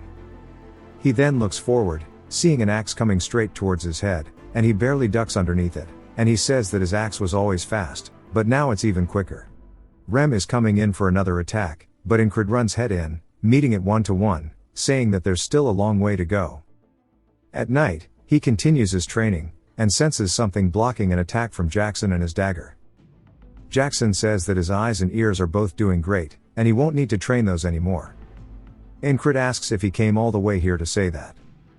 As he walks away, Jackson says for now. Incred sighs, saying that this is why Rem calls him a cat-like bastard, only for Jackson to appear behind him, slicing his throat. Incred reaches for it, screaming, but we see Jackson far away, saying that is called murderous intent. It's what comes out of a person's intent to kill another. If he can't predict an attack with his sight and hearing, he'll need to detect it instead. This skill lets him detect something that supersedes the five senses. It is called the sixth sense. He will teach him that, as it will be his repayment for getting him the stiletto. Incred is just glad there's always more to learn, saying that an endless amount of fun is awaiting him. The next day, Jackson explains that the sixth sense borders on his instincts, and he can't rely on his perception, because his perception relies on his existing five. His sense of direction, his ability to move, they're all things that predators use to hunt their prey. They are all part of one's instincts. If he repeatedly fights with all of his senses on high alert, he will be able to detect ill intent as well. Incred turns, saying that he senses him behind him, but Jackson says that he won't be able to get this so easily at first, but as he continues training, his sixth sense is sure to open as well. That night, Rem says that he seems a little different. Incred says that it's because he's got more muscles, but Rem says that's not what he's talking about. Odan chimes in, saying that he smells more reform. Ragna says that he doesn't think that's all. Krace thinks that he's more insane than usual. Rem says that's right, while all the boys begin agreeing. Incred says that he's the only normal one amongst these lunatics, and that's just how they must see him. Jackson wonders when he'll realize that he is the most insane one among all of them. That night, as they set up the brazier to sleep, Esther crawls over to Incred's bed as Rem asks if he smells like food or something since she's always sleeping with him. Esther tunes him out, saying that he once more put his body through hell, and she starts sleeping on his chest, saying that he's training enough to die every day. He would have collapsed long ago if it were not for her magic, and if he does end up dying, she won't ever be able to break her curse. She puts her paw on his armor, enchanting it with her magic. The next morning, Incred is stretching, saying that just like how he's repeating these loops, he'll train again. He'll never get tired of it, and knowing that this is something that will improve him is enough of a reward. He senses something, turning around, saying that that's where Jackson is, but of course he's wrong. He does it again, to be wrong, and once more, and all the boys are watching, and they seem to be thinking something in unison. Rem says that he wants to take back what he said about him seeming different. He has not changed at all. Odan says that it was weird, because he improved so much in one day. Ragna says that he too felt that he was once a genius, but he guesses he isn't. Jackson mentions that if he doesn't improve with as much practice, he can agree. But Rem says there's nothing like real-life experience. Since the Aspens will be quiet for a while, he should go get commissioned to hunt beasts or something similar. The next day, Ingrid goes in front of the commission board, saying that all 4 of them are pushing him for real experience, as if they are trying to test him. But he also understands, since he's not improving at all. A man then says that if he doesn't find anything he likes, then he could do this for him as he hands him a paper. Ingrid looks down at it, as it says that he wants him to investigate a shoemaker's basement. Ingrid asks why he would do this mission, saying that this is something that a recon party should be doing. The man says that a recon party won't be enough, as according to the shoemaker, he thinks there were undead in his basement. Ingrid is a little curious, saying that there's no way something like that is in the city, and he must have heard a rat or something, and he needs more experience right now. The man then says that he should please do it, and he calls him the spellbreaker, saying that he can probably tell but nobody else wants to do it. The shoemaker is short-tempered, but he's a good man. His wife went missing recently too, so he must be angry, and that he should go check it out. Ingrid says that he's sorry, but this request is too much, only for him to fold under zero pressure as he accepts it. A woman says that if he's here for the request, he needs to quickly get to the basement, and that he just keeps digging into the ground. Ingrid says that he did hear he was short-tempered, and the shoemaker calls out to him, saying that this is what he was talking about. He shows Ingrid the ground, and he found this tunnel. Ingrid is surprised there's a tunnel in the middle of the city, saying that it can't have just been a rat. He lights up a torch and starts to explore it, saying that this looks like it was man-made. It's quite large, and there might really be monsters down here. He then is surprised as he sees multiple pathways in front of him, and there are 6 total.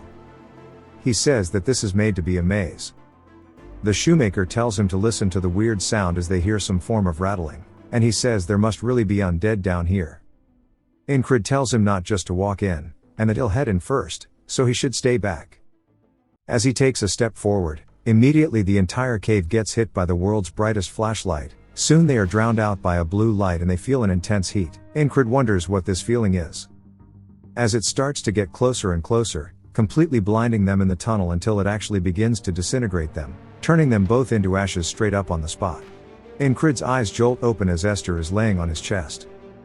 He said as soon as he detected the heat, he burned up instantly. He wasn't even able to take another step, and that was definitely a magic trap.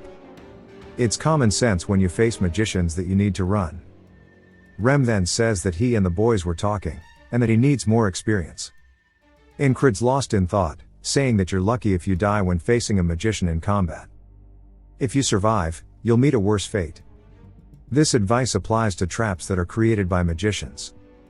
He wonders what he can do against the traps, saying that he doesn't know what skill he can train to overcome this. The man then tells him that if he doesn't see anything he likes to take care of this one, and it's the shoemaker's request once more. Ingrid says this needs a magic specialist or support from the higher-ups. It's not like other walls that he's faced, which he could just do head-on, and that the ferry company commander would listen to his request. But before that hot-headed man goes in there alone, he then realizes that he barely made it last time and begins running, and grits his teeth, saying that he can't be late. He runs over to the shoemaker's house, kicking the door open. The daughter is scared. He asks where her father is, and she tells him the basement. He immediately leaps into the hole with zero hesitation, because the father is nowhere in sight, as he took a little longer this time to accept their request. As he begins sliding down the hole, he realizes he's too late, as he sees the shoemaker ahead of him walking down the middle path, and Ingrid runs over towards him, telling him to stop. The shoemaker turns surprised and confused, but we see his foot was too far into the hole, as that bright blue light begins to appear behind the man, and Ingrid screams out for him, only for the both of them to once more get deleted, turning into straight ash. In the waters of the afterlife, Ingrid says that he needs to find a quicker way. He needs to go see him first and tell him to stay out of the basement.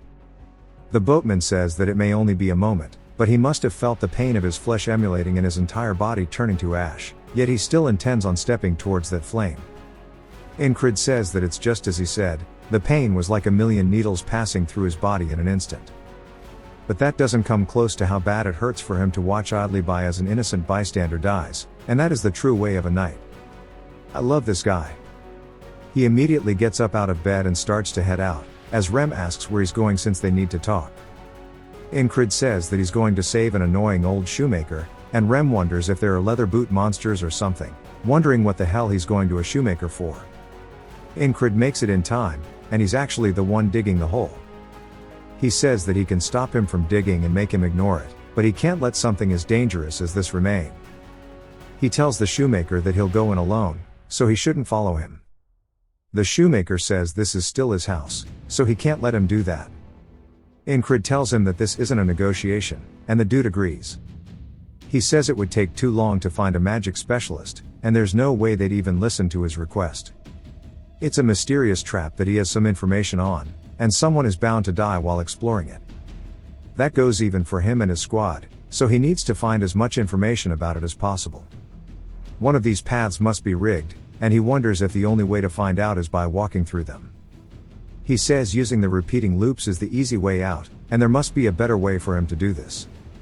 If he can find a hint or something that tells him there's a trap, he might be able to figure this out. He then wonders how many times he's died and what he felt each time. He wonders what exactly he felt when he felt helpless, or when he felt a blade piercing his throat, when his opponent would kick away his sword, or even when he first met the pervert he could instinctively feel the murderer's intent. Jackson's words echo throughout his head as it's something that wants nothing more than his death. Something begins to shine in the darkness as it goes towards Incrid, and we see a Dark Souls trap. Incrid actually senses it. As he comes to a complete standstill, he says that he actually did it. He then steps forward, saying that he felt something for sure just now as it cuts him straight down the middle very cleanly. It's so clean that his blood is still flying out the back of his body as he hasn't fallen into two yet. He says that he really felt the trap's murderous intent, and he has one hell of a grin on his face.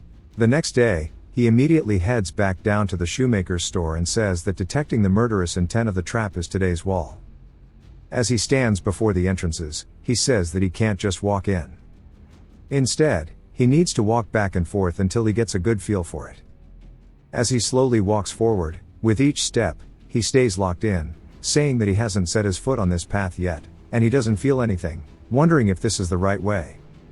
He slowly raises his foot down in front of him, then turning around, saying that this is where the blade came out from. He then steps towards it and sees an image of the blade flying straight towards him.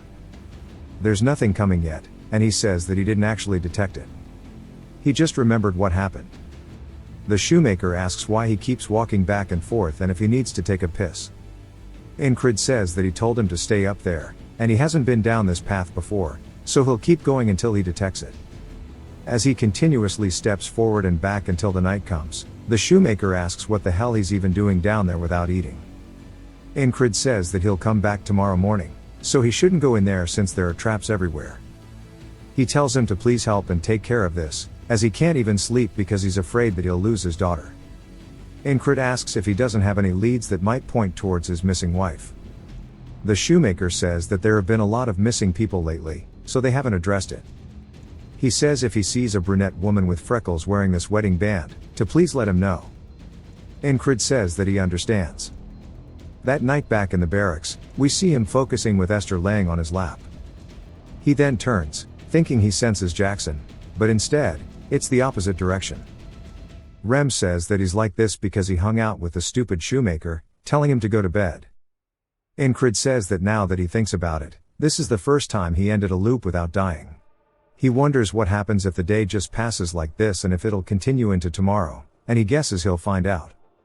He then takes one more step back into the boatman's into the waters of the afterlife and wakes up the next day. Rem then says they were talking yesterday, and they think he needs more experience. Incrid realizes that he's come back to the same day and wonders what will happen if he doesn't sleep.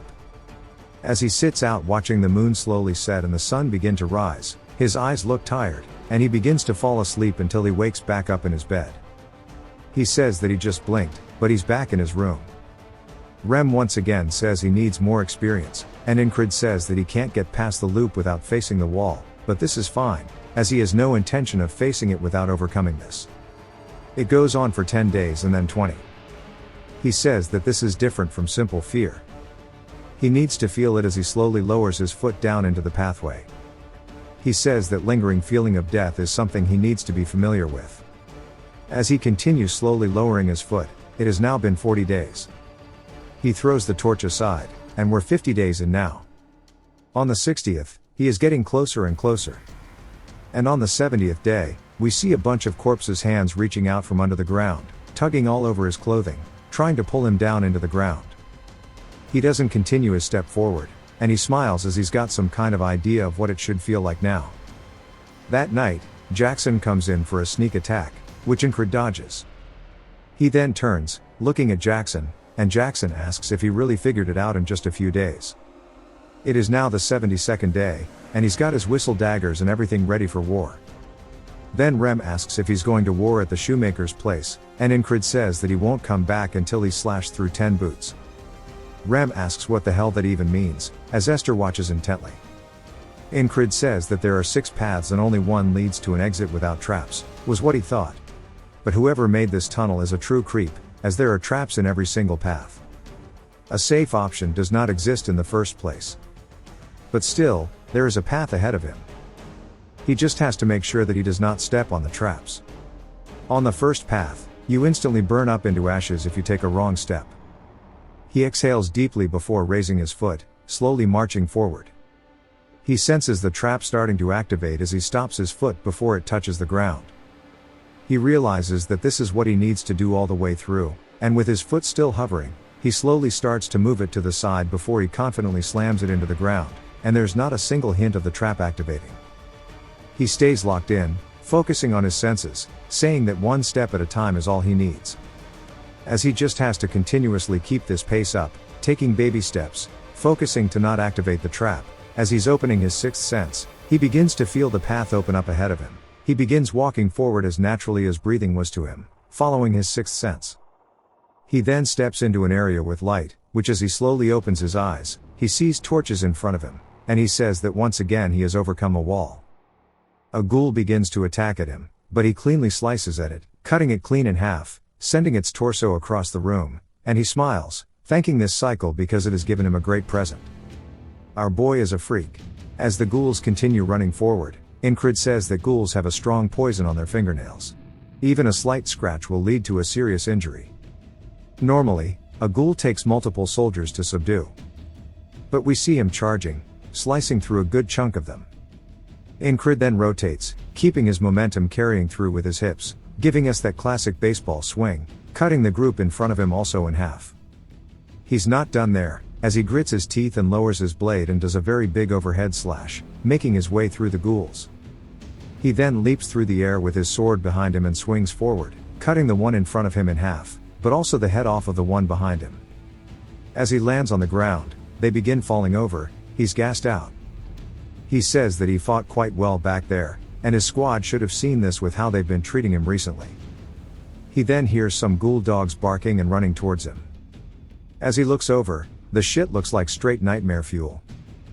He says that it's a demon wolf, but realizes it's mixed with other beasts and monsters, so he wonders what exactly is up ahead of him.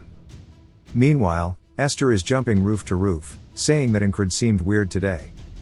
She wonders why he would go to a shoemaker while being so heavily armed, and it'll be very bad if he ends up dying because he's so reckless.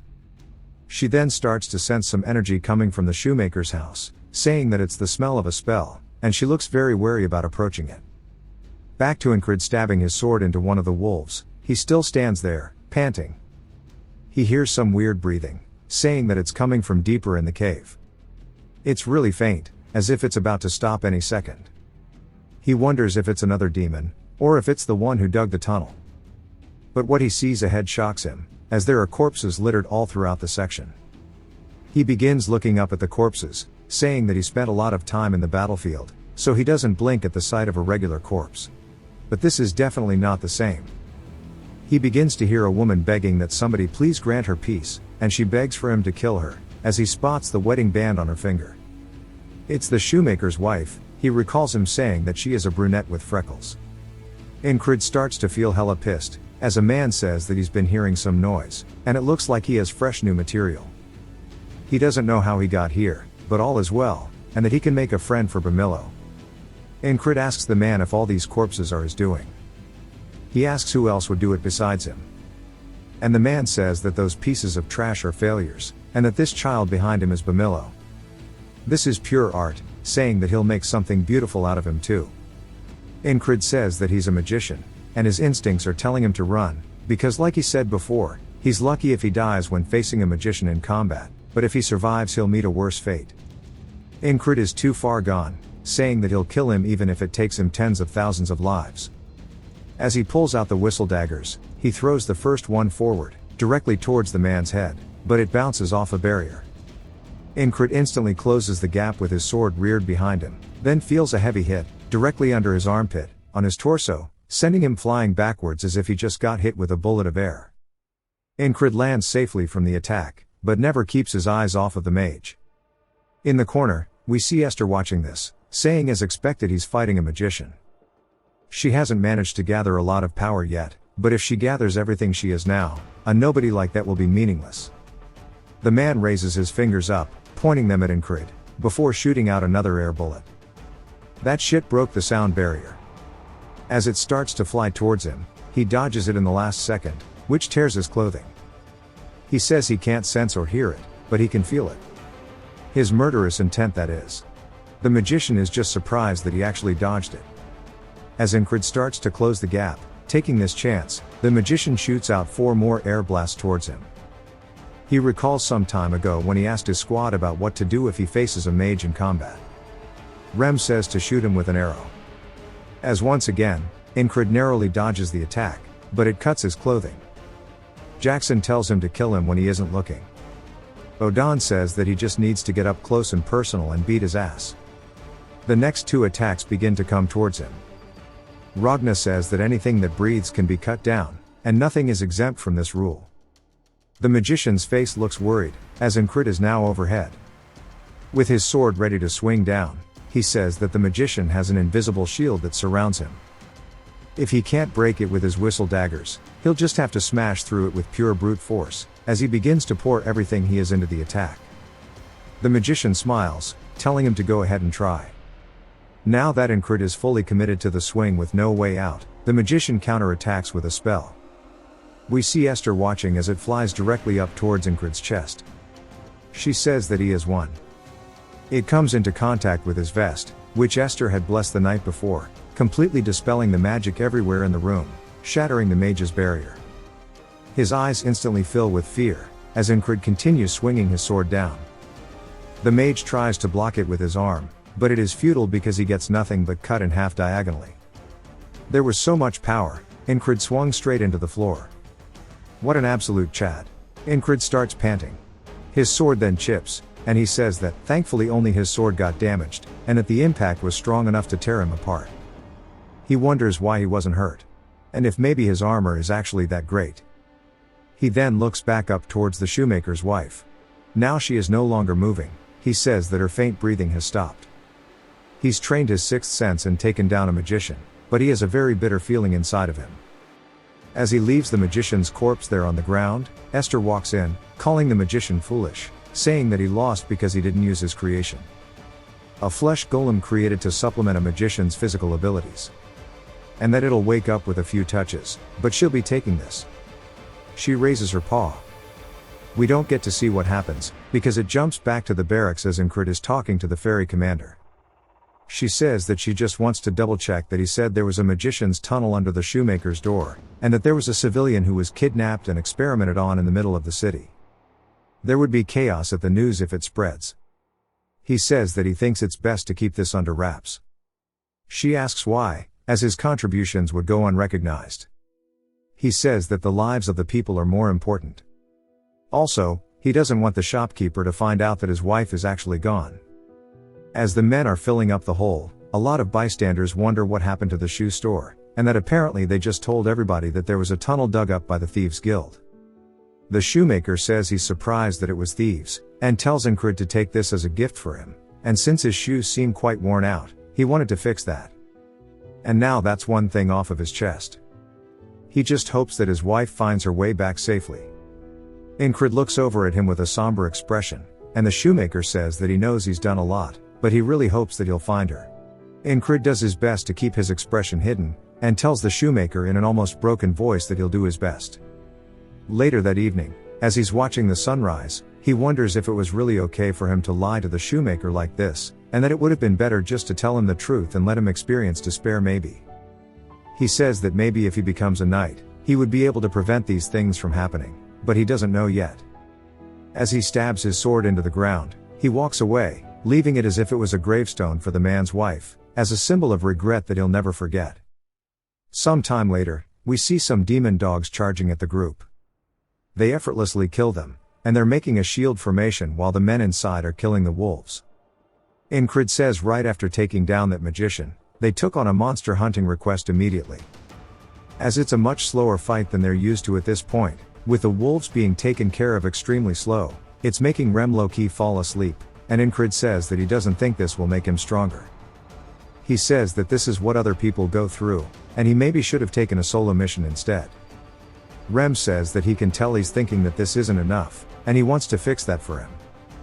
As he starts to pull out his weapons, he lets go of his shield running forward, as the other men wonder if he's insane.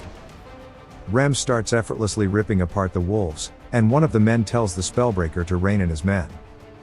But of course, Incred's already run off, and they say that his squad of lunatics had rubbed off on him. Incred charges in, carrying his sword behind him, preparing for a heavy swing as he follows through, once more getting a 2-for-1 with the wolves.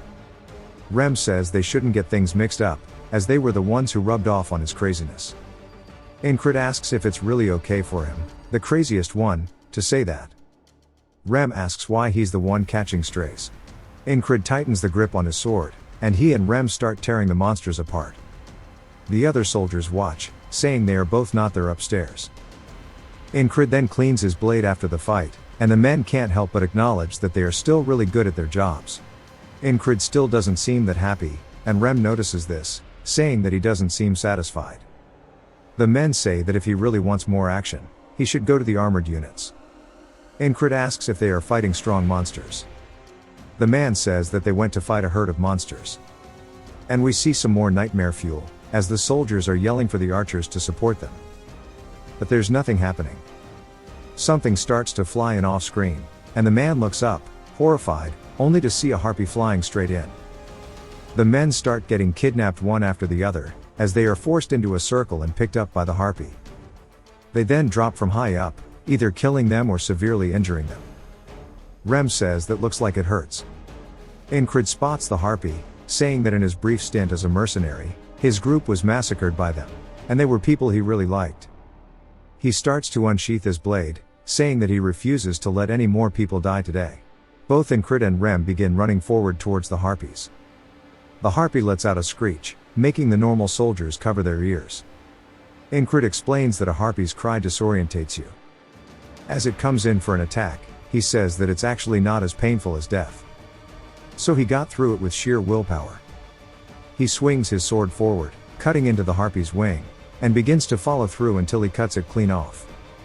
Rem yells out to him, saying that he's doing great, and he's holding onto one of the harpy's feet, saying that they should bet on who's going to kill more, as he slams it into the ground, killing it.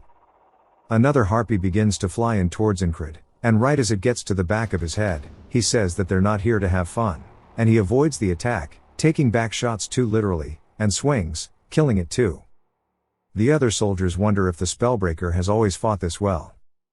They know Rem has, but they can't believe that the spellbreaker is keeping up. Rem goes in for another attack, and the harpy does its best to stop it with its foot, but his axe pierces through it anyways, and he slams it straight into the ground. Incred follows up with a diagonal slash upwards, cutting another one of the harpies in half, and Taurus says that Incred got better. His men ask if they can really just stay here like this when they're here to support him, as Bro is sitting on the ground. He says that they're not needed anymore. A few of the remaining harpies begin to fly in, and one of them takes Incred's sword, knocking it out of his hand. Now that there's distance between him and his blade, the harpies begin screeching and flying in, thinking they've won. We see a whistle dagger get launched into one of their foreheads. As Incred now only has one more to deal with, it begins to fly in, and he charges forward as well, as it's now a dash if he can get his sword in time before the attack hits. Right as it's in his face, he grabs onto his blade and swings upwards, cleaving the harpy clean in two. They start to actually notice the last of the harpies begin screeching, flying in circles before leaving. The soldiers can't believe that the harpies ran away, and they say that since they scared off the monsters, they must be monsters themselves. Incred says that the harpies that killed the mercenary corps aren't the same ones. We see a man saying that's because he was weak, that these bastards died saving him, and it was all his fault. These words stuck with him, and he says that now he'll be the one saving others. Torres says that the harpies are all gone, wondering if they should go back. His men say that it would look bad if they go back empty-handed, so they should kill some dogs at least. Incrid and Rem get informed that the support has arrived, so they can leave, and Rem asks Incrid what he wants to do. Incrid says that it's too soon to return. Torres and all of his boys think he's a complete lunatic now. Back at the camps, people are talking about how he helped the heavy armored corps. We see him doing his lunging squats, and they're still talking about how he has changed a lot, and that he tries really hard, so they should maybe do it too. Incrid takes his request off the board, and the dude says that he thought he did one yesterday. Incrid says that he's going to finish it quickly and do another one tonight. The dude asks if he has clones or something. And later that night, Incrid is still swinging by training his blade. A man sees this and says that he trains every single day, wondering if it's fun to live like that, and that he should try it too. So he continues to train throughout the night. The next day comes and passes, but again that night, there's 2 people training. This happens again, and that night there are way more than 2 people training, as there's a whole group just going crazy throughout the night. The ferry commander appears in the morning, and she looks over at them, saying that everybody seems different nowadays. A man says that they're following the spellbreaker, and it's become a trend. She says that she can't just ignore it anymore, and she walks over saying that they had a long meeting about him, and that these are the orders from above, so he should listen well. And now his squad, which is the 444th Regiment, will be promoted to an independent platoon operating under the 4th Company. From now on, he is an independent platoon leader. He says that he can only have 5 men under him, so he cannot be a platoon. She says that she'll reassign more men according to his request. Incrid says that being a platoon leader is nice, but it'll be a pain with all the lunatics in his squad, and she says that if he becomes a platoon leader, he will be exempt from menial duties, so he'll have more time to train. He looks her dead in the eyes and immediately folds, saying that he'll do his best in his new assignment. She says it's a shame to let him go like this, asking if he wants to have a duel. She raises up her hands, saying that these will be the weapons, and she wants to go unarmed again. Incrid says that after he lost with her last time, he's worked his ass off training with Odan. He drops his sword, saying this was great, and it's time to see how much he's progressed as he is ready to show her the equal rights, equal lefts. As they start to square up, he recalls how Odan once said before, that hand-to-hand combat requires him to get up close and personal. Something quick is better than something complicated. The ferry commander dashes forward, swinging in, but he manages to block it. And he says that pretty much what Odan is telling him. As he starts to push her arm back, he says he needs to use his size against her. As he begins to get the momentum, pushing her directly towards the ground, she lands, and he puts his arm on her chest, saying that he thinks he's won. She asks if that's so, saying that a human's proposal is quite aggressive. He can't believe she's at this once again. As she raises her leg, wrapping it around his side, she instantly 180s the situation, getting atop him. She says that analyzing his opponent's weakness and breaking them down with his own advantages sure was a good thing. She tells him that he did a good job, calling him her fiancé, telling him that he should keep it up. He says that he's not her fiancé and that she should get off of him. She does so, and they start dusting off, then she apologizes. He wonders what she's talking about, and she says that she couldn't stop it. Now he's even more confused because he has no idea what she's talking about. As the winter began to leave, the battlefield once again was getting heated up. It was time for an all-out war. The Aspens have begun mobilizing, desperate to wash off the dishonor of defeat. A man slowly walks up to the podium, getting ready to give a speech. Since the Aspens were preparing for war, so did the army of Nalilia. The man introduces himself as the new battalion commander, Marcus. Crace says that since that guy is here, it seems like they'll actually see through to the end of this now. He is Marcus the Warmonger. He is one of the key officers under the Cyprus division. Unlike his predecessor, he's a great tactician, and he's very well experienced.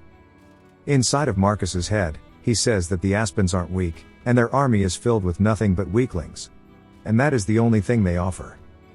With the exception of the heavy armored corps and the border guards, Among them, the only one who caught his eye was the platoon commander. People call him the Spellbreaker. He's been doing heroic deeds since the last battle, and he wonders if it was luck or skill, saying that it's time for him to prove himself, and that he should prove his usefulness. Later that day, Rem asks if they're really getting sent out to scout along the Penanel River, and if it was directly by the battalion commander. Incrid says that this is what the ferry commander was talking about. Craze then mentions the area, but a familiar voice cuts him off, as it's none other than Henry who says that it's near the Cross Guard, which is Aspen's fortress city. It was created for military purposes similar to the border guards. I'm glad that Henry managed to join the group. He then continues, saying that if they were to go at this time, and this time Craze finishes his sentence, saying that they're only going to gather intel. Rem says that he shouldn't go, but Incrid says that he can't refuse an order from the commander. Rem says that he guesses he'll get ready too. Yet another familiar voice, as we hear Andrew saying that the battalion commander has also ordered him all to obey the commands of the new squad leader, and that they should all follow his commands, and we see Mac with him too. Rem approaches him and begins licking the hell out of his blade, but really slowly like a freak, asking why the hell there's an insect in their midst. Andrew starts to get freaked out, saying that he's the new squad leader, and they should all listen to him. Odan says that he can feel him trembling all the way from over here. Ragna asks if that little kid is really their squad leader. Andrew says if they have a problem, they can fight it out. He volunteered for this so that he could fight by Incrid's side, and he's not going to leave. Rem readies his axes, saying that he sure is a feisty insect. Odan also begins cracking his knuckles, saying that he wants to gently loosen up his joints. Jackson says that a finger should do, but Incrid tells them all to go easy on him.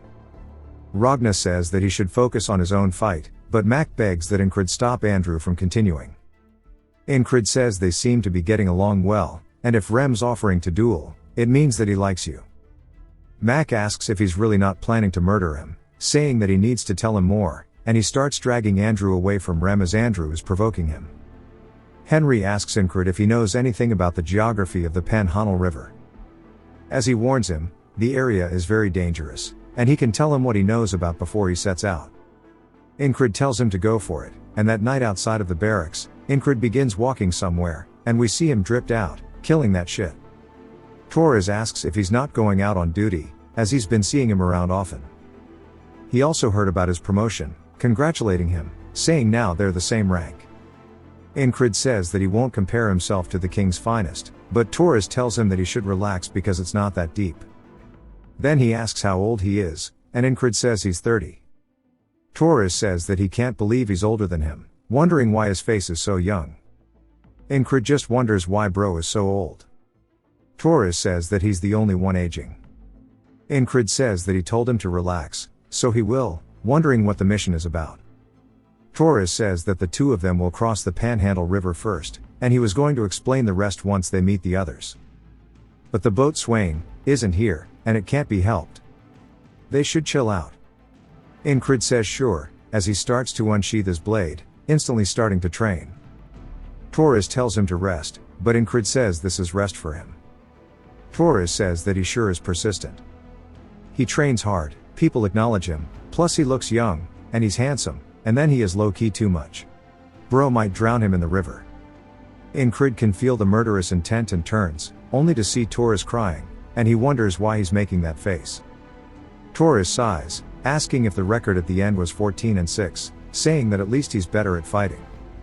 Incrid reminds him that was in the past, and Torres says that he's not the only one getting stronger, and Incrid says that he's glad to hear that.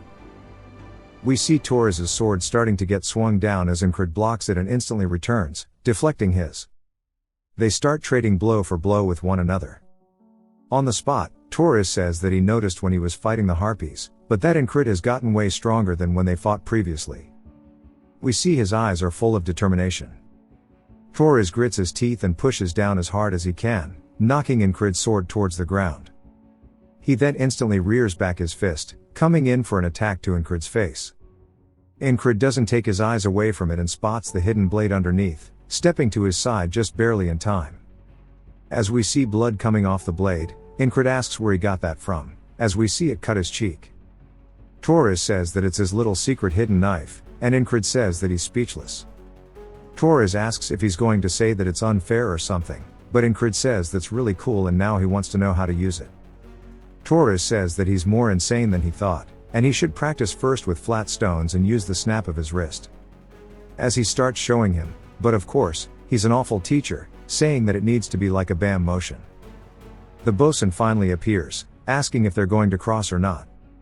As they begin doing so, Torres teaches him the entire ride. They finally get across, so Incrid asks where exactly the rendezvous is because they're meant to meet the recon platoon here.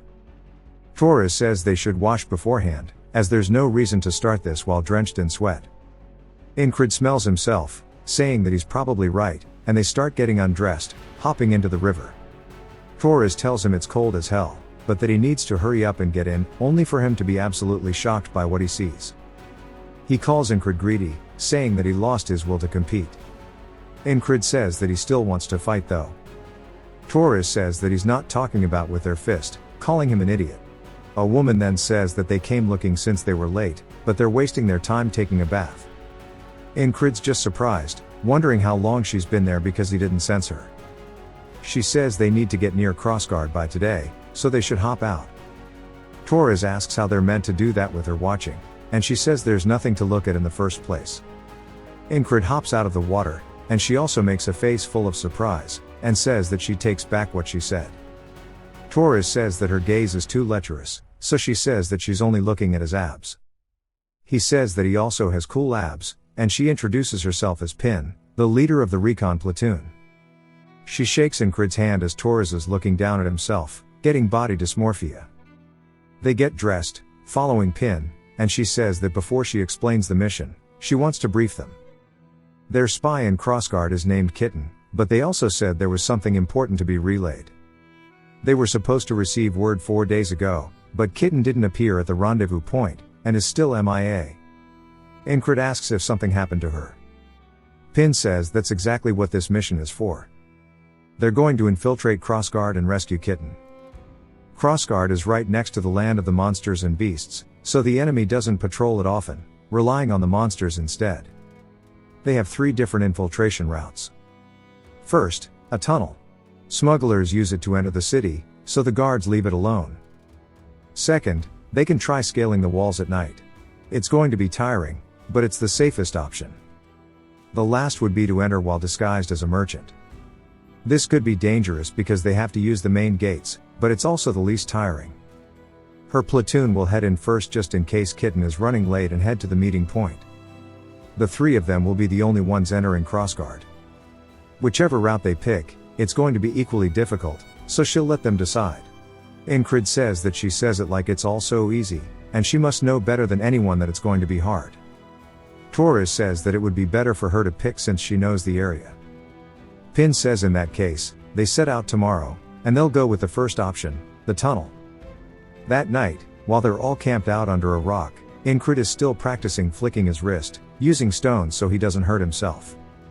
But it doesn't work at all, so Torres asks how he uses a sword when he's this bad, but he'll figure that out eventually, so he should keep at it. Pin says that she wondered what they were doing by not eating dinner, but wonders what exactly he's doing. He tells her it's training, so she hands him some food, saying he should eat first, as they have a platoon member who wants to be a chef and it's really good. They start eating it, then both say this shit is actually gas. She says that they can get more if they want. His parents apparently have a shop in Border Guard, so they should check it out. She also tells him not to go over there to train, pointing at a tree, and she goes to tell him what's under there, and Incrid says there's a viper. She's surprised, asking how he knows, so he tells her that he has a hunter in his platoon, and he learned it from him.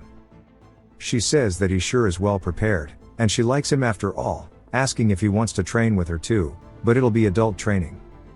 Incrid stares at her for a second, but still has no idea what this could possibly mean, so she just says that she's flirting with him, asking if he's stupid. She says that she's actually quite nice.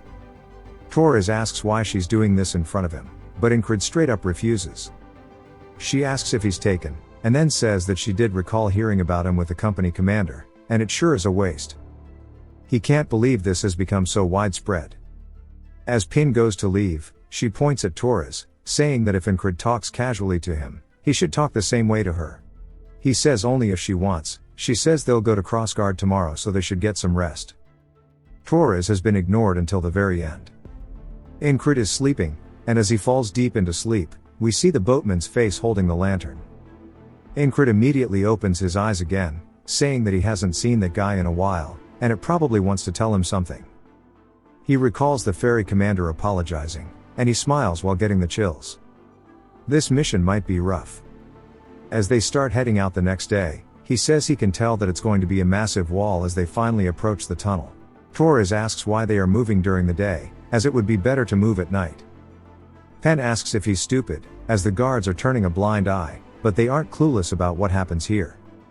Ingrid agrees with her, saying that they're catching them off guard because they won't expect it during the day. Penn says, she was expecting someone so handsome to understand. Torres just wonders why the hell he's getting so many strays. Penn says it's time for her to lead the way, as that it's a ranger's job. Ingrid says that a ranger works as a scout, and it's imperative that they move quietly with the bare minimum equipment. As she walks forward, he barely hears a sound, and he says that sure does suit somebody that is a ranger, and he wonders if he can do the same. As he slowly walks forward, we hear a man saying that he's got them, calling them little rats as they were waiting in ambush. Penn is surprised, and she yells, telling them that they need to retreat. But the guard says there's nowhere to run, as we see men with the crossbows behind them as well. And the guard tells his men to kill all of them. Penn yells, saying they need to fight their way out of this as the crossbowmen unleash their bolts. Ingrid runs in, cutting as many as he can in front of him, and Penn blocks one with her arm. She runs up, swinging, cutting one of the men's arms, and immediately gets on top of him, going to finish the job. Torres also instantly kills one, and Ingrid says that the two of them aren't used to fighting against a larger force. So they won't be able to fight to their full capabilities in this situation. As one of the men gets behind Penn, going to finish her, another does the same with Torres, and Ingrid watches helplessly as both of them get executed directly in front of him. As they start surrounding him, he says this is definitely a tall wall, but he won't die so easily. He throws out some of his whistle daggers forward, instantly killing two of the crossbowmen. He runs in, cutting another one's throat, then instantly to the next, cutting the dude in half. The guard yells, telling his men to surround him. One of them kicks him straight in the chest, causing him to fall to the floor, and they dogpile him, stabbing him all over. As he's going down, he stabs one of the men in the legs, and his eyes are still filled with absolute determination. But against their overwhelming numbers, there's not much he can do. Back in the next loop, he says that a force of that size wouldn't have just appeared there, and they were prepared beforehand. Which means the enemy expects them to come. I wonder how he didn't notice them. They must be skilled. Penn asks Ingrid why he's not getting ready, as it's time for them to head through the tunnel. He says that he doesn't have a good feeling about that place, and they should enter by scaling the walls instead. Torres tells her that Ingrid wants to sort an enemy's spell just by following his guts, so it won't hurt to listen to him. Ingrid says that it wasn't really his gut, but rather what he experienced. Penn says sure, but they'll need to wait till night, so they'll end up wasting time. Ingrid asks her if she wants to go for a round, and she starts to blush, saying that she can't believe he likes doing it out in the day. He says he didn't mean that, but he wants to duel. She says that she guesses they can, but she doesn't want to use any weapons. He says they could do it without weapons, and she smiles, saying she's more than up for it. As the men gather around to watch, Ingrid says that if the enemy knows that they're coming, they'll probably end up fighting no matter where they go. And it'll be good to know how capable his team is, and on top of that, he can get some training out of it. He asks her if she wants to go first, but she says nah, he can have the first go. He runs in with his fist reared back, punching straight towards her head. She ducks underneath it, leading in with a knee to his chest that he blocks. As he's starting to get sent from the attack, she begins to pivot, preserving her momentum, following through with a roundhouse straight to his head, but he narrowly dodges. He says he's going to use the same tactic as the ferry commander and use his superior physical size, as he grabs onto her, slamming her down into the ground, putting his hand right by her head. She says that was the wrong call, as she grabs onto his wrist and wraps her legs around his chest. She hits him with a triangle choke and begins squeezing his throat. Torres says that's enough and gives her the W. Ingrid says that she's small but packed with muscles, and there's a reason why she prefers barehanded fights over those with swords. She asks if he knows that he lost, and he says that she's going to be perfect to train with, asking if she wants another round. She smiles and begins blushing, so Incred clarifies that he meant sparring. She asks how he knew what she was thinking about, and Torres tells him to stop doing that shit in front of him. As the night starts to set, Pen asks Incred if this is really how he's going up, and he asks if there's something wrong. She says that he has too many weapons on him, and that he's going to pass out from exhaustion before they make it halfway up. Torres asks what about him. She gives him one glance, telling him to do whatever he wants. Bro starts crying, saying that his feelings are getting hurt here. Incred says that he thinks he can climb the walls fine with this much gear, and she sighs, saying that he sure is innocent. They aren't just climbing the walls, they need to climb this giant mountain just to get to the walls in the first place. Torres says that's really high up. Incred says that climbing it alone will be a challenge, but none of his walls have been easy to climb thus far. Before we can see them climbing, Incred explains that when he got back from the magician's tunnel under the shopkeeper's house, he picked up some trophies to buy a new sword since his broke. Craze was surprised by all of the magic tools, saying that just one of these is worth enough to buy a full set of new equipment. Incred says that he should go get him the best sword he can with this money. Craze asks if he really has nothing in his brain but swords. Incred says to a person who lives and dies by this sword, their sword is their lifeline, and heading out with that one is not an option for him as he starts scaling the wall. At the top, Pen says that she told him to leave his sword behind, even if he puts away all of his other weapons, just that one he has is just going to drain all of his stamina. Incred says that it really is weighing him down, but he continues climbing up, saying that muscles that have been pushed to their limits become stronger. This is just another example of training to him as he keeps scaling up the wall. He says that he has already reached and overcome countless limits. As he finally makes his way to the top, he says this much won't be enough to stop him. He finally climbs to the top and lets out a big deep-winded sigh. Pen tells him that he's only making it difficult for himself, and Torres wonders why he insisted to bring his sword, wondering if it was to train, but says there's no way he can be that insane. Some wolves begin to howl as they look down, seeing a pack of them, but they're just not normal wolves. They are werewolves. Incred calls them lycanthropes. Torres comments on how it's rare to see them moving in such a big pack. Pen says that means they are going to have to be on their guard now, and she spots the wall off in the distance. As they hide in some nearby foliage, she says there is nowhere for them to take cover, and the guards begin doing their rounds. She says that it's actually so bright when 2 full moons are up that the guards don't really pay attention anymore. As soon as the guard turns, she tells them now is their chance as they begin running straight in towards the wall itself. Finally, as they start to get close, the guard turns, looking straight down, but since they are already out of his line of sight, he doesn't see them, as they have made it directly underneath him. She says that she told them it's easier on nights like these. Incred says that he thinks he met eyes with the guard, wondering if he saw it wrong. She starts to rub her hands in ash, saying that past these walls are the slums. If they hide within them, there's no way they can find them. Before they get up, he should really ditch his sword, as this wall is going to be much harder to climb than the mountain. He says it won't be a proper workout without some weight behind him. Torres says he knew it, calling him crazy. As they begin scaling the wall, he says that he gets why she says this is the safest route. If they safely get past the walls, infiltrating crossguard will be a piece of cake. But that's only if this was not a wall. Just like how there were greyhounds ambushing them in the tunnels, there's a high chance they're waiting for them atop the wall too. As Pan is the first to make it up, Incred wonders how they're going to get stopped this time around. Somebody stomps forward, and we hear a woman's voice saying they sure did work hard this late at night, but it's now time for them to rest. As she snaps her fingers, vines begin to sprout from the ground, flying towards them. Pen yells, telling them all to duck, as they narrowly get underneath the vines. She tells them to run to the base of the wall. As she throws her axe forward, the magician blocks it with her vines, but not just that, she shatters it to pieces. Incred is surprised to see a magician, saying he didn't expect that, and it sure is an impressive trap.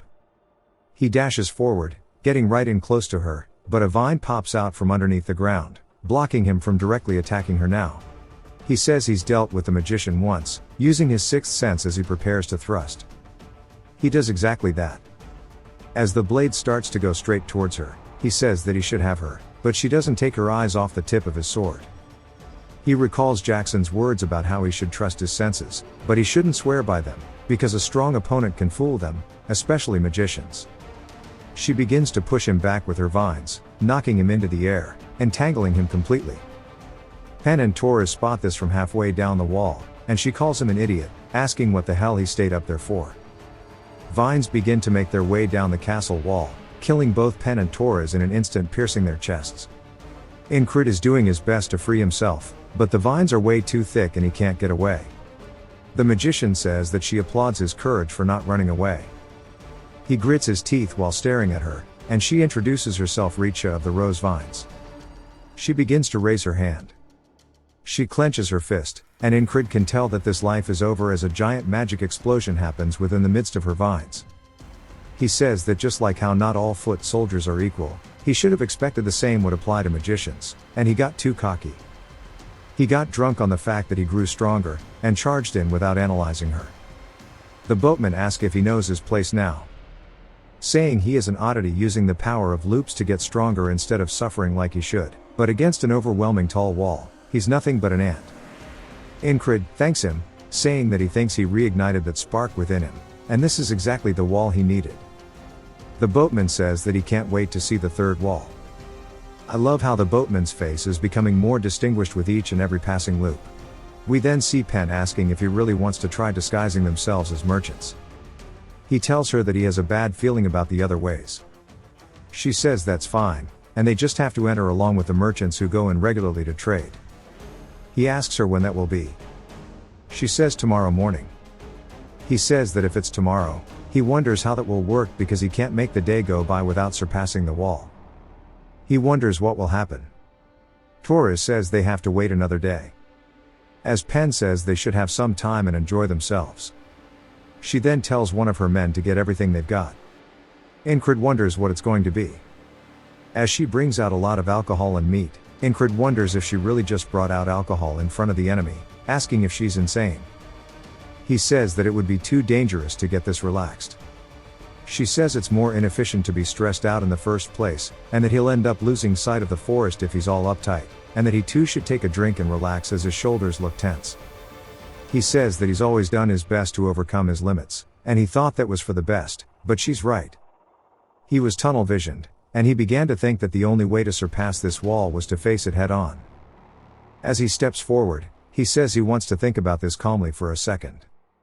As he unsheathes his blade, he says struggling head on isn't the only way. Today, this moment, it will all become a part of him as he begins focusing, as he's about to start training. Pen says that she told him to rest, asking what his problem is. Torres says that it is resting for him. She seems curious as Incrid begins racking up a sweat from swinging his sword, and she says that he sure is a delight for the eyes. Torres tells her that's harassment, and she says that's only harassment if she wasn't pretty. As the two moons begin to overlap and night has fallen, we see them camping out, and Incrid says that he had a big revelation today, and that alone made his day productive. They would have arrived at the walls about this time. The greyhounds are in the tunnels, and there's a magician atop the wall, and he wonders what's going to stand in their way this time around. As we see a wolf's foot enter the frame, the lycanthropes begin to howl, and these are the ones we saw from under the cliffs previously. Pen looks surprised, and so does Torres. Incrid looks a bit tense, and he recognizes it as well, saying that these howls are the lycanthropes they saw underneath the cliff that one time, when they climbed it. As the army of werewolves begin to run in, Pen tells him to run for it, but they get cut off by the werewolves as they have been completely surrounded. Torres mentions how they need at least 10 men to handle one of them, and there must be 20, but there's only 6 of them, and that pretty much just means they're dead.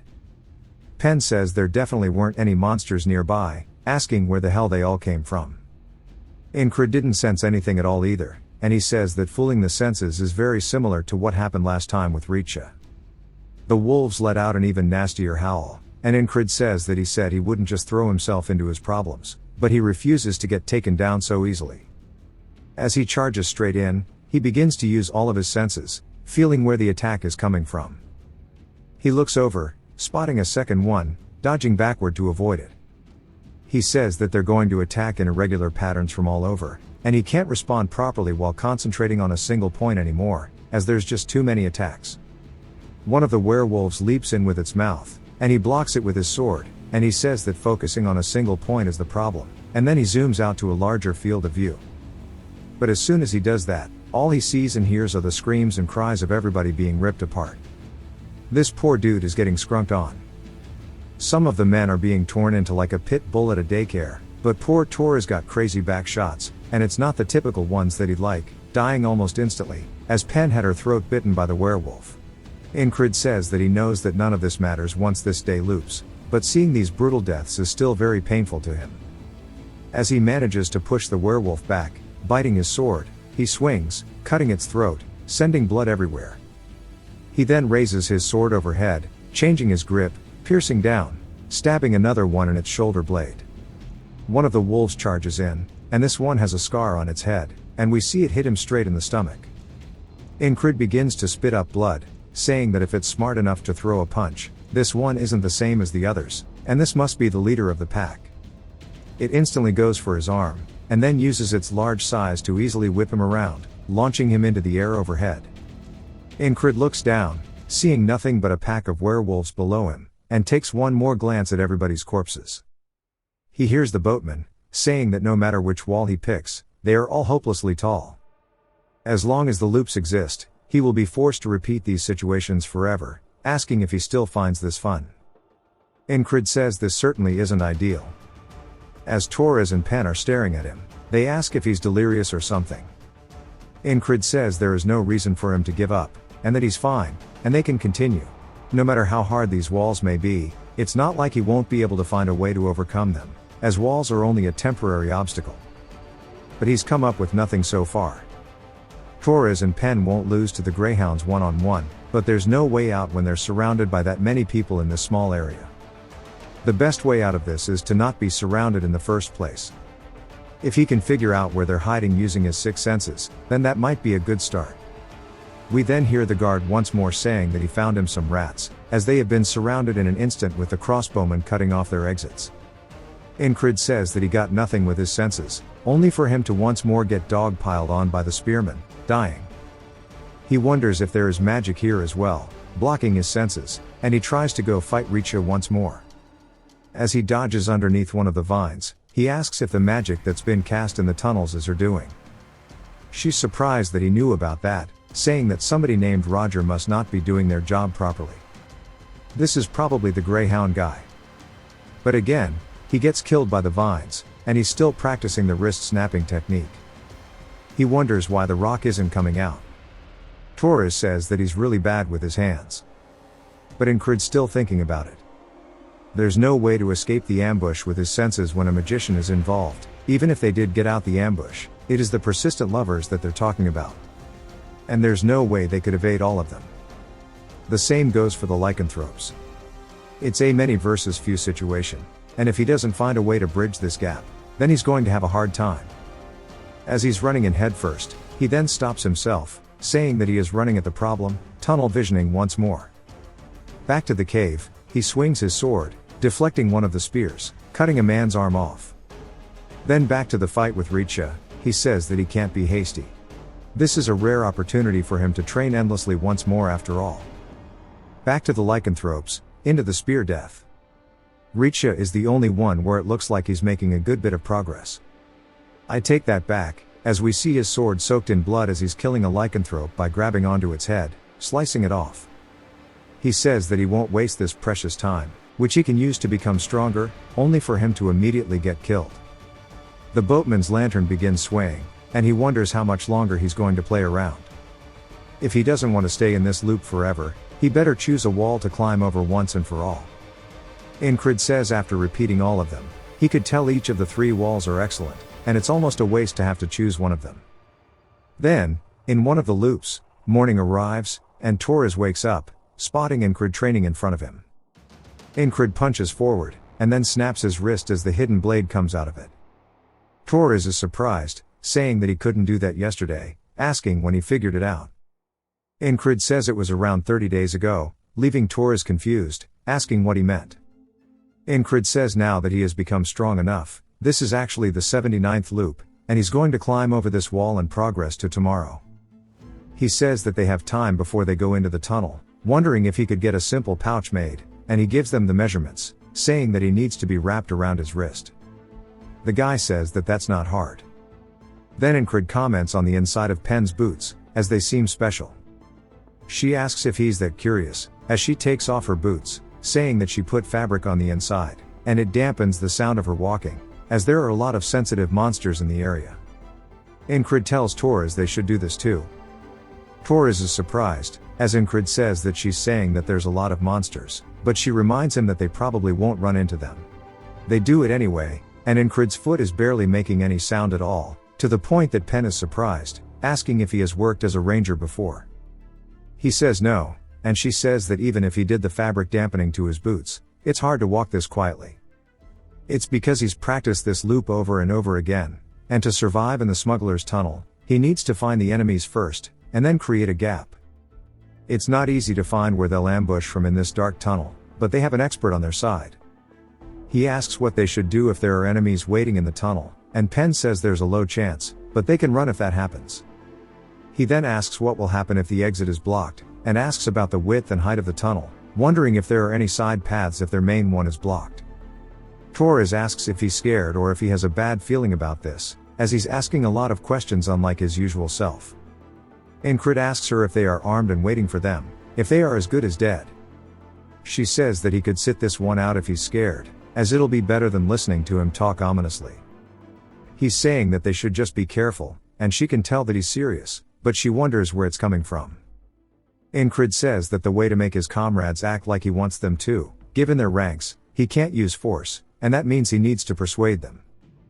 The level of intimidation that Krang showed at the infirmary tent, and the forceful way of speaking, he got his point across. That method is more effective than 100 words. She says that he's right, and she admits that she was too relaxed. The air has now shifted, and if she stays alert, she'll notice things. As she's looking at the floor, she says it's odd, and that there are footsteps that have been muddled on purpose. She then grits her teeth, realizing that this is a trap, saying they need to go back immediately and secure the exit. Finally, men start walking up behind them, wielding crossbows, pointing them directly at them, and Torres and them hide. We then hear Incrid running, saying that he has word from their boss Roger, and that Roger is the name of the enemy commander that Richa had mentioned. It's difficult to see faces and how people are dressed in the dark, as he starts screaming about the city and monsters. They ask if he means Commander Roger, wanting him to explain. Incrid says that these guys think that he's one of them just because he knows the name Roger, and as he gets close, Incrid starts to draw his blade. He says of course they'll realize now that he's up close that that's not the case, but by then it's too late as he instantly kills one of them. They start screaming, saying that he's an intruder, and the man yells for everybody to shoot as Incrid grabs onto his uniform and begins holding him hostage, telling everybody to shoot. The man orders them not to, saying that they better not dare. Incrid taunts them, saying that he thought these Aspen dogs were trained, and he can't believe they can't take down one man, and that they should do something. Both Torres and Pen wonder what the hell he's doing, provoking them. Pen says that if there are others here, this is going to be bad, and she needs to check it out. But Incrid starts screaming, asking if their crossbows are for show, and if their heads are just empty. Continuing to taunt them, Pen then realizes exactly what is going on. He keeps yelling the name Roger, saying it over and over. We see her coming up behind one of the guards as she instantly hits him with the "does this rag smell funny" no jutsu. Torres also picks up what he's putting down, killing another one of them, and she realizes that this is the perfect opportunity for them to kill them, and that he is a real genius, as she stabs a man in the throat. The soldiers now realize that they're pinched and yell about the men behind them. One of them asks where, but Torres instantly cuts him down. Incrid yells, saying that the moon shirks away from the oncoming darkness. The sun rises to reveal a new dawn, and he continues screaming meaningless things. One of the soldiers looks absolutely terrified as he's readying his crossbow. He points it forward towards Incrid, and the guy releases the bolt, only to friendly fire his boy. They scream, telling him to die, as they start charging at him.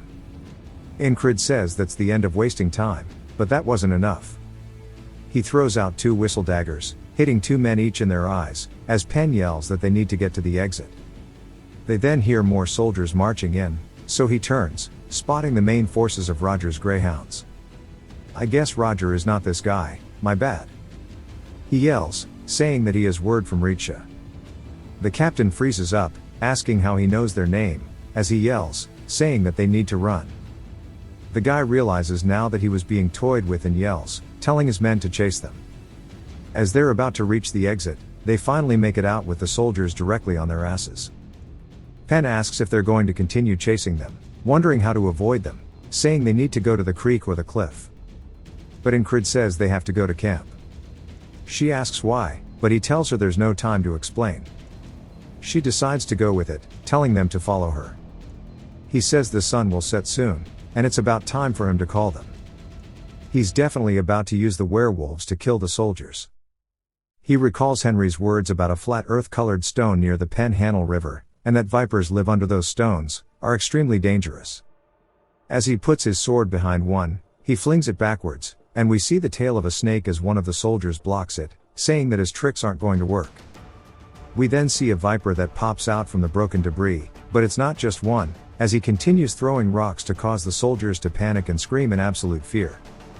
Pen asks what the hell they are doing, saying that if they're this loud, the monsters will hear. But Ingrid says that was the point, and their big ears won't fail to hear all of this. As they continue running up the hill, he says that the moon will now rise, and when the moon is at its peak, it's time for the monsters to roam, as the night belongs to them. The werewolves begin howling as we see them below them.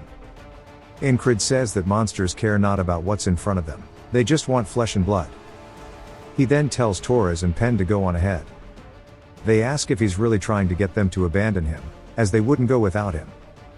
He yells, saying they have to, and he has a plan. They just need to go, as they'll get in his way. He then stops, killing his momentum, and begins to turn towards the guards. The captain yells, telling his men to split up after them.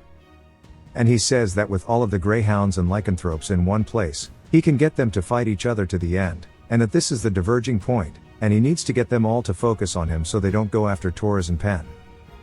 He needs to let out an immense killing intent strong enough that nobody can focus on a single other thing.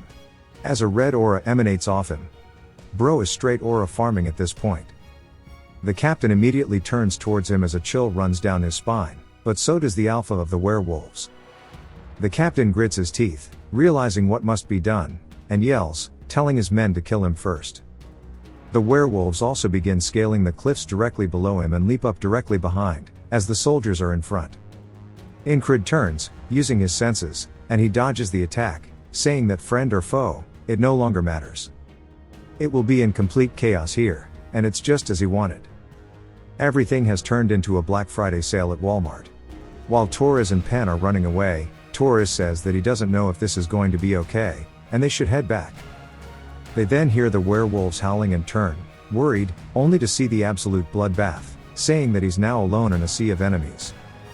Torres says they need to head back immediately, and then he's in complete disbelief by something, as he has to rub his eyes to double check. He asks why the hell he's so good at dodging, as we see a spear go straight past Ingrid's throat. He says in the midst of this chaotic battle, there are those who sense his murderous intent and attack, as he's focusing on not just a single point but everything around him in unison, predicting the trajectories of their attacks with the most minimal movement required. He easily dodges. He says he had to adapt his senses, and spread his concentrating on a single point to be wide, to places he can't see. Split-second decisions are important, and the tiniest mistake can lead to his death.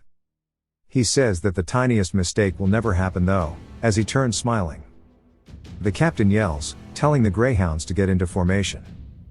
He says that the greyhounds are an elite troop, and the lycanthropes are no match for them once they get into their formation, and the chaos needs to continue for his purposes. The thing that he discovered in one of the past loops after he was clashing with them, one of them called him stupid, saying that he has challenged Roger, who doesn't take his helmet off, this is his title, and that he will be no match for him.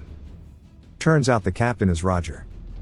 Ingrid wonders why he doesn't take his helmet off and decides to figure out, as he knocks it off with an attack. As his helmet falls to the floor, the men all look worried, saying now they understand the reason he doesn't take his helmet off. Ingrid says that it's not shameful to be bald, as Roger is just absolutely pissed. Bro kinda looks like a monk. Also a bit like my friend Ian. But he figured out that he was hella ashamed of it.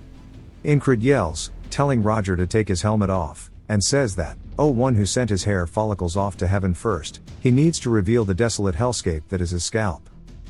Roger starts to get pissed, and says that he has to stay calm, and he doesn't need to play along with his childish taunts, only for Incrid to start putting his hands into his hair, showing his nice, beautiful hairline and his super healthy hair.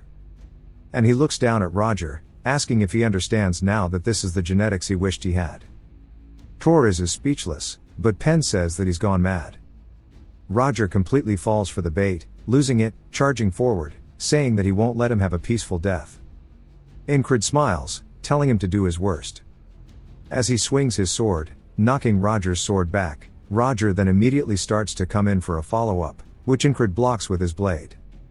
He then thrusts towards Roger's eye, but Roger narrowly avoids it, and Incrid says that it's time for him to meet his hair again in the afterlife.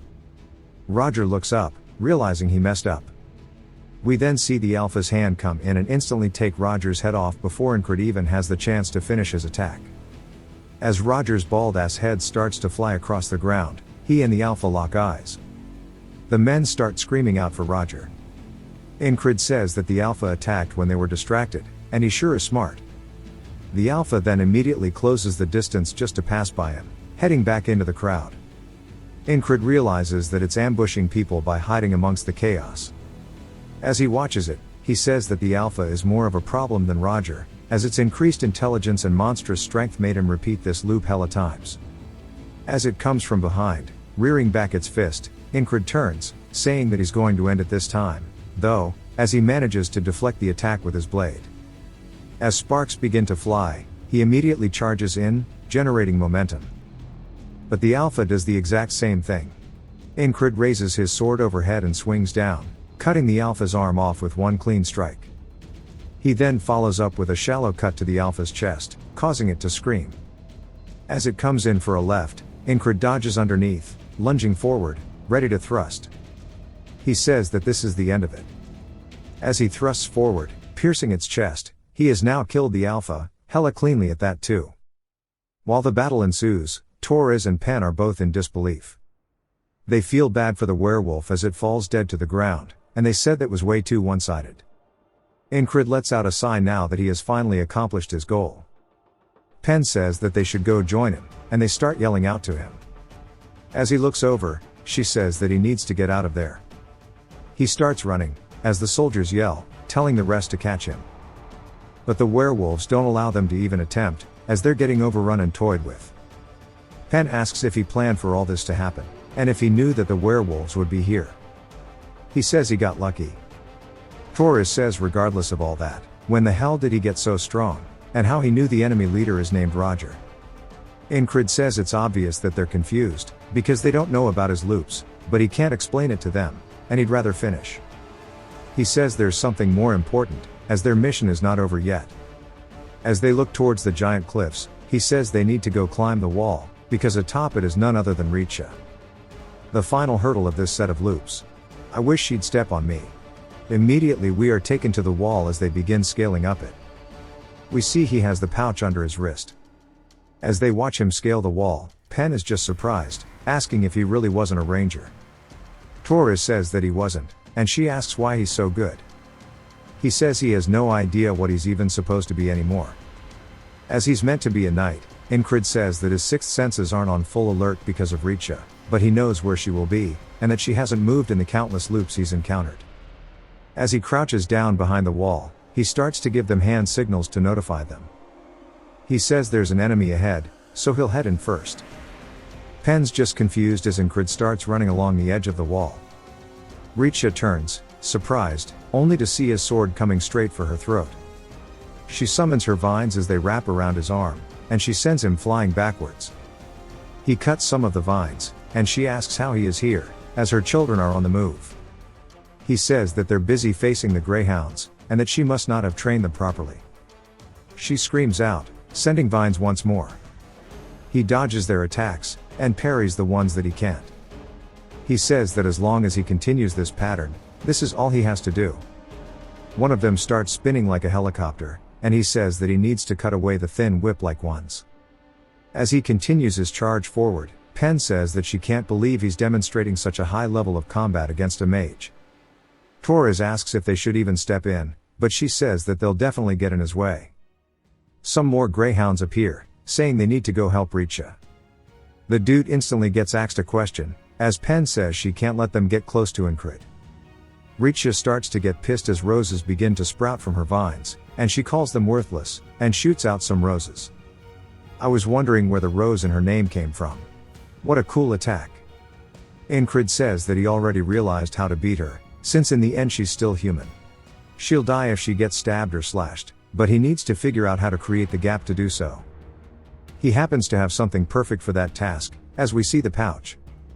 He starts to charge in, concentrating on his surroundings, dodging the arrows, and cutting away at the vines like he has been doing so far. As he cuts away at the ones directly in front of her, shielding her, she's surprised. She starts to create a barrier around her, and he puts his fist straight in front of her face, just like he did that one time with his sword. He says that his trump card was repaired with the help of the hidden knife. Back when Craze asked what he wanted to do with these leftover magic devices, and if he wanted them to be sold, he said that he wants to keep them, as they'll have a use for them somewhere. We see that's what's actually inside the pouch, as he flicks his wrist, sending it directly out to her face. He says that these are the magic devices from the cave, as it starts to create a blue blinding light, as if the sun had risen. Both Pen and Torres also have to cover their eyes. As the people in the slums look up, all they see is this very bright light atop the wall. Richa starts screaming in pain. As Incrid swings his sword forward, cutting through her vines, but also cutting through her side as well. He says that what he realized once he learned to relax his shoulders was that there's no reason to pick only one direction.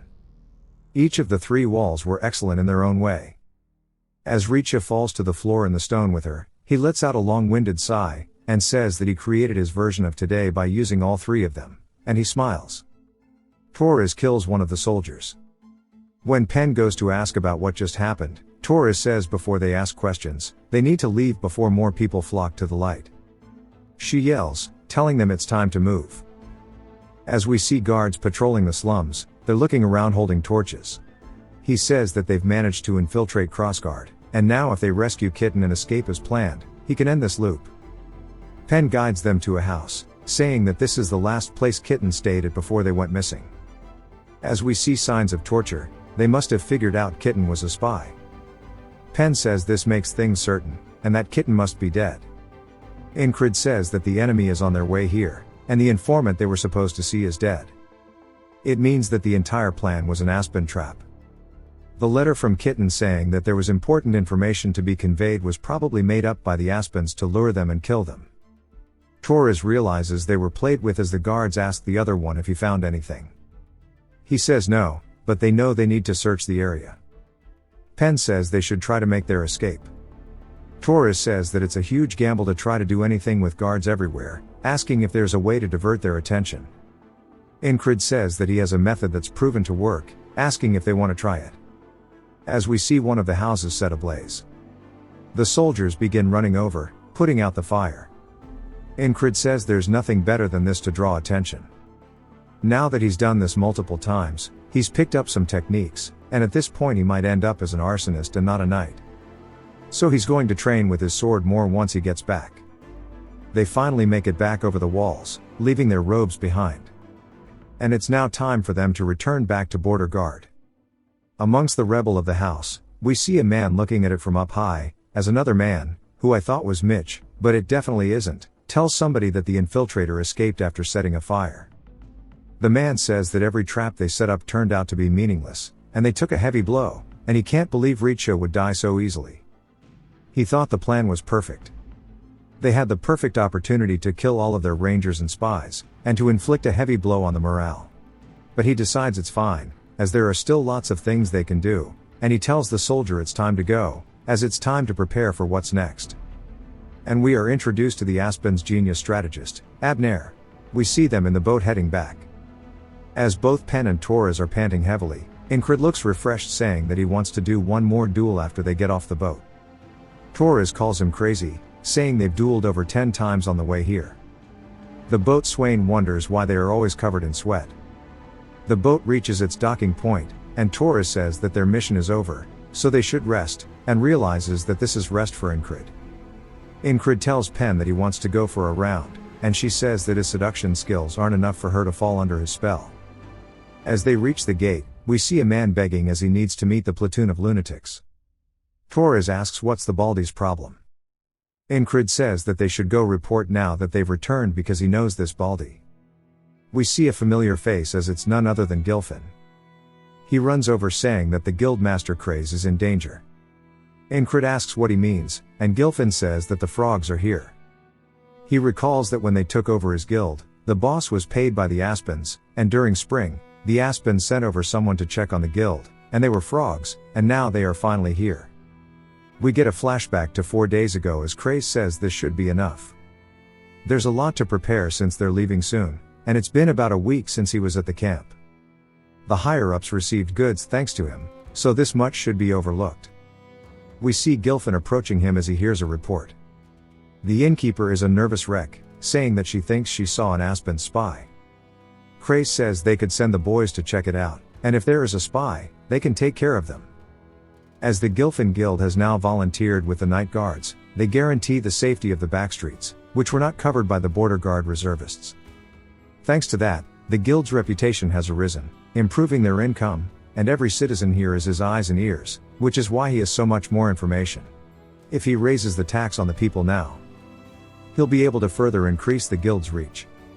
In 1 year, rather in half a year, he should be able to take over all of the backstreets. We see a man standing guard outside of the door as, on the other side of the hallway, is a man in a robe. He goes to ask him what he is doing, but they already close the distance and send him flying through the door in front of Craze. We can tell from their silhouette that they're not human. We see Craze surprised, and Gilfin asks if he's already here. Craze says that it's a frog, and we see its little inbred flippers as they take off their hood, revealing their face. Craze recognizes that the frog didn't kill his men, so he can still talk to the frog. He gets a bit nervous and tells the frog to please come this way. The frog starts to find him amusing, laughing, saying that's an interesting response, asking who he thinks they are. He says that he doesn't think that's important, asking if they've eaten. The frog says that he doesn't think that's what is important right now, as he hits Gilfin with a backhand, instantly closing the distance, catching Craze with an upper. As Craze starts to soar through the air, and Gilfin hits the ground, the frog grabs onto his clothing and says that humans need to be eaten up before they can listen, and that's been his experience. Craze says that he would have answered no matter what, even if he didn't hit him, wondering what makes him so curious.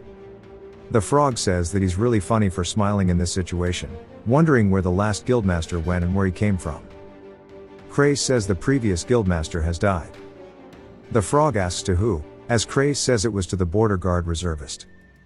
The frog asks for their name, as Craze thinks about it, he gives them Ragna's name, saying that that is the one who did it. The frog begins licking his lips, telling Gilfin to bring him this Ragna. Instead, Craze says that he should bring the true guildmaster, and Gilfin realizes he's talking about any of the boys and begins making a mad dash for it. But since then he couldn't find any of them, as they have been reassigned, so none of them are here. Incrid says that Craze sure did think well. Waking up Ragna is a challenge in itself. That means the order was meant for anyone within his squad who could kill the frog. He doesn't think he'd expect every single one of them to be out on a mission, wondering how they even managed to get them out as they only listened to him. Incrid asks Gilfin if he thinks Craze has died in the last 4 days. Gilfin says that he's still alive. Then Incrid asks if he has all of his limbs intact. Gilfin is confused, so Incrid asks if he is being tortured. He says no and that he's fine. Incrid says that he has drawn blood from the werewolves and the commander of the greyhounds, also he has killed a mage. He's grown so much stronger than his past self, but he still recalls how easily he was taken down by a frog in the past. But now he thinks he can do it. More than that, he really wants to fight one so he can test how much he has grown since that incident. Recovering from the crossguard trip should take about a day. And he tells Gilfin that the frog should know that Ragna will come to visit him tomorrow. Craze won't die just because he waited a day. He can tell this much from the frog's actions. There's a stereotype that they are simple-minded, but like how all humans are different, so are frogs. Craze is being held hostage by the frog there who is biding his time, and that's not something an idiot does. Incrid heads over, reporting about his duty. If it has introduced this guy, my bad, it's been a while. And he says that he's heard all of his platoon members have been set out on a mission, wondering if he's going to join them immediately. Incrid says that he's quite tired, so he'll join them after 2 days of rest. At that night in the barracks, he says that just in case he dies from fighting the frog, he's going to be in the best condition possible, as we see Esther cuddled up beside him. He eats well and immediately gets to training. He looks down at his whistle dagger, saying that he didn't get to recover all of them, so he only has these 2 left, and there must be a way for him to get more. Esther starts approaching him, meowing, and he says that she sure is friendly today, as she starts purring from him, rubbing her head. He asks if she's been bored by herself and wonders if she wants to come with him, but she should watch from afar as he's looking forward to this. It's the opportunity for him to fight a frog. Back to the hideout, the frog says that he's waited long enough and he better keep his word about him being here today. Craze says of course, and he will be for sure. Before that, he should try this bowl of food as they are much more fresh, so they should suit his taste. The frog says that he isn't half bad and they might end up regretting killing him. Craze laughs, saying that they are too kind, and he can't wait for legitimately anyone to come already, as he's going to die at this rate. Again a little later, at the Thieves' Guild, the frog is eating something else, waiting with his legs on top of the table. Craze says that they're late, wondering what the hell these crazy bastards are doing to be so late, and that he would go and get them himself, but he can't. The frog tells him to bring more of this as he holds up the apple core. Craze says yes, and says that this crazy frog bastard is keeping an eye on him, barely sleeping, and that he'll just have to hold on a little longer, as they will easily be able to beat this frog, but that's only if just one of the lunatics came to fight him, that is. As Incrid starts walking down the hallway, he readies his whistle daggers, and the frog goes to take a bite of his apple before sensing that Incrid is here, as he bursts through the door, sending the debris everywhere. He raises his whistle daggers, and Craze is just surprised and yells, asking what the hell he's doing here, since he's the weakest of them all. Incrid throws the 2 whistle daggers forward, the frog avoids them as they hit the chair, and then lands atop the desk. Incrid rears his sword back, swinging forward, which the frog dodges as well, by leaping overhead, drawing his own blade, coming in for an attack. Incrid dodges by ducking underneath it, and now they are on equal footing, and it's time for one of them to gain tempo in this fight. They both start charging in at one another, trading blows, creating sparks with each clash, sending nothing but the sound of their swords clashing throughout the room. Craze is surprised, asking if this is really the boss, wondering how he's going up against a frog, as it looks extremely evenly matched with the 2 of them trading attacks. Incrid says that a novice would continue to block against the frog's crazy amount of strength, but his bones will break if this continues. The frog begins to come in with a thrust, so Incrid raises his sword, and he says that he needs to use the flowing sword technique to parry. As he starts to guide the blade, it continuously generates sparks, as he sends it down towards the tip, and he says the only thing he should go for is the frog's only weakness, which is its heart. As he goes in for a thrust, he says that he needs to get a good stab into it to stop it from regenerating. The frog kicks him in the chest, sending him flying backwards, and he crashes into some boxes in the nearby wall, close to Craze. Craze says that he got hit really hard, and if he loses his consciousness like before, he'll be in trouble. The frog asks if he dare goes for his heart so easily, and the frog explains that they are usually called skill readers who are being able to recognize talent readily, but this one he cannot understand at all, and that he has reached his limits a long time ago. As Incrid starts to stand up, the frog wonders how he has gone above and beyond his body's designated talent, and Incrid smiles, saying that even a frog's kick is bearable now. The frog says that he displeases him, so he'll kill him right now. As he goes for an overhead swing, Incrid goes in for a thrust. The frog can tell that he's going for his heart again, and as they both continue their attacks, the frog's attack looks a bit closer. Incrid says that he needs to stop its heart to stop its regeneration, but it turns out that he also understands that he needs to get the advantage. He swings, cutting its arm off, sending it flying through the air. He immediately begins to follow up, saying that it won't have enough to regenerate its arm in the middle of a fight, and if he goes for his gaps now, it should work. The frog says that he can easily kill the likes of him with just one of his arms, and he continues his follow through that he was doing earlier. Swinging forward, Incrid does his best to try to parry it, as we see his sword flying through the air, because the frog is too damn strong. The frog immediately gets overhead, raising his sword to finish the job, and Incrid asks if this is where it ends this time, and that he'll challenge it again in these loops. As the frog goes to follow through to finish Incrid, it stops just shy of his head, sending his hair rustling from the wind pressure. As the room falls eerily quiet, the frog begins to ribbit and growl. Incrid wonders why it stopped before the killing blow. As the frog turns around, he says that he can feel it, and he can sense an immensely strong spell as Esther is giving him the death glare. He says that it's emanating from the beast, and it must be a warning that his life will be in serious danger if he kills the human in front of him, as Esther begins to slowly walk into the room. The frog's throat begins to bulge as he's holding back his rivets, and he says that he really wants to kill a human who has surpassed his limits. Since he is unpredictable, he's the type of human that they need to cull early. But he raises his weapon, and Esther understands what's going on. As he isn't trying to kill him anymore, he's sheathing it, and he says that it's not as important as staying alive. He tells Incrid to remember this, and we learn that his name is Merlune, and that he will be sure to kill him next time. Incrid honestly wished they could continue going, but Merlune takes his leave. As soon as he's gone, Crace starts to get up and ask if this is finally over, saying that this means they survived. He thought he was really going to die, wondering when Incrid got strong enough to fight a frog. Incrid says that he wasn't quite there. The frog's last attack hit his wrist, making him lose grip on his sword. We see it all swollen. He clenches his fist, saying that 3 times would have been all he needed, because 3 loops and he would have killed Merlune. As they head out into town, Crace says that none of them showed any signs of showing up, and he didn't know that all of the lunatics would be out on a mission willingly. He says that surprised him too. Crace says it was just a relief that the frog just left, but Incrid wonders why. He definitely could have killed the both of them if he wanted to. He looks down at Esther, asking her if it was her doing.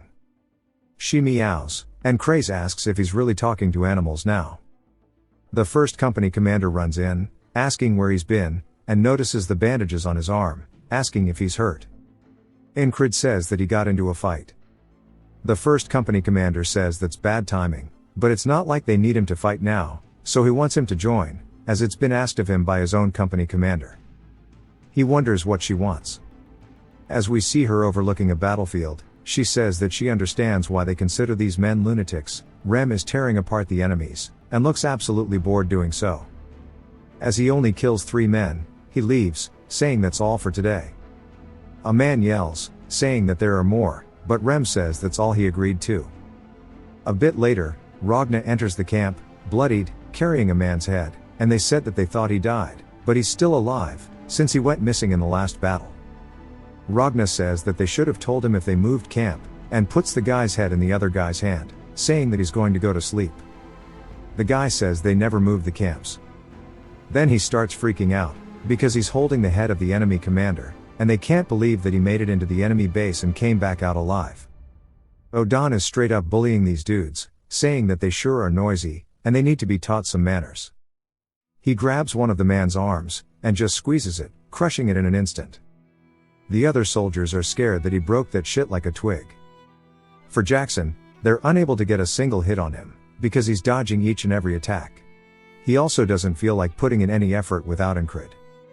He starts to leave, as the soldier falls to his knees, saying that he needs to hit him instead. The ferry commander is watching all of this. Then later back in the camp, we hear Marcus asking if she really managed to bring those uncontrollable bastards here. She says that bringing them was the easy part. She told them all that she wants them to fill the shoes of their missing leader. Andrew says they'll prepare to set out. Rem says that she took away their squad leader, and now she wants them to fill his place. She says that the blame of the individual falls upon their leaders, asking if they want Incrid to pay for their insubordination. Rem glares at her, but doesn't want that, so he says that 3 a day, and he won't kill any more than that, as he and the boys all get ready. She says she's thankful that these lunatics are doing at least this much, but those above them don't see it as a good thing. Marcus says that their forces are the tip of the spear in this war. Their win or loss will decide the course of the rest of this war. She asks if the Aspens are still trying to provoke them into a one-on-one duel. They lost against them in a proper battle, so now they're trying cheap tricks. She says the method is questionable, but they've only sent out skilled people, and they've never won even once. Though if they were to experience repeated losses, their soldiers are beginning to worry that if they keep losing like this, then they will eventually lose the war too. Marcus says their morale is going to suffer if this continues, and they only need to send in those who are strong, and it would be perfect if those lunatics would do that for them. She says that just getting them to show up to the battlefield is difficult enough. If they ask them for more, they might refuse to fight altogether. He says they are too disobedient given their skill, and it's a waste to get rid of them. As she leaves his tent, Marcus says those Aspen bastards sure are sly. They were never this cunning before, but recently there have been reports of a young genius tactician in the Aspens, and it must be his doing. That night at the barracks, we see Andrew and the boys, and Andrew says that he is the man who will rebuild his house, but currently, he is a squad leader of a band of lunatics, and he is trying his best to keep them in line in Incred's absence. Henry asks if his eye is okay, saying that it's time for him to stop dueling with Rem for a bit. Andrew asks who will take care of his murderous instincts then, as he will paint the ground red with the blood of their own men, and every time he fights him, the closer he brings him to death, the stronger he can feel himself getting. Like he's getting more powerful the more he dances with death. Max says it's frustrating, but it does help. Bro also got his ass whooped. Henry says thankfully the other lunatics all keep to themselves and don't really fight. We see a man barking at Rem, saying that he needs to do his job properly, and that everyone here is risking their lives on this battlefield, asking if he finds it a joke. Andrew says this is the newly appointed platoon commander, asking if he has a death wish. He steps in front of Rem, saying that only their commander is allowed to give orders to them of the independent platoon. He asks if they're just going to slack off in the open, calling them bastards. Rem says he'd feel a little better if he ripped this guy's guts apart, and starts to release killing intent. Andrew says he needs to save this man, telling him that if he's so pressed about it then they should fight, and that they'll listen to whoever wins, asking if he's scared. The guy asks if he really thinks that a squad leader should be stepping up to him, and starts dragging him away, saying that he's going to destroy him. Rem looks up at this guy and sighs, saying that this is boring. He was just about to destroy that asshole, but that little kid just took him away, and there's nothing fun to do here. As he opens his tent, looking at his bed, he thinks about maybe quitting being a soldier. But it's not just him, as Odan and Ragna also look depressed. Ragna says there's no news of Incred, wondering if he's dead. Odan also wonders if he's returned to the Earth, and the feeling is there's no reason to stay here. Jackson says that he's being inefficient, he's already accomplished what he wanted to in the army. And now there is no more reason to stay, and they all agree that if Incred does not return by the end of the day, then they don't want to be here anymore, and they will leave, accepting the fact that he's dead. Of course he isn't, as we see him walking through the camp. The ferry commander says it's time for her fiancé to return to his platoon. As he is crazed behind him, we see Andrew fighting the platoon leader, and he enters the camp with the boys, telling them that he's all back. Rem goes to call him boss, but Andrew bursts into the tent full of tears, screaming out for him, asking why he's so late, and starts hugging onto his waist, saying that he's waited so much for him, and that he's had to deal with so much bullshit. Rem smiles, and starts to chuckle a little bit, asking Andrew why the hell he's getting ahead of him, and he and the boys start telling Incred that he's late. And they all call him boss. He says that he was, then they have a wholesome little reunion. Later that night, he says after looking around, it seems the reason why they wanted him here was to take control of these lunatics, and that they should listen to their superior sometimes. Rem says that only if he feels like it, but Incred says that it's not like he can order them around either. Rem says that's not what's important right now, asking if he got any stronger. Ragna also taps the floor with a sword, saying that he wants to duel. Krace tells them to wait, saying that surely they can see his wrist is hurt. Both Rem and Ragna start butting heads, trying to see who will duel him first. Odan tells them not to fight while laughing, saying that it's been a while, so they should start by warming up their bodies. Incred tells them to stop causing a ruckus, and Krace says it's about time for him to make them quiet, but instead, him being the battle junkie he is, he says that he'll fight all of them on their own. Krace says he can't since he's hurt, but Incred says it's not broken, and he can move a little. Jackson tells him that he can't ignore injuries no matter how small they are, and that he should show him the injury so he can put some ointment on it.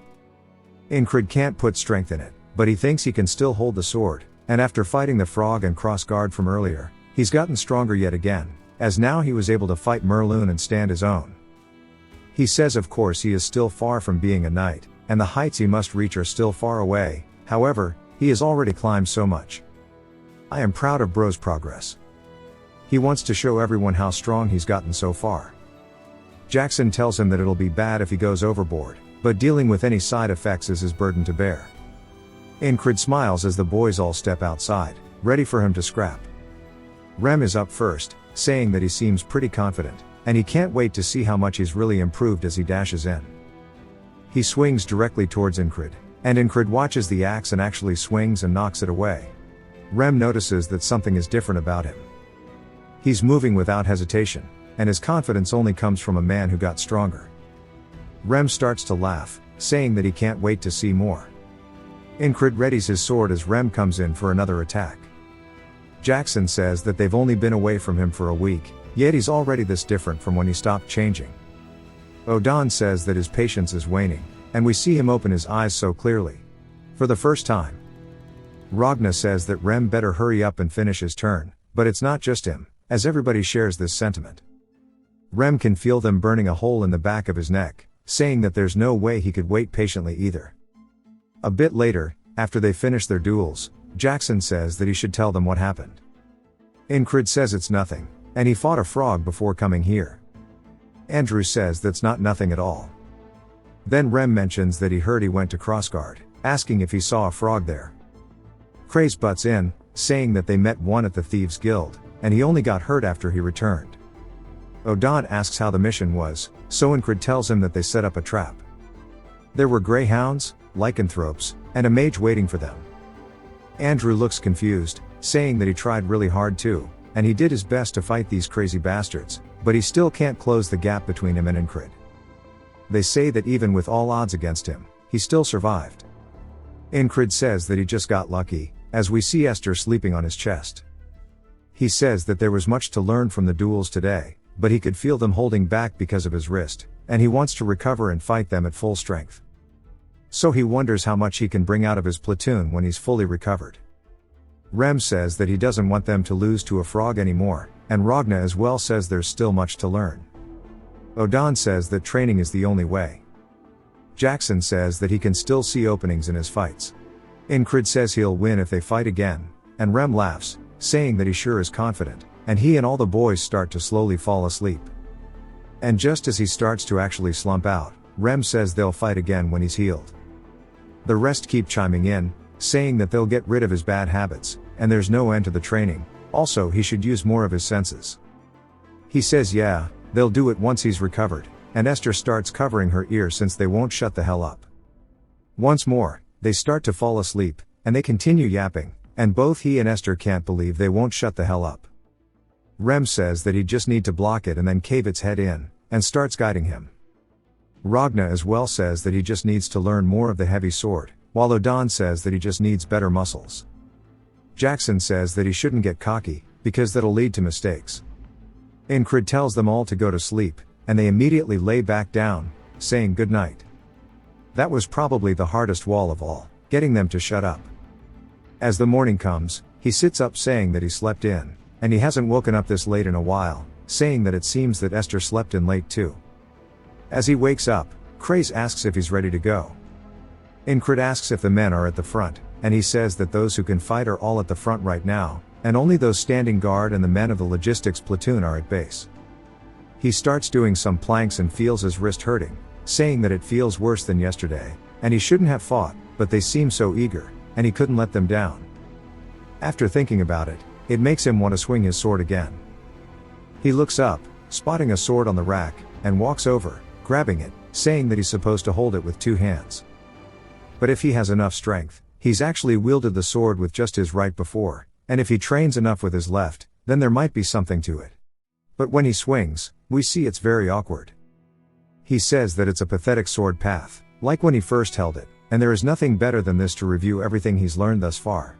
The next morning, Ingrid is training with his left hand, saying that starting from scratch is not easy. But, thanks to the isolation technique, he doesn't lack strength. Vengeance watches him, saying that he's apparently injured, but he's still training, saying that he's insane. Ingrid says that he thought he went to the front, and Vengeance says that his platoon is in charge of defense. Ingrid then notices that the strap is loose on his sword. Vengeance says that both the sword and the owner are whack, saying that he won't be able to tie it with one hand. As he starts doing it, Incrid says that he was always so quick to pick a fight with him, but now he's being nice, wondering why he was like that beforehand. So he decides to ask why he hated him. Vengeance looks up, saying that it's because of Jenny. Incrid is confused, asking who Jenny is. Vengeance tells him that she is the herb merchant. Incrid is completely lost, because remember, for him, it's been a very long time, so he probably just doesn't remember. Vengeance gets pissed, handing him the sword, saying that he's done, and starts stomping away. Incrid tells him that he was never interested, and the affection was one-sided, as now he remembers. She ran a herb shop at the border guard, and he dropped by there a lot because her products were good, and he guesses that she grew feelings for him. But Vengeance also happened to like her, and he says that he was interested in her, not her products. Vengeance says that he knows, since he's into the blade and not women, and he was just jealous. Jenny never once lifted a brow at him, but fell for his face, and he calls him a bastard and clicks his tongue. Incrid wonders what his problem is, and Vengeance tells him to take care of his sword, as he's going to work. Incrid wonders how often his mood changes, saying that he sure is odd. Back inside of the tent, Esther is hitting a nasty stretch, and Incrid says that she seems tired, asking if she's sick. She looks up at him, annoyed, saying it's all because of him. He keeps fighting people even while injured, and she overdid it while trying to reduce his fatigue, and she won't be able to use magic for a while. He tells her to get some rest, and back outside of the barracks, we see some guards exiting the camp towards the lake. One of them notices the water acting strange, and keeps staring at it. His friend asks him what he's staring at. He says that he thinks he heard something before, and he catches an arrow straight to the dome. Bells start ringing, and Incrid and Esther are awake. Vengeance yells, saying that there's an enemy attack, and they can't lose their supply, so they have to defend this. Incrid just wonders where they are, and Craze asks why he cares, and that he should stay inside because he's crippled right now. The men start exiting the pond, and Incrid stares, saying that he didn't think he would meet him again here. As we see, it's none other than some Aspen troops, but specifically, it's the Greyhounds being led by none other than Mitch Hurrier. Incrid says he didn't expect to see him, and when Mitch glances over, also spotting him. Realizing that they are now face to face once more, Mitch says that God has heard his prayers, and he's longed to meet him again. Incrid is surprised that he remembered his name, and Mitch says that he realized how prideful he was thanks to him, and now he has reached new heights, and he wants to see his end with his own hands. Incrid yells, telling Craze to take Esther and go. As he starts to draw his blade, he raises it overhead and starts swinging to match Mitch's strike, and when their blades come into contact with one another, due to his injury, Incrid's blade is sent flying backwards because he can't match his strength. Mitch asks if he's injured, saying that's unfortunate, as he raises his sword overhead to finish the job. He starts to swing down, but a blade comes in blocking it, as it's none other than Vengeance who screams. He tells Incrid to run, and charges in, but Incrid tells him to stay back because he's too strong for him, only for him to see Mitch's blade cut straight through Vengeance's skull. Incrid looks horrified as Vengeance's head starts flying through the air and lands beside him on the ground. Incrid looks to his side, spotting it, and Mitch says that the small fry should stay out of this. Esther charges in, and Craze yells, telling her to stop and come back. Incrid says that she can't do this because if she goes that way, she'll die too, as she's leaping directly at Mitch. He swings his blade, cutting through her, also killing her on the spot. Incrid starts running in to save Craze, as Mitch closes the gap, but it's too late. Incrid stretches his hand out, but watches as Mitch pierces through his throat, killing him in an instant as well. Incrid has no choice but to watch helplessly as everybody is murdered. Mitch says that sure is disappointing. If only his wrist was fine, he would have shown him how much stronger he's truly gotten. Before he swings his blade, clean through Incrid's head, sending it soaring in the sky. Damn, this scene was brutal. He wakes back up in the camp and starts petting Esther's head, saying that he couldn't do anything, all because his wrist is injured. He looks down at it, wondering what to do. He heads outside, and Craze says he's glad to see him up. Incrid says that he doesn't have anyone he can receive help from. The Greyhounds will attack before the afternoon, as he's out there training his blade, practicing his swordsmanship, thinking about how to overcome this. He recalls someone saying that it's because he's a weak and pathetic loser that people died saving him. As his sweat hits the ground, he He wonders if that's really the case right now. Vengeance approaches him, asking if he's training with his left hand because his other is injured. He says that this much training has to be a disease, asking if anything even comes out of it. Incrid says that he'll make sure he gets something out of it, and this time, he's going to save all of them. Vengeance is confused while he's staring at him, and Incrid says that he's sorry about Jenny. Vengeance is just surprised that he knew, and he says it's not like he did it on purpose, and Incrid says to cheer up, as there are women in this world who don't care about looks. Vengeance asks if he wants to die, and says that he's just trying to brag about how handsome he is, and Incrid laughs. The bells get ringing, and with enemies attacking the base, Incrid steps up, this time prepared a little more. He meets Mitch, who glares at him, and Incrid says that Mitch is strong, he was always over the level of a special rank soldier, and now he's more focused than ever. He blocks the first attack, and starts pushing Incrid back due to his injury.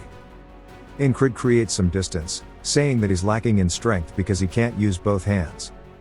As Mitch starts charging in with a thrust, Incrid does his best to deflect it with his blade, but since he can't get enough strength, he gets trapped, and Mitch gets a slice in on his throat. Incrid falls to the floor coughing, and Mitch asks about his hand. Incrid tells him that it's injured, and Mitch says it's a shame, as he raises his sword up. He says he really wanted to fight him at his peak, before stabbing him in the chest. Incrid says there's not much, no matter how much stronger he is now, there's only one thing he can do, as it's time for him to grind his left side. He needs to focus on how he grips the sword, and how he swings it, his stance, and pretty much everything. From what he learned as a child from a local instructor, to the heavy sword of Ragna, and the basics of the other sword forms, he won't waste any time in figuring them out with his other side. Mitch arrives once more, and again, he gets defeated. Incrid continues training, saying that he's already walked this path once with his right side. Again, he gets defeated, and he's training on a dummy, swinging through it, but still, Mitch is easily dealing with him as he gets stabbed in the chest. Incrid continues practicing, saying that, thankfully he learns quickly. We all know that's cap, but maybe since he's already done it, it'll be true this time. He says that it's already been 40 loops, and his blade trajectory is still shaky, and he wonders why that is, and if it's because he's not used to it. Vengeance is watching his training, and thinks about something, and calls out to him, asking if he wants to have a duel. Incrid says this has never happened in any of the other loops, wondering what could have caused this. But he can tell in Vengeance's eyes that he is being dead serious about this, and says that he has no reason to refuse. As they start to square off, Vengeance charges in, saying that he's not going to hold back. He swings down, and Incrid blocks it, saying that he's still a platoon leader, and he's strong, so it's hard to withstand him with just his left side. He starts deflecting his sword, and kicks his feet out from underneath him, causing Vengeance to eat shit and faceplant. Incrid says he won, and Vengeance says that he didn't expect him to use his left. Incrid says that he's been training with it for a reason, but he's curious as to why he wanted a duel. Vengeance says that he doesn't know, watching him made his blood boil, and Incrid says that he's only been doing the basics. Vengeance says that's part of it. Looking at him reminds him of the first time he picked up a sword and began training, the desire to become stronger, and the giddiness he felt from swinging the sword. But when he looks at Incrid, he can't help but feel that his sword's a bit weird. Incrid asks what he means, and he explains it, that it seems like the sword of the dead. Incrid asks what he means by that, and Vengeance says that it's a pain to explain, and he doesn't know how to word it. Incrid starts thinking about what it could mean, and if that means he's not powerful enough or something, but Vengeance asks if he's not listening to him speaking. But Incrid realizes it on his own, seeing that he tried to follow the trajectory he learned with his right hand, and he was just following it without any thought, and that the left and right sides are fundamentally different. He decides to give it a try with his new understanding, and he says that he needs to look for a trajectory that works with his left. As he starts swinging down, he cleanly cuts through the dummy's arm, saying that the cut was good, and that the sound and the feel of the cut were clearly different from before. He smiles, thanking Vengeance, saying that he finally sees a way forward now. Incrid says that he needs to awaken the feeling on his left arm, and that'll be the key to using it. And he'll begin by changing his habits. As he's eating with his left hand, Craze asks if he's always done that. Incrid says that since his right is hurt, he's just letting it rest. Craze says that it's going too far though, as he drops the food, even hitting Esther with it. Incrid says be it eating, putting on clothes, or training, he's going to use his left arm for everything. As we see him stabbing his sword into the ground after training, he says that to speed things up, he'll also practice the technique that Torres had taught him as well. As we see him flicking his wrist to try to throw it out, and it lands on the ground, he says this hidden knife will surely come in handy in his fight. And today is his 50th loop. Vengeance calls out, asking if he wants the duel, and we see him getting thrown onto the floor. Vengeance says that he fights well with his left arm, but something feels off with his sword. Ingrid says that he still has the sword of the dead, and he's going to have to keep going until it's gone. The next loop, he and Vengeance are dueling once more. He blocks the sword. He starts speedrunning the loops. He's over 60 loops, now 70. As he's finally now able to knock Vengeance back with extreme ease, we are now in the 80th loop, and we see him practicing his hidden knife technique. He starts to flick his wrist, throwing it forward, and it's perfect. He then knocks Vengeance's sword out of his hands, causing it to fly backward into the ground. Vengeance can't believe he fights that well with his left arm, and Ingrid wonders what he's thinking so attentively about. Vengeance says once he's out of here, he's going to train way harder than he's ever done before. Ingrid says that he doesn't mention the sword of the dead anymore. He tells him to do his best, and he's sure this will make Jenny notice him soon. Vengeance gets pissed. He tells him to fight him again, as he's going to beat his ass. Ingrid says that his reactions are always so funny, and he needs to see that he gets to confess to Jenny. For him to do that, he must not die here. He heads out to the lake by himself, and he starts having a philosophical conversation with himself about talent, as it can't be defined so easily. Training his body well is one thing, but being able to focus without being distracted by anything is another part of it. As we see him training his techniques at a young age, falling in love with the blade one swing at a time. And now, as he starts to grip his blade with his left hand, he draws it from his sheath. He says he's getting a taste of being talented for the first time in his life. The days of him training with his left arm have piled up and caught up to the 30 years of his right arm within 100 days. We are now on the 112th loop. Mitch comes out of the water, and Ingrid is determined to surpass this wall that is Mitch. Vengeance yells, saying they need to protect the base and drive the enemies out. Craze tries to get Ingrid to come back, as he's holding on to Esther so she can't run up. But Ingrid slowly marches forward, and Mitch thanks him, saying he wanted to meet him once more. Ingrid says he did too, and Mitch says he gave him an awakening in his period of stagnation, and he will try his best to destroy him and climb even higher. Ingrid says that he low-key feels kind of bad, as he's already seen his best countless times already, and he has realized that he can't win against him in a pure fight of blades. As he charges in, he catches Mitch off guard with the attack, but Mitch manages to block it. And as he starts to slide backwards, he catches his footing and starts pushing back, since he is stronger than Ingrid. Ingrid grabs onto his hand that's holding the sword and breaks his thumb, causing him to let go of his blade and scream out in pain. He returns with a kick to Ingrid's chest. Ingrid uses his sword to stop himself from falling over, and with Mitch's sword hitting the ground, he says he can't believe that this bastard is using such cheap tricks. Ingrid says that in all of the loops he has repeated, he has only ever used his sword to defeat him, and he would like to reciprocate, but he doesn't think he can improve with his left arm by repeating any more of this loop.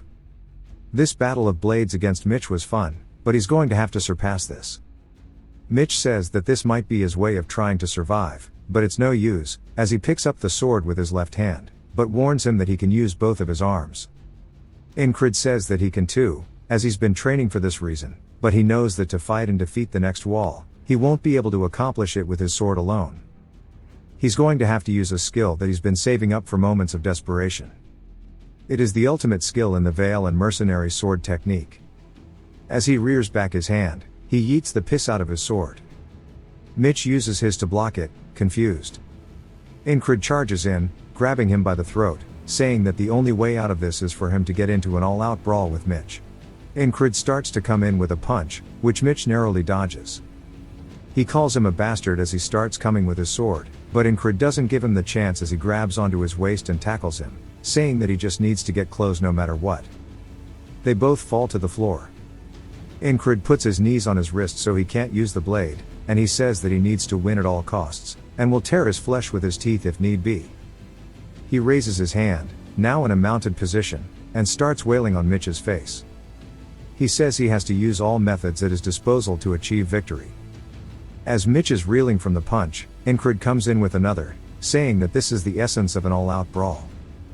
Mitch sees the attack coming in and realizes what he must do, as he kicks upwards, causing Incred to roll overhead. Incred lands on the ground, and Mitch starts charging in, telling him to fight seriously and to use his sword like a man, as he wants a proper duel. He swings down, and Incred doesn't even try dodging it, as he catches it with his shoulder.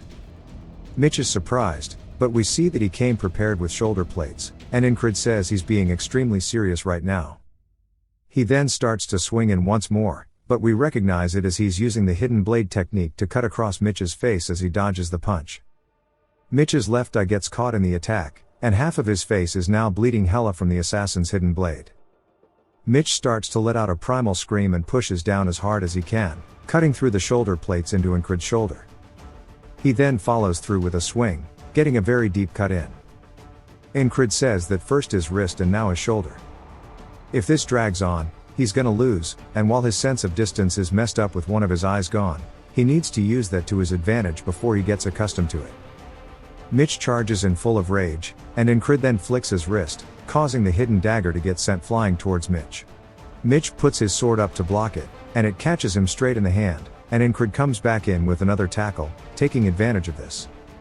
As they both fall to the floor, Mitch's sword flies out of his hand and slides across the ground away from them.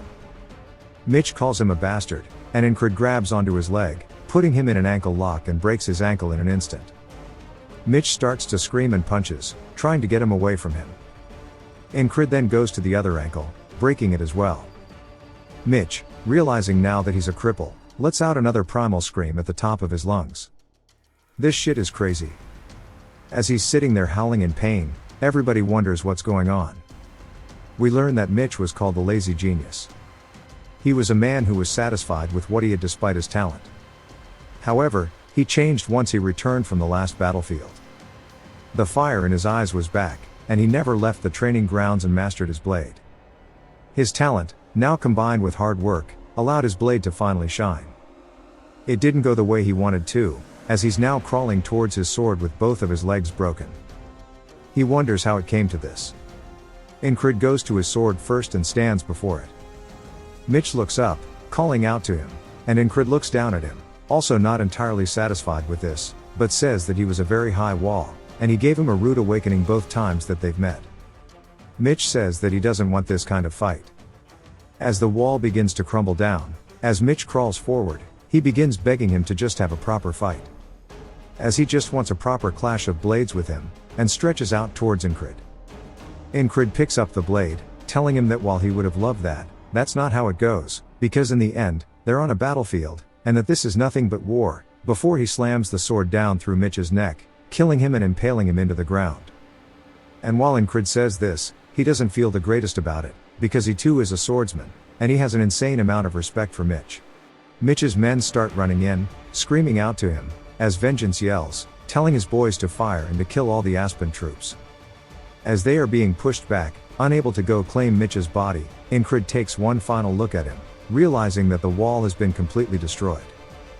He lets out a couple of deep breaths, and we see his eyes ready for the next wall, and he tells Mitch that it was fun. While it didn't go out exactly as he wished it could have, he's going to use him as a stepping stone to climb even further past his own limits. Back inside the barracks, Craze says things could have gone real bad if they had lost this place, and that headquarters sent archers just in case, and they live, thanks to them. Vengeance enters, saying that he only lived because Incred slowed them down, and drops him his sword, telling him that he found it and that he should take care of it, and he can't just leave it out there. Craze says that he thought he already had his sword with him, and when Incred looks back at it, he unsheathes the blade, saying that it's Mitch's, the enemy he just fought against. Vengeance says it looks like a good blade, and Craze wants a closer look. And since it glows light blue when light hits it, it must have been made with steel from Demp. Incred asks what that is, and he says that it's a famous iron mine in Aspen. It's much more expensive than the Valerian or Noir steel that he's been using, so if he wants to sell it. But Incred ignores him, asking Vengeance if he's going to the front.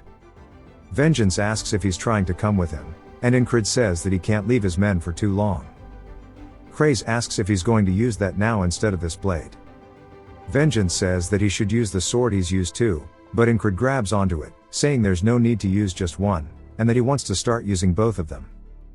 Back to the front lines, we see the boys as Rem is whistling. He says that the boss is ready for the next step now, and he can't believe he started favoring someone from the mainland. He could probably advance further from Heart of the Beast, and learn his secret technique now. Odan is also thinking the same thing, saying that he's muscular now, so it's time for his joints. Then his posture and body will change, and he's going to build him a body that doesn't break from joint locks and other blows. But doing it all at once will be a terrible burden, and it'll be good to just do it one step at a time. As he's lost in thought, he starts walking slowly, causing Rem to bump straight into his back. As Rem is holding onto his head, Odan turns around, and Rem asks what the hell happened to his feet, and he needs to keep moving. Odan says that it seems that he hasn't grown much, and they both start to go to fight each other until Ragna steps in, yawning. Odan says that he can't just walk between them because he's lazy, and they both call him crazy. But Ragna says training to get the body accustomed to the sword is something that he needs to start thinking about for Incred. He wants to be able to make it so he can use his sword more freely, and control the tip of his sword like in this extension of his body. But first he needs to go sleep. Surprisingly, Jackson says that it'll be good to teach him how to walk. He won't be as quiet as an assassin, but he'll minimize his movement for maximum efficiency, and it'll help him. But he wonders if he needs to do this, and why he's doing something so bothersome. As he's looking at the squad, Rem grabs Ragna so he doesn't wander off, calling him an idiot, saying that he's always getting lost. Ragna just tells him that he's still more normal than he is, and while they start yelling at each other, saying how crazy they are, Jackson says that he can't let Incred become like these idiots, and he'll set him straight.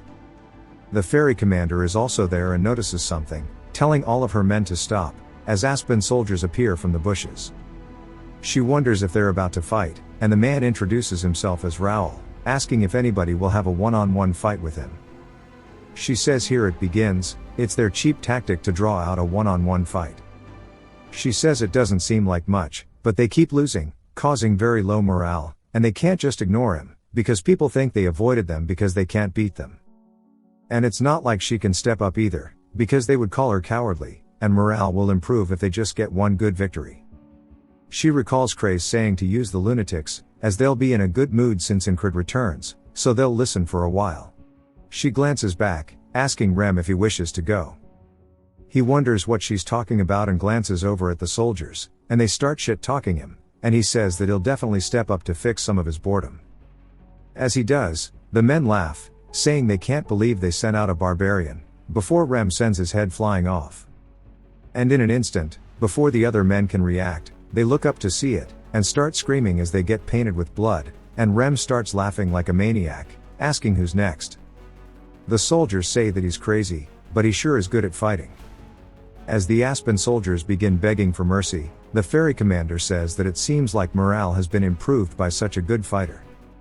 But as he continuously sits there and yells that he surrenders, her face turns into that of disgust, as Rem just keeps beating the shit out of this guy. Even the allied soldiers say they can't look because it's too violent, and she says it's enough. Then we see one of the Aspen soldiers begging Rem to stop, as he's just wailing at the guy's corpse now with his axe, and he tells him to stop, while calling him a monster. But Rem has no plans to, as he's just mutilating this guy. He starts laughing, saying that he can't hear him. The soldiers all watch in horror, saying they don't want to be on the same side as him anymore. The ferry commander says with this, their morale has diminished once again, and this was for nothing. And it seems that the only one who can control them is none other than Incred, who's making his way here as they speak. They set up camp, and Incred ends up arriving. Jackson's asking him how he got more injured, as he told him to rest, and that he shouldn't think of fighting even if he's here. Rem also says that he can't do it until he heals up properly. The ferry commander enters, saying that it seems like her fiancé has a bad habit of playing rough. Incred greets her, and she throws him a vial of something, telling him to take it. He asks what it is, and Jackson recognizes it, saying that the medicine of fairies can't be bought with money, and that this is better than his ointment. Rem says that this means that she does care about him then. And Incred thanks her, but asks why. She says that she thought that they promised their future together, but she never gave him anything to show for it, and it's a small engagement gift. He can't believe she's still going along with it, and she just leaves, saying welcome back and to get some rest. As all three of them watch her leave, Craze says that he should do business and sell it, but Incred tells him to piss off.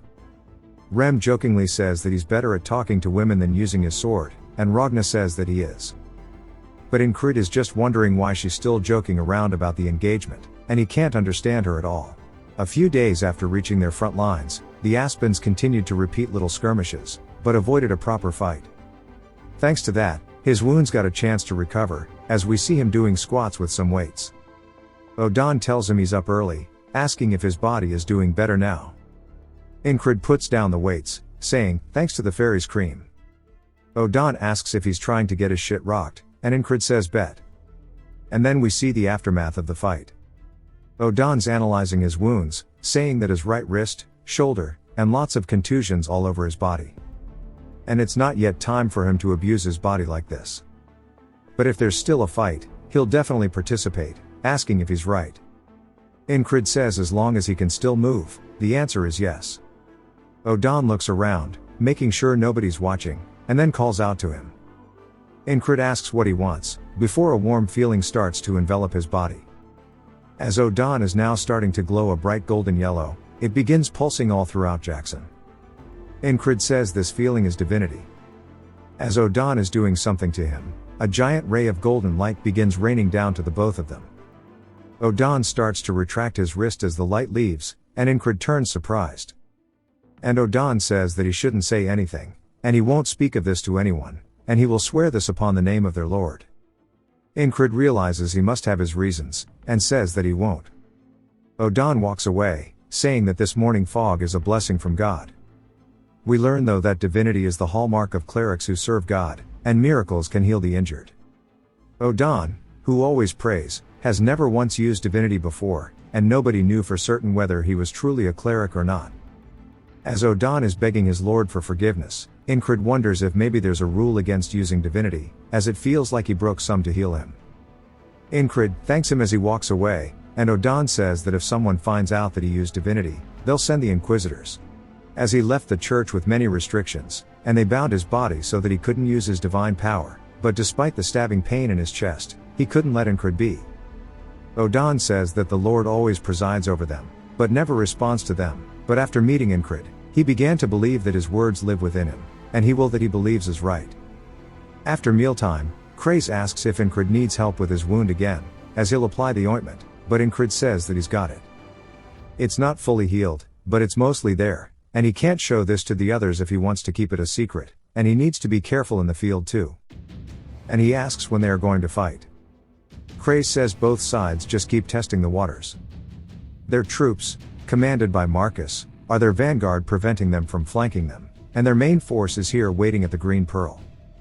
They broke the unwritten rules of warfare last time by bringing out sorcerers and spellcasters, so both main forces are probably prepared for an all-out war, with entire night orders at the ready. Rem says they should have been there, and they keep trying for 1v1 duels, and it's no fun here at all. Craze says they can't continue that for long, and he doubts it'll be like this here soon. It is now some time later. As troops begin marching, war horns are blown, and we see their troops standing off against the Aspens. Incred and the entire squad has pulled up for this. What a nice panel to see all of them together. The commander is also there with the fairy, and 3 men step up, calling them all adolescent pricks. Rem wonders why these dudes keep yapping, and if their swords are just for cooking. Craze says this is a battle of words. Without a force offset like a knight, the Aspens and them are evenly matched, and they're attempting to get one up on them psychologically before the fight. They die easily to an arrow, but their morale is already low, and if they strike first, they'll lose. As they keep getting shit talked, and the Aspen soldiers say they'll die before they know the touch of a woman. Craze says their commander isn't doing anything because he knows this as well. Marcus says he has prepared something, but he can't use it here. Using the lunatics to win the duel only backfired on them, and that they just need one win. Craze also hopes that something happens, just one time to shift the morale. The Aspen soldier continues, calling them a bunch of virgins, and start laughing at them. Incred tells Andrew to relax, saying he'll get his chance to let his rage loose. Andrew is just confused, asking what he means, and Incred tells him it's fine to be a virgin, and to remember this rage, and use this feeling in the battle. Even the other soldiers are confused. Andrew says he's not mad, but Ingrid tells them now is not the time, so calm down. Both Henry and Max start laughing at him, and even Rem does. Odan says he should walk the saintly path if he's already this far up. Ragna says he'll probably get his chance later. Andrew asks what he did to deserve all this, and the other soldiers wonder what's up with him, and if they fell for the taunt. They wonder how he is a virgin at his age when he looks normal. Andrew tells them all to shut up, as he's not mad. The soldiers start laughing, asking if he wants to be introduced to a shop once they're back in town. Andrew says he doesn't. Jackson says that him making fun of someone on purpose was mean. Ingrid says Andrew is young, he might have taken it personally, and just wanted to keep him in line, but Rem finds this hilarious. Craze can't tell if he's joking or being serious, and if this was out of instinct, and he smiles, saying that he sure is an odd man, and that he should go respond to them. Ingrid says he's got nothing to say, and Craze tells him he'll feed him some lines. Ingrid says that's not difficult, and steps up. Craze says that with Ingrid's devil's tongue, he can surely lift the morale, and the changes he will create will spread like a wave. Ingrid walks up, the other soldiers recognize him, and start yelling, saying that he's stepping up. But Craze says that this will definitely be their path towards victory. Craze told him to show how brave he was and walk within range of their archers and provoke them. Vengeance asks what he's doing coming up here, and Ingrid says that he's unlucky for being in the vanguard as soon as he gets back. Vengeance tells him to shut up and warns him that they're going to shoot arrows if he walks up fearlessly with the boys. Vengeance asks what he's doing, and the Aspen soldiers say that they can't believe there's another loser walking up. Ingrid looks at them and recalls Craze teaching him how to provoke them because he doesn't know what to say, and Craze says that he'll think of something when he's there. He's talented in that way of using his tongue. Ingrid asks what's wrong with him and how come he's got the head of a ghoul. Bro does kind of look like a TikTok scribbling drawing. He starts to get pissed, asking what he's talking about. The other soldiers start laughing, and Vengeance says he did that on purpose, and he knows how handsome he is, and he starts getting PTSD. Ingrid apologizes, saying that he shouldn't have been so quick to judge, and that he knows his mother must have been a ghoul. The dude gets absolutely furious and starts screaming. Odan says God's going to punish him for this, but Rem can't stop laughing and it's making him cry. Ragna wonders if the dude is even human, since he's ugly as hell. Andrew also laughs, saying that he won't ever be able to use his package with that kind of face, saying there's no way he can taunt others when he looks like this. Max says he must have been bothered by this the whole entire time. Ghoul tells them to get up here and is going to cut his tongue out. Ingrid says the enemy calling for a fight, having fallen for a taunt, means that he just has to thoroughly beat him. As he goes to draw his blade, Rem stops him with his axe. Even Ragna steps up first, and they say he's not stepping up. Jackson reminds him that his wound hasn't healed. Ingrid says he can't reveal that Odan healed him, and they share a silent agreement. Rem says that Andrew has to go do it and to go kill him. Andrew says for him, having dedicated his life for his family, nothing mattered, and he had no shame. But being humiliated and called a virgin sure does make his blood boil, as he unsheathes his blade. He says he's going to pay this ugly bastard back for this. Ghoul says that he doesn't want this punk, he wants the one who made fun of his face, asking if he's scared. Andrew tells him to shut up, as he's going to tear open that ugly mouth of his. He lunges forward with a first attack. Ghoul sidesteps, and Marcus says the ones who came in initiating the fight from the Aspens are experienced soldiers capable of shoring most of their men, and they're not easy foes. As Ghoul swings, knocking his sword backwards, Andrew's a little caught off guard, as the guy seems like he has the advantage. But Rem says that Andrew's definitely not going to lose here. Andrew starts screaming, charging back in, and swings, causing the guy to go back on the defensive. He readies himself for another one and starts hyping himself up. He says his full government, that he, Andrew Gardner, no matter the hardships, no matter the difficulties, always stood back up for the sake of his family regardless of what it took, as he thrusts forward, stabbing Ghoul in the throat, killing him, winning the duel. Andrew says against his resolve, this ugly dude is nothing. Max says Andrew was always talented. He was hidden all this time because of those around him. And they start calling him the Ghoul Killer, saying that he's not half bad for a virgin. And Incred says he can tell that he's one of the lunatics. That's what the soldiers start calling him as well, Andrew the Lunatic, and he lets out a victory scream. Bro got 2 nicknames in one fight, damn.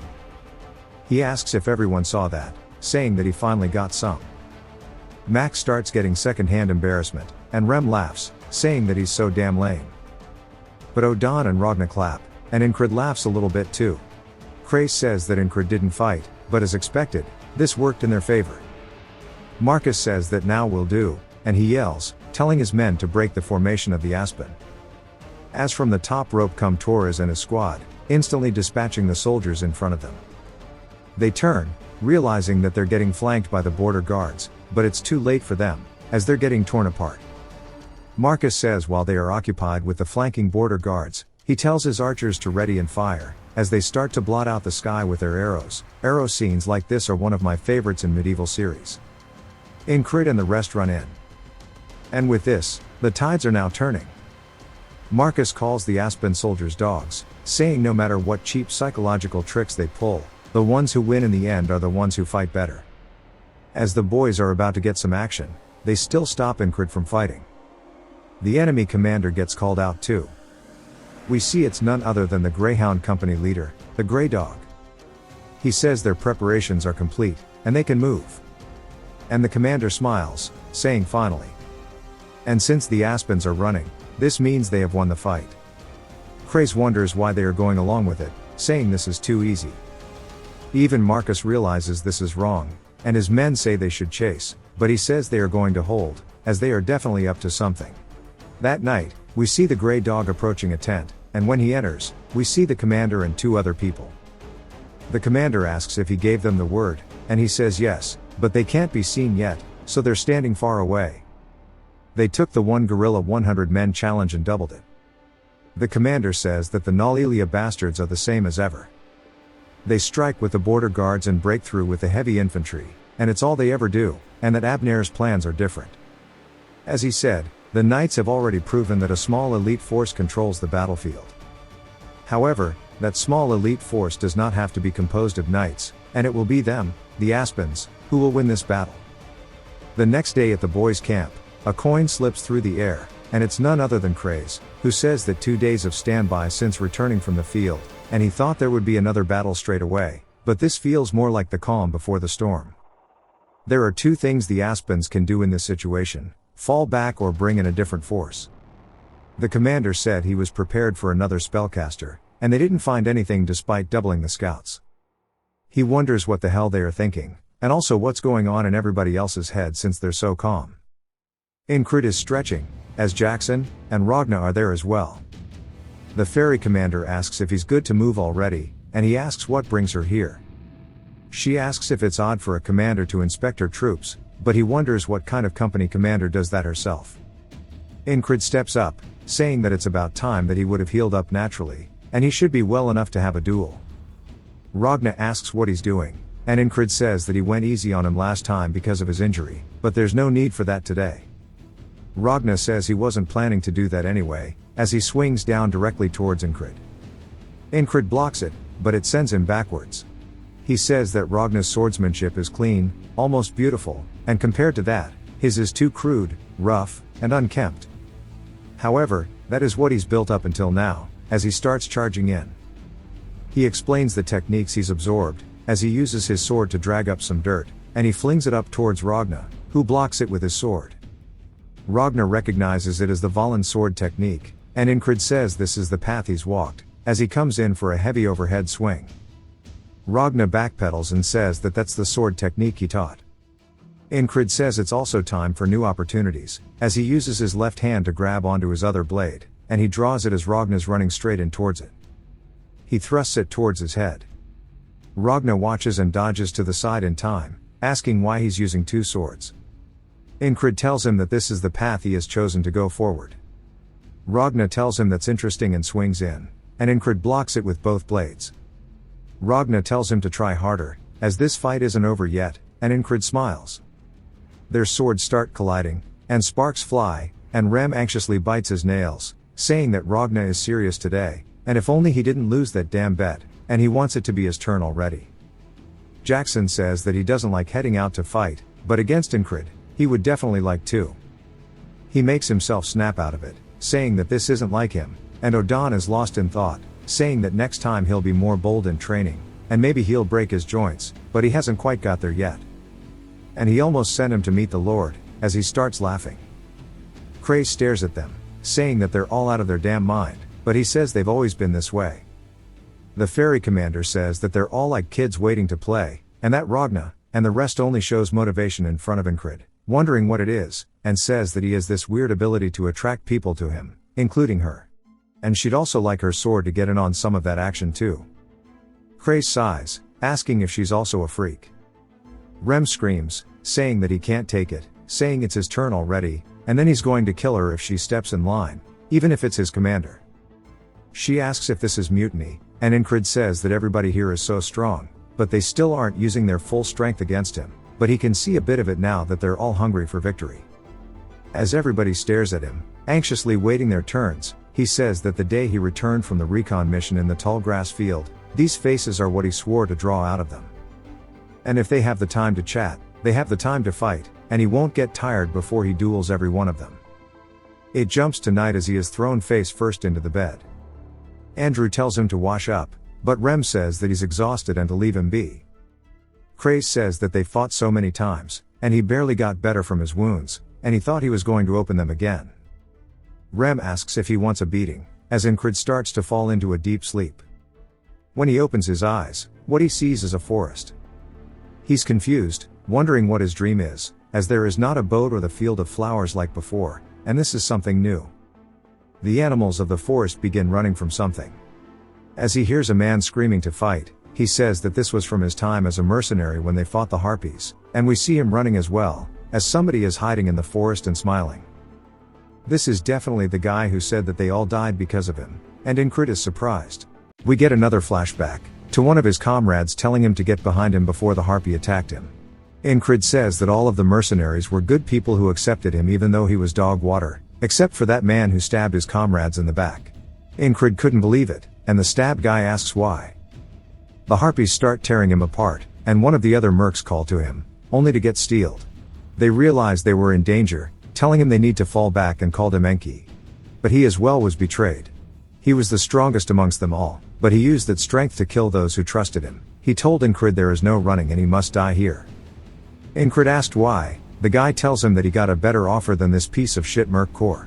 It's best for him not to have any loose ends. It was also annoying seeing how talentless they all were yet talked about camaraderie. Then he spits on one of their corpses. Incrid charges at him, but his sword gets sent flying out of the air. The guy pins him to the ground and says that he'll let him go. Because he'll never amount to anything anyway. And he taps his cheek calling him pathetic. Incrid says he was strong, but rather he was just too weak. He was helpless to watch as his comrades were murdered, but what troubled him the most was the one who survived thanks to his sympathy was none other than him. That was one of the reasons he dedicated so much of his time to training, because he was toyed with like that, and he continued to strive towards his dream with the loss of his comrades in his heart, but even so, if only he had that power then. The guy yells, asking him if he wants him to kill him this time as well. As he charges directly at him, we hear Esther telling him it's only a nightmare, to slip out of it. As soon as he does, his heartbeat goes calm, and we see her in real life putting her hand on his chest. He starts to snap out of it, and she says that he's such a troublesome man. Back at the rear base, she gave it her all to suck away his fatigue, but she was powerless to help him when he needed it, and she won't repeat that same mistake again. The soldiers start blowing the horn to wake them all up. Incrid asks what's going on, and Rem tells him that the Aspen bastards came crawling back, so they're going to be heading out. All the boys start getting ready to go. Cray says that they're here too early and it's bad for his skin. Incrid looks down at Esther sleeping, saying that the voice at the end of his dream definitely reminded him of her for some reason. He tells her to guard the tin well as he scratches her neck before leaving. They head out to the battlefield, and Rem says they must have prepared something since they made them wait this long, and he feels like today will be fun. Incrid says that he agrees, and wonders what they have prepared for them, and what they have up their sleeves. The ground begins shaking, and the soldiers are immediately terrified, saying they need to fire their arrows now. A giant steps ahead of them. They pull back their bows and release, blotting out the sky like it's from the movie 300, but the arrows don't even pierce the giant and just bounce off. Even Incrid is surprised as it raises its club into the air. It swings forward, deleting anything in its path, sending meat chunks flying. Holy shit, this guy got deleted. All the soldiers who didn't get one shot are now stricken with fear, unable to move after what they just witnessed, as there are multiple giants now making their way out of the front line, laughing at them. We finally learn more about the creatures of this continent. Frogs live for dreams and desires. Fairies venerate nature. Dwarves are crazy about metal. Half humans prioritize breeding. Half dragons walk alone. Giants get drunk on slaughter. They love the violence inflicted with their bodies, and they are called the beasts of red blood. Jackson tells them they are coming from both sides, as there are enemies on this side as well. We see mercenaries on one side and fairies on the other. Craze says if they don't stop them here, they will be surrounded and killed. Incrid says that they just need to stop them then, and Craze just wonders why he is so calm. The commander appears, saying it's as he says, and it seems that her kin have appeared to the left, so she will head that way.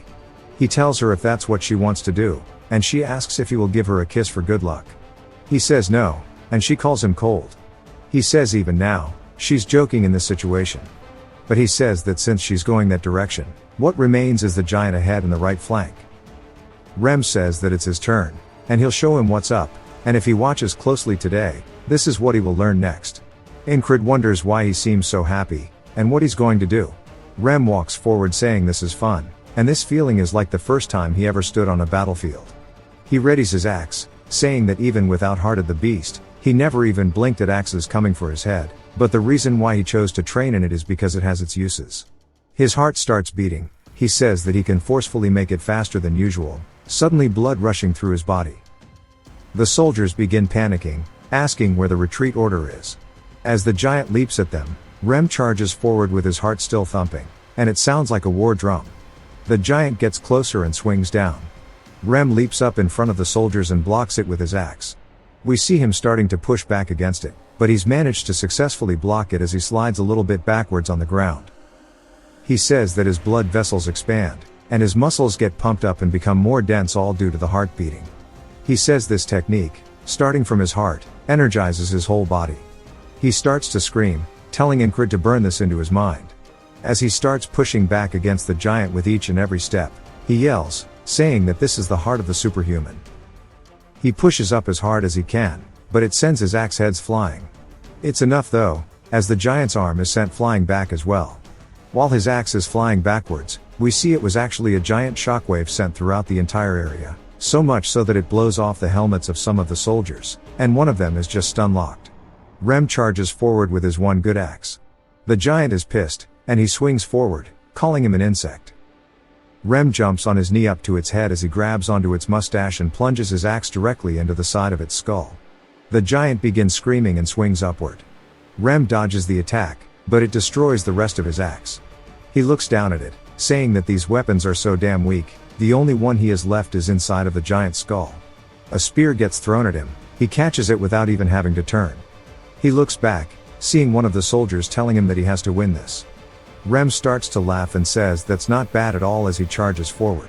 The men say that they will be victorious, and they should help the lunatic and keep him supplied with weapons as they start throwing their spears directly at the giant.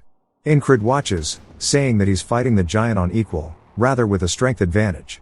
He's strength and reachable by normal humans. He wonders if that's what he is learning next, and he can't help but smile at it. Ragna tells him that he's seen enough and that he's toying with it now. Craze tells him that the company commander went to the left, and since Rem is dealing with the giant, they just have to deal with the right flank, and then they can defeat the Aspens. Incrid says he agrees, and it seems like all the other squad members are off doing their own thing, asking Ragna what he will do. He says that he'll go with him, as watching is boring. Incrid says now is not the time for him to be excited about learning a new skill, as he needs to focus on winning this battle first and foremost. We see blood flying and Vengeance is bleeding. His men start apologizing, and Vengeance tells them to shut up and stay back. A man laughs, saying that Shura is touching, and charges forward, asking how long he thinks that he'll last. But Incrid instantly closes the gap and swings his blade, sending the guy's attack backwards. He tells Vengeance he looks terrible, and Vengeance says that these are wounds of honor. Incrid glares back at him. The guy though recognizes the name and takes off his hood. When Incrid stares at him, he instantly realizes who it is. The guy smiles, saying it's been a while, saying surely he hasn't forgotten his friend's name, and calls him Enki. Ragna asks if that's his friend, and Ingrid says that back when he had to bow to his strength, he wouldn't have been able to refute him calling him a friend, but not anymore. Rather than someone like him who kills his own comrades, he's going to call those who risk their own lives to protect their comrades. Then tells him he remembers his name, asking him if it was bitch. The guy gets pissed. Ingrid says that he forgot it was just a nickname, and that his actual name is just piece of shit. The guy gets pissed, charging him, saying that he needs to learn his place. Ingrid easily meets his blade, saying he wasn't able to do this last time they parted ways. Then swings forward, sending his blade flying. The guy is in disbelief, as Ingrid tells him this is revenge for his friends. He laughs, saying he wondered how his weak ass survived, and this must have been the reason. Craze runs in asking if he's fighting again. One of the mercs pull up saying he's going to die too, as all of them together wasn't enough to take down their leader. So a mere soldier stands no chance. Ragna says based on their stances and weapons, they've learnt the murderous blades. They have skill built through real-world experience. The leader says he's continued to live his life, while Enki was stuck on revenge.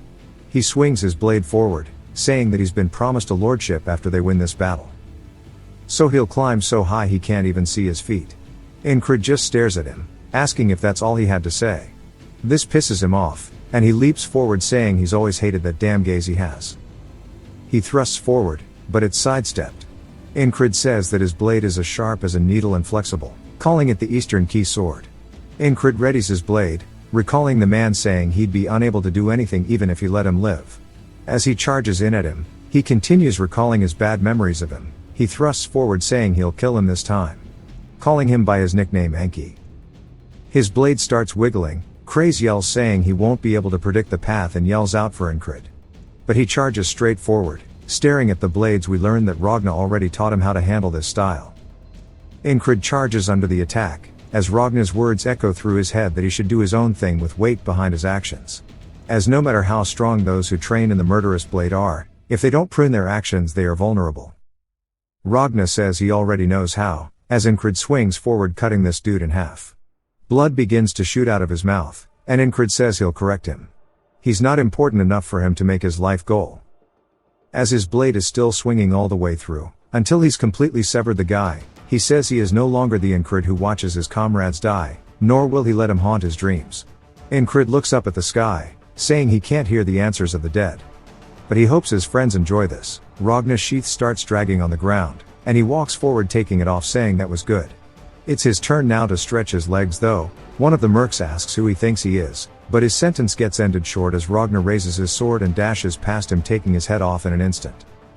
As it falls to the floor, the other mercs stare at it. Ragna asks if he was saying something. Craze says he can't ask him after beheading him.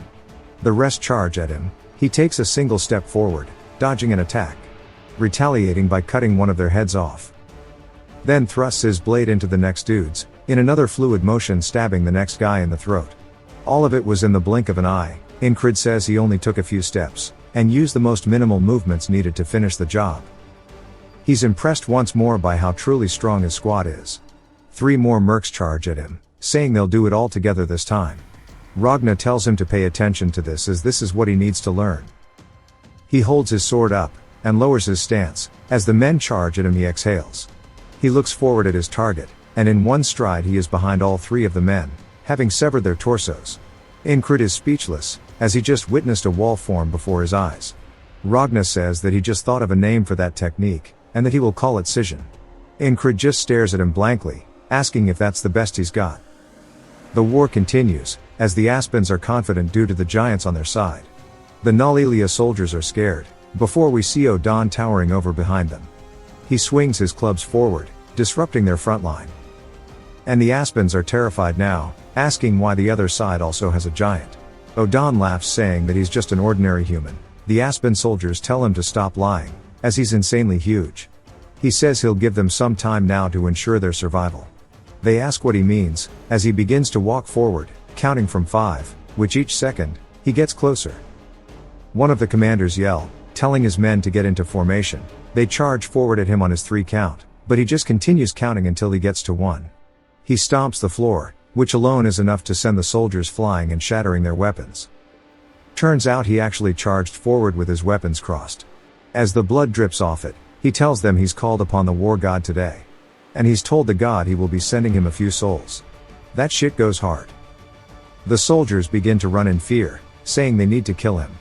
But Odan is coming in with his next attack. He charges forward again, sending the soldiers soaring through the air, killing some instantly. Their screams grow louder, but Odan drowns them out, with his laughter saying he'll send them all to meet God.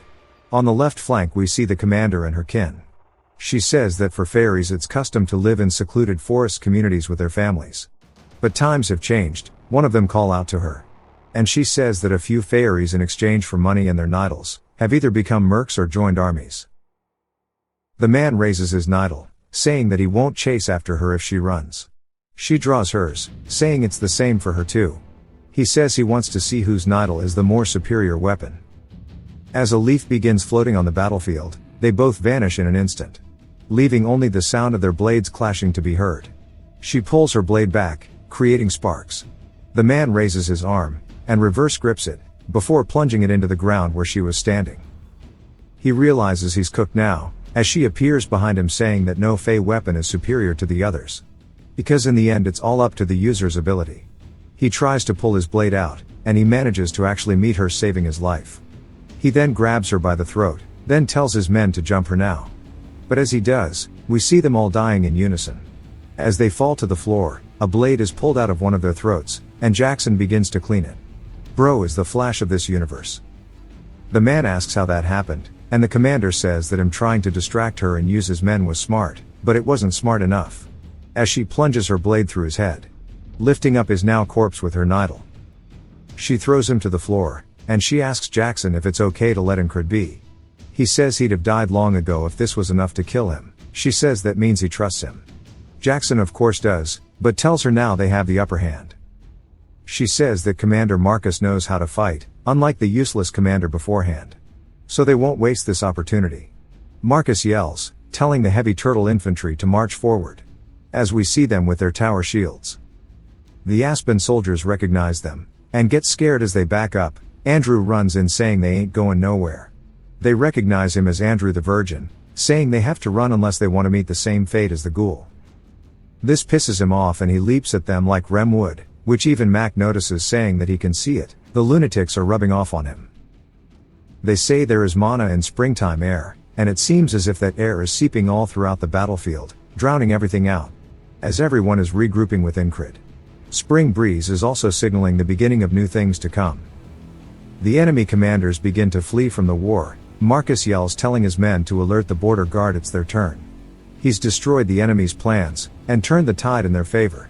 All of this was made possible by a squad of lunatics.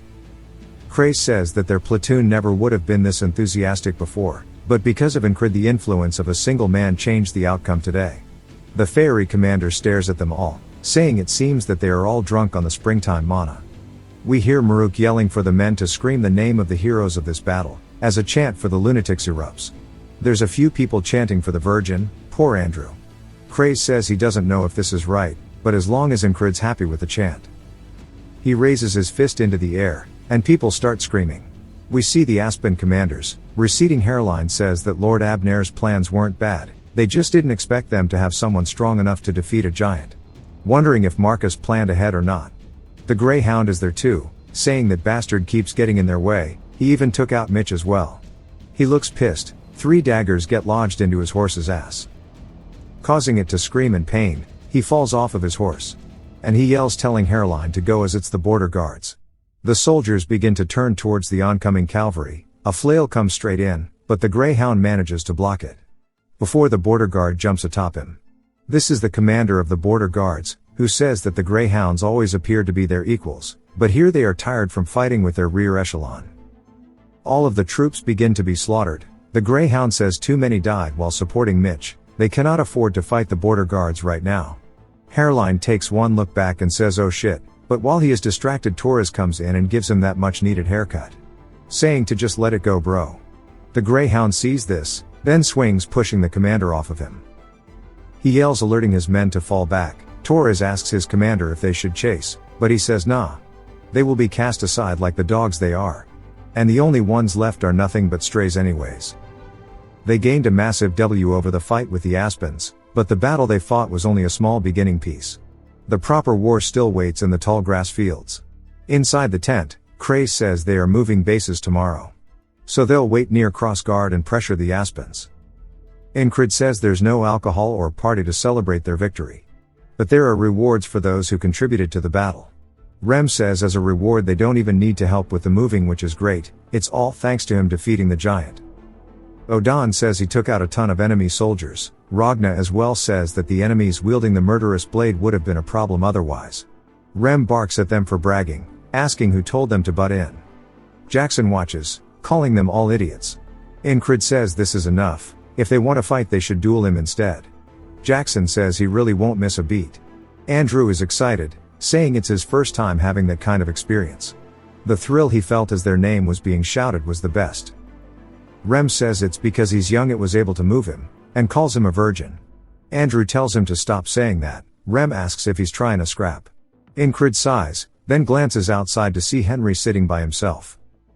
He's clearly not that happy. He asks what's wrong. He snaps out of it, so Ingrid sits beside him asking what's on his mind.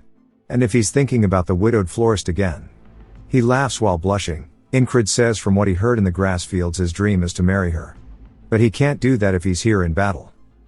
Ingrid asks if he wishes to return. Henry says he'd be lying if he said he didn't, but how can he just leave when everyone else is fighting? Ingrid says they've avoided death multiple times due to his skill as a hunter. Thanks to him they escaped the grass fields, also due to him telling them about the snakes under the stones. He's also great with a bow. Ingrid stands up, and starts walking away as Henry calls out to him. Ingrid says he carries his sword with a dream. Henry himself must live his too. Henry just wonders what that was about. The next morning in the ferry commander's tent, she tells Henry he is being granted a special discharge. So to get on the wagon with the injured, as it's leaving soon. He's confused, asking what she means. She asks if he didn't hear, he is his platoon commander to thank. Henry is speechless, but heads back to pack his things. Rem asks if he's going. Odan grants him some blessings. Ragna says now he can sleep as much as he wants. Craze says he did well among them. Andrew pats his shoulder, telling him to get home safely. Henry nods, and heads outside spotting Ingrid in front of him. He calls out to him. Ingrid says that unlike Andrew and Mac who integrated well, Henry never quite fit in. He bets it's more so since he doesn't seem suited for battle to begin with. He puts his hand on his shoulder, saying he hopes he wins her over. Henry smiles, then bows, thanking him for everything. He hops on the wagon with the injured, and starts to head out.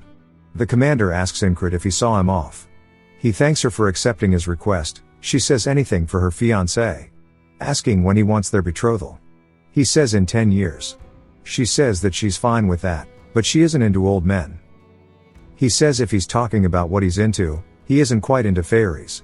She stops and stares at him, saying that surely he never thought that those words would hurt others. He says he can tell she is fine though. She clicks her tongue, saying to walk with her before they return. As the commander Marcus is looking for him. As he is walking to meet him, we see Marcus facing away farming some aura. Craze told Ingrid to think about this beforehand, that all of his missions thus far including what he did yesterday in the battle, might get him a transfer. Ingrid stops before reaching him. Marcus then asks if he likes tea, and if he wants a cup. Ingrid says he's alright. Marcus says he must be busy with the move order, and surely he isn't preventing him from working.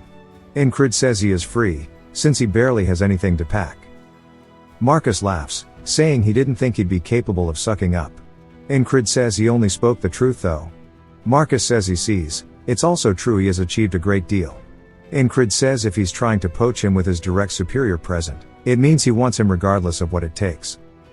Marcus says he seems unfazed, asking if he knew he took a liking to him. Ingrid says he did. Marcus wonders what his answer is. Ingrid tells him that he refuses. Marcus says he's heard multiple times about how he's refused the other commanders. But he must know that his offer is fundamentally different. Ingrid says that he has a dream. Even though it's a grand dream. Marcus asks what his dream is. Ingrid tells him he will become a knight. Marcus says that a man with a dream shines so bright, he was once like that too. The days where he trained to become the sword of the crown. But as years passed, he compromised with reality. Now he lives a boring life taking each day as it comes. A stagnant dreamless life is a chain that prevents others from growing. He has no right to take him under him. He raises his hand to dismiss him. Incred bows to him. Then walks out. Marcus asks if she thinks he'll become a knight. She says she doesn't know, that is up to him. He tells her being too honest is the advantage of the fairies, but it's also their disadvantage. Marcus respects his dream, and he's inspired him to strive for something new. Norelia is commanded by royalty, however nobles have recently grown in power, meaning they have a lot of pull. He too was once part of the noble side. But now he'd like to chase his own dreams once again. They began moving their base, and they were doing nothing in between. Rem says not having duty is nice, but he's also bored as hell. Odan tries to convince Incred to train, saying their muscles only grow with relentless training. Ragna says before they do that, he wants him to do his swordsmanship. They ask when he brought the blanket out, he ignores the question saying that he needs to work on balance if he's dual wielding. Jackson says he needs to focus on his senses, it's a great time to work on sensitivity in this chaos. Incred asks if him speaking from so far away is also part of the training. Rem tells them to all piss off. As surely Incred remembers. He needs to learn Heart of the Superhuman, but he gets cut off by the commander. Saying the tent needs to go up where they are, and they are blocking their path. Also Ragna is sleeping on her blanket. I love the banter, but she continues saying they need to leave and get out of the way. They get put off somewhere on the side alone. Rem says they should have folded Odan somewhere as he's taking too much room. He says that Rem is quite good in passing blame. They start fighting, as the rest watch. Max says they didn't do anything though. Andrew says he thought Incred was the only one who could talk to them like that. Max says the commander is something special. Craze says she's just as crazy as the rest of them. Andrew asks if he can say that, but Mac tells him he shouldn't get caught up with the lunatics. Craze says these planes aren't normal, this place must have been used as the enemy base before. He starts inspecting the ground, he says he found it. Incred asks what he's doing. Craze says that people tend to hide their valuables before they set off to battle. Incred asks how he knows where they are hidden. Craze says once you think about it, it's obvious. If he was a soldier, where would he hide his things? Somewhere easy to find, even with their base being destroyed. He asks what he thinks is next. Incred says a place that's easily recognizable. He says exactly. The tree root is odd looking, and based on their base. It's got easy access so something must be here. Incred says he's got a great head on his shoulders. Even in battle, he's looking at the big picture and can predict the flow easily. He said it's an ability born out of his struggle to survive, but he's better than most tacticians. Although his dream is to open a salon for rich women, and he's a money-crazed lunatic. He finds a map for something, he realizes what it is asking what it's doing here. Rem says he's got himself worked up, and if they are here to take care of Big Eyes. Incred looks up, saying there's time before it gets dark. And they need to kill time while the tents are being built. He asks what he was going to say beforehand, he smiles saying it's about the heart of the superhuman. Like the name suggests, he created it to let himself surpass his human limits. It puts a great strain on the heart, and he could die while doing it. Incred tells him not to worry, as even death won't stop him. Rem says that he's extremely greedy for that way of thinking, but there's no way he wouldn't put his hopes into him. He puts his hand on his chest, and does the same back. Saying now they can just blow up their hearts together. He begins smiling at Incred, who is excited to learn a new technique. Rem tells him that humans can only draw superhuman strength in a pinch, and that this technique will allow him to control it when he needs it, and his concentration and senses are key here. Rem stares at the boy, saying that he learned from them all, so he should be able to take this, and he tells him that what he needs is faith. He should just try blowing up his heart enough for it not to burst. Incred asks what he means, and then he feels Rem starting to beat. He says that it feels like it's about to jump out of his chest, and he can feel it with just his fingertips, but now he understands what he's talking about. Rem says that he needs to start slowly, about just a quarter of what he's doing now, otherwise his heart will burst and he'll die. Incred says that he just needs to do as he said and try to blow up his heart. Everybody watches, and Rem starts to move his hand around for a bit before he says that his worries were useless, as he's not doing anything. Just like before, he improves like he's a genius, but then he suddenly stops. He asks if he's doing this to mess with them. Odan says that he can't deny what he's saying either, and Jackson and Rajna both agree. Incred asks if it's even possible to control his heart. Rem starts mean mugging him, and he says that he's doing his best. This continues over and over. The next morning Rem asks if he's even trying, and this cycle is just day after day after day. Rem storms into the tent. As Craze asks where the boss is, he says that he's going to go swing his sword apparently, and Jackson says that maybe he's not learning his skill because it's useless, and it's better if he trained him instead. Rem tells him to wait his turn, and Ragna says that if it isn't about motivation, it must be that the teacher's the problem. Rem says there's no way he's worse than him. While they start yapping, he thinks about it. He says it's a technique he's created by modifying the skills of their tribe. You're supposed to get a sense of it with a spell at first and learn to control it by yourself after. No matter how much he tries, he just won't get it, and he guesses even the spellcasters in his village couldn't get it in one try, and even if they did, they almost all died accidentally. And he says that he can't be in a rush, and he knows it himself that even with Heart of the Beast, he took way too long to learn it, and he seems eager, so he just needs to keep at it, and if there's no hope to give up. But it pisses him off, so he tries to sleep it off. That night, Incrid's still training, trying to understand how to mimic this feeling of his heartbeat for tomorrow. The next day, they're back at it once again, and Rem sighs, saying that he wants to stop here for the day, as he thinks it's not going to happen yet. Incrid grabs his hand, telling him to keep going. Rem says that he gets that he's trying, but there's no point in trying when it's not going to do anything, and Incrid tells him to stimulate his heart more. Rem's a bit shocked, and says that he thinks he forgot something, that if his heart is forced, it'll pop, and that he's certainly not asking him to kill him. Incrid tells him just to do it, and Rem's just hesitant. He says that going along with this won't make him learn it, and that he'll just die, and even if he doesn't, he'll become a cripple, and it won't be him suffering, but still, he doesn't want to deny his request. He starts to do it, and asks how stupid he could be. He guesses he's asking because he knows that it'll be fine. Rem starts trying, and Incrid's heart starts beating extremely fast. His face starts to tense up, and we see his eyes go bloodshot, and he says that this was the right choice. Rem asks what he means, before he feels his heart explode. Blood starts pouring out of his mouth, and Rem realizes he made a mistake. Jackson takes his hand off of him, as Odan pulls Incrid back, and Ragna almost cut his arm off. They start yelling at him, asking him what the hell he did to their brother. As his vision fades out, he's back now in the underworld, and the boatman says that he doesn't understand, that this today was not a wall. Incrid says that he chooses his own walls, and the boatman asks what he's thinking. Incrid says that he uses the method he knows best to learn the heart of the superhuman. We get a little flashback to right before he started doing the loops as he's trying to feel his heartbeat. He says that he can feel Rem's effects on his heart, but he just can't. He recalls Rem telling him that he can't force it, and he needs to acknowledge his limits, and give up sometimes. That's not something he wants to do, because giving in means he's satisfied with where he is now, and that might as well mean that he's dead. Right before, there was a method that suits him perfectly, unlike his genius platoon members.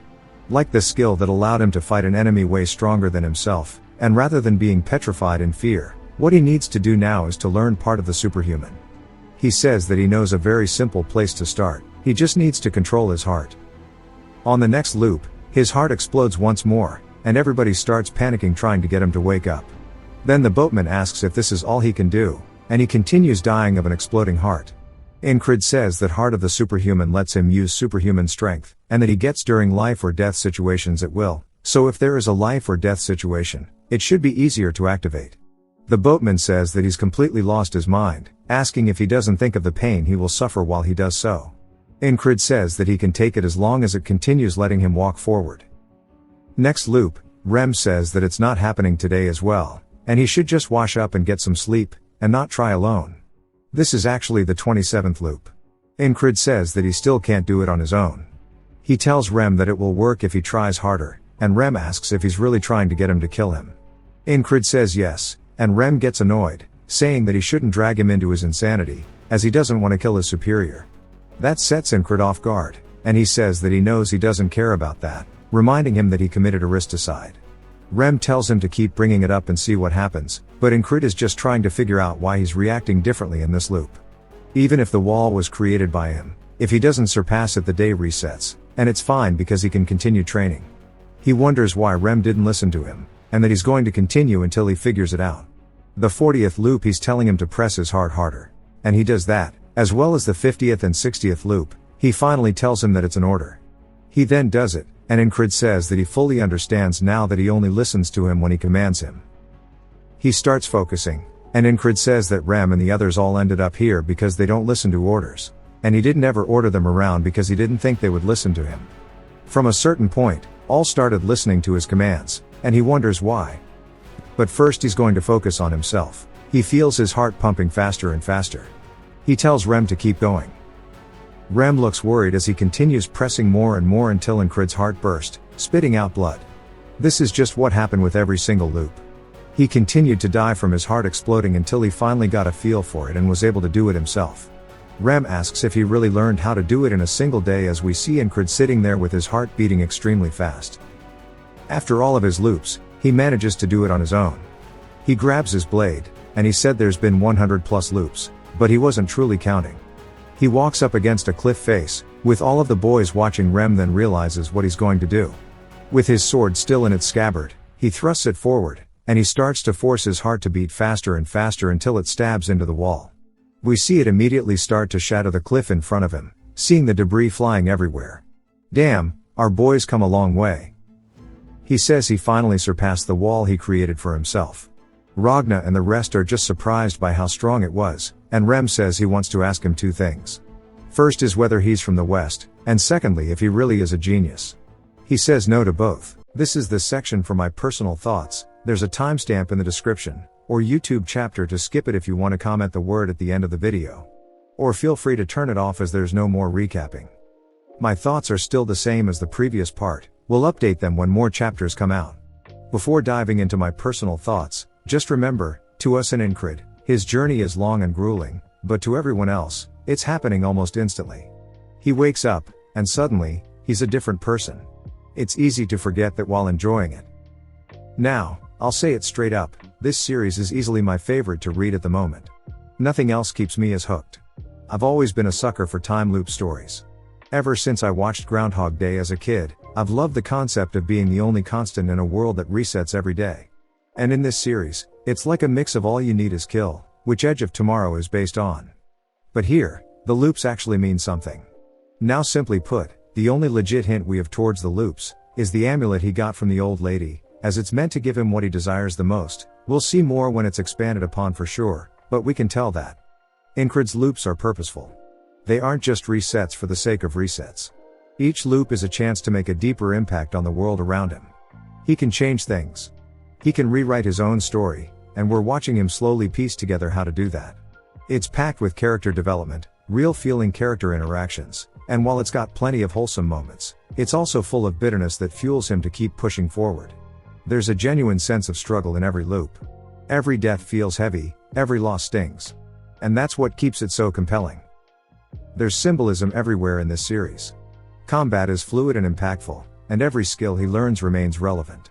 Unlike other series where a technique becomes obsolete after a few chapters, here, he keeps adapting and using them even in the later chapters. That's rare and keeps the combat feeling grounded and purposeful. The story, though, that's probably its weakest point. The overarching plot is the least fleshed out part. It's just a dude trying to become a knight. That's the basic setup. But honestly, I'm here for it.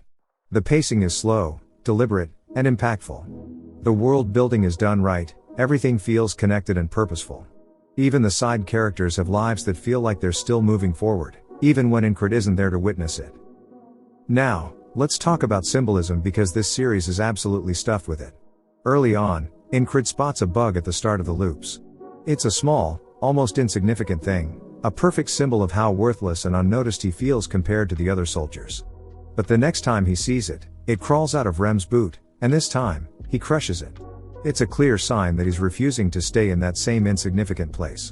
He's stepping up, taking control of his life. He's showing that he's not going to be stepped on anymore. Later, he crushes it again, but this time he's full of confidence, knowing he's not the same man he once was. It's like he's shedding his old self and emerging as something brand new, as if every time he crushes that bug, he's crushing the weaker version of himself. Another moment of symbolism, he's talking about wanting to become a knight while staring up at a shooting star. That can be interpreted in so many ways. It's a dream that seems impossible, something so far out of reach that it might as well be a miracle. Or it could be seen as divine interference, the heavens bending to make his dream a reality.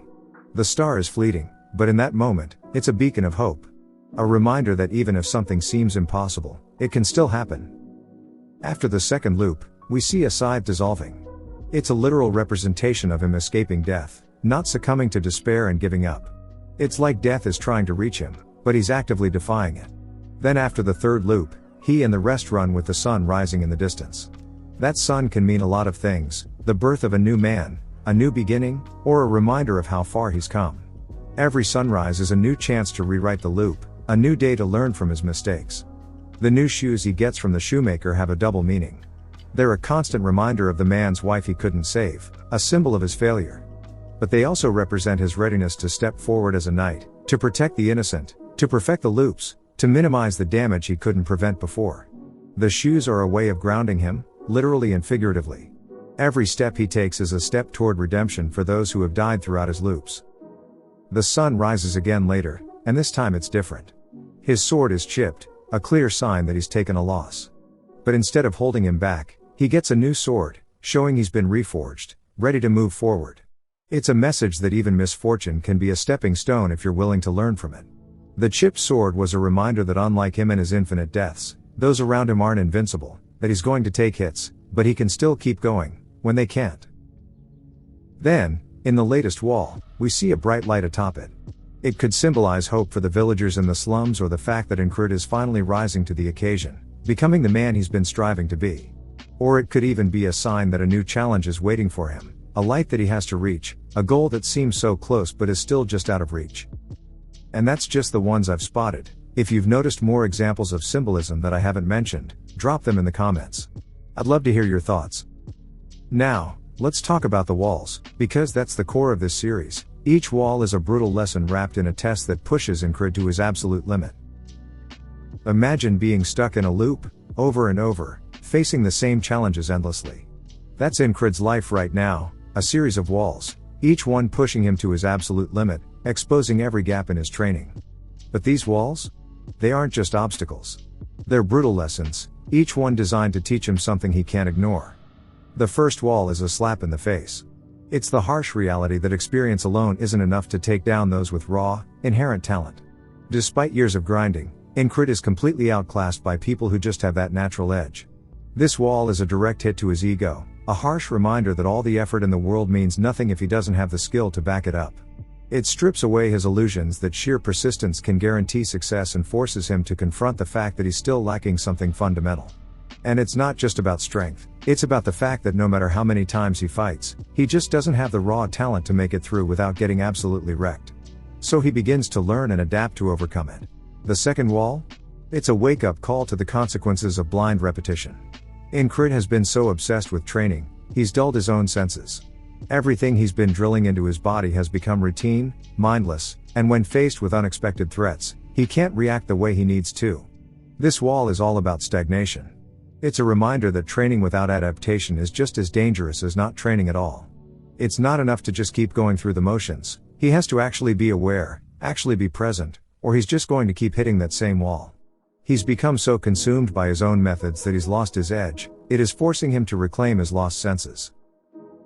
The third wall is the culmination of the previous two, placing Incrid in a scenario where he must face multiple enemies without any support or allies. This wall isolates him completely, exposing the inherent weakness in his solitary approach to combat. It not only reinforces the concept of isolation but also illustrates the crushing weight of facing insurmountable odds alone. The wall is a manifestation of his internal conflict, as he must come to terms with the fact that he cannot rely solely on his own strength. It suggests that true power is not just about physical capability but also about forming connections and seeking help when necessary. Which he does, by taking lead of the squad, making them follow behind him into battle, but also relying on them while he's busy with Mitch, who is a firm reminder that he has so much to learn. The fourth wall throws Incrid into a fog-covered battlefield. He can't see anything clearly, and it forces him to slow down and really focus. There's a hidden flag he has to destroy to break the spell, but there are decoys everywhere, designed to waste his time and mess with his focus. And standing guard over the real flag, none other than Mitch, who Incrid has already faced before, a guy who pushed him to his limit during the third wall. Now, the fog isn't just a random obstacle. It's a test. It strips away all the things Incrid usually relies on, his sight, his surroundings, even his instincts. He's left with nothing but his basics. It's not about brute force. It's about precision. Staying calm. Finding the real target amidst all the noise. The fog forces him to slow down and focus, forcing him to stop trying to overpower everything and instead, hit the right target with absolute clarity. And the decoys? They're not just there to annoy him. They're distractions, pulling his attention away from what really matters. It's a reminder that not every threat needs to be taken down. Some are just noise. The real challenge is learning to ignore the fake threats and stay locked onto the real objective. And then there's the Mitch, whose sole purpose is to be that dude who is strong enough to remind Incrid that he still has a long way to go. This guy doesn't move. He stands his ground, a sentinel, daring Incrid to try and take that flag. This isn't a quick battle. It drags on for over a year and a half total, and in that time, Incrid isn't learning new skills. He's sharpening what he already knows. Honing his basics until they're deadly. Because in a fight like this, the basics done right can hit harder than any fancy move. The fifth wall is packed with a lot of layers, but at its core, it's all about adaptation and preparation. Incrid starts out getting betrayed by some of their own and killed by an assassin, a member of the Greyhounds, Mitch's group.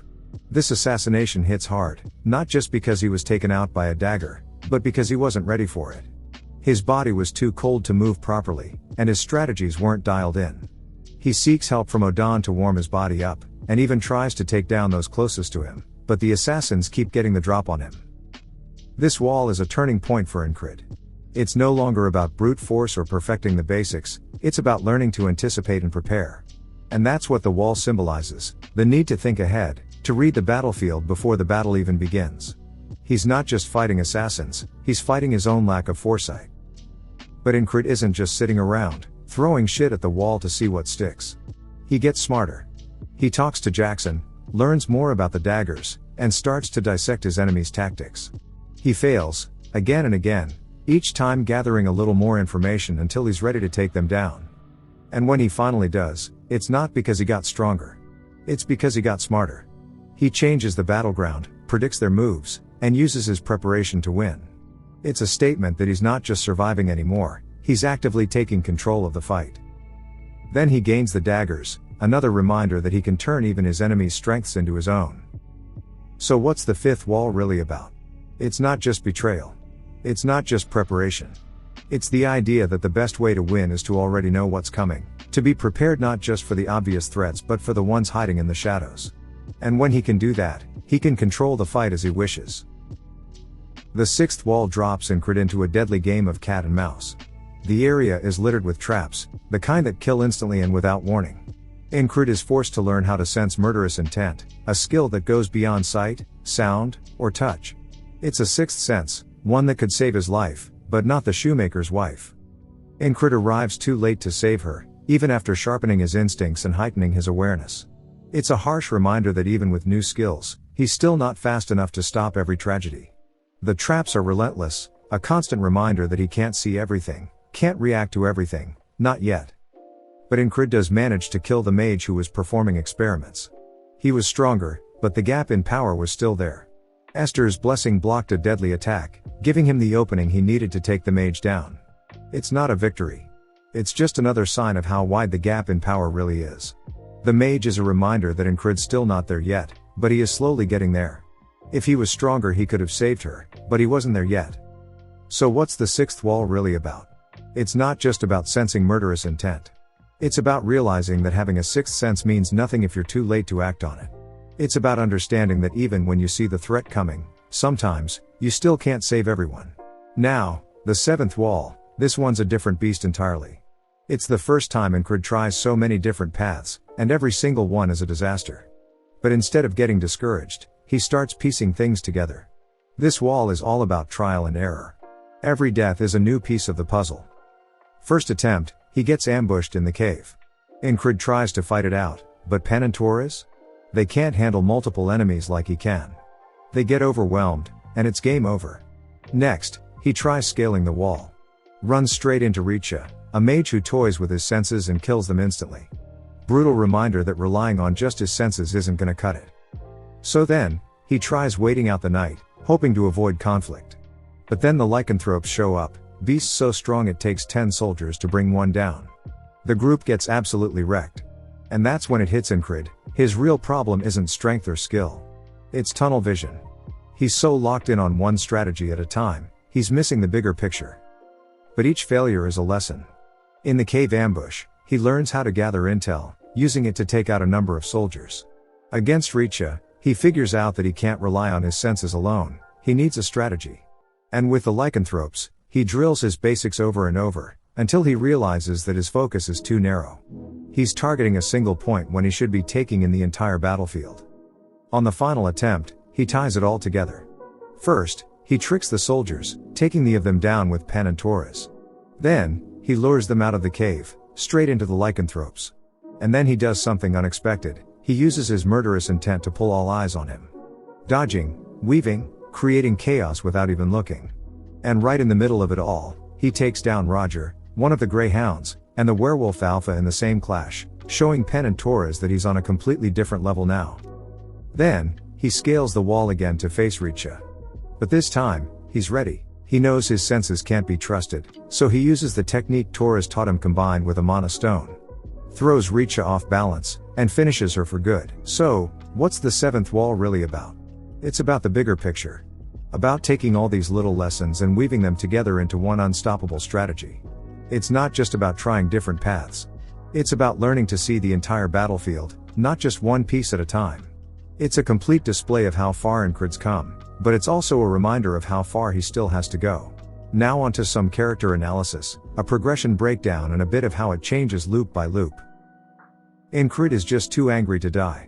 He's pure, unrelenting willpower in human form. Every loop he goes through, he takes something from his opponents, their moves, their techniques, anything he can use. At first, it's just his body imitating what he's seen, copying what he knows works. But it's not enough. Even Rem points it out, saying it all lacks confidence. And Incred realizes it too. He's not there yet. There's this one moment where he actually considers escaping. It's brief, but it's there. But then he shakes it off because he's not built like that. He's pure will. He's the guy who took 124 loops to finally break through his first wall. 124 deaths, 124 chances to analyze every move, every dodge, every tiny nuance of every fight. And he does. Over and over again. Every time he gets a little closer, a little faster, a little sharper.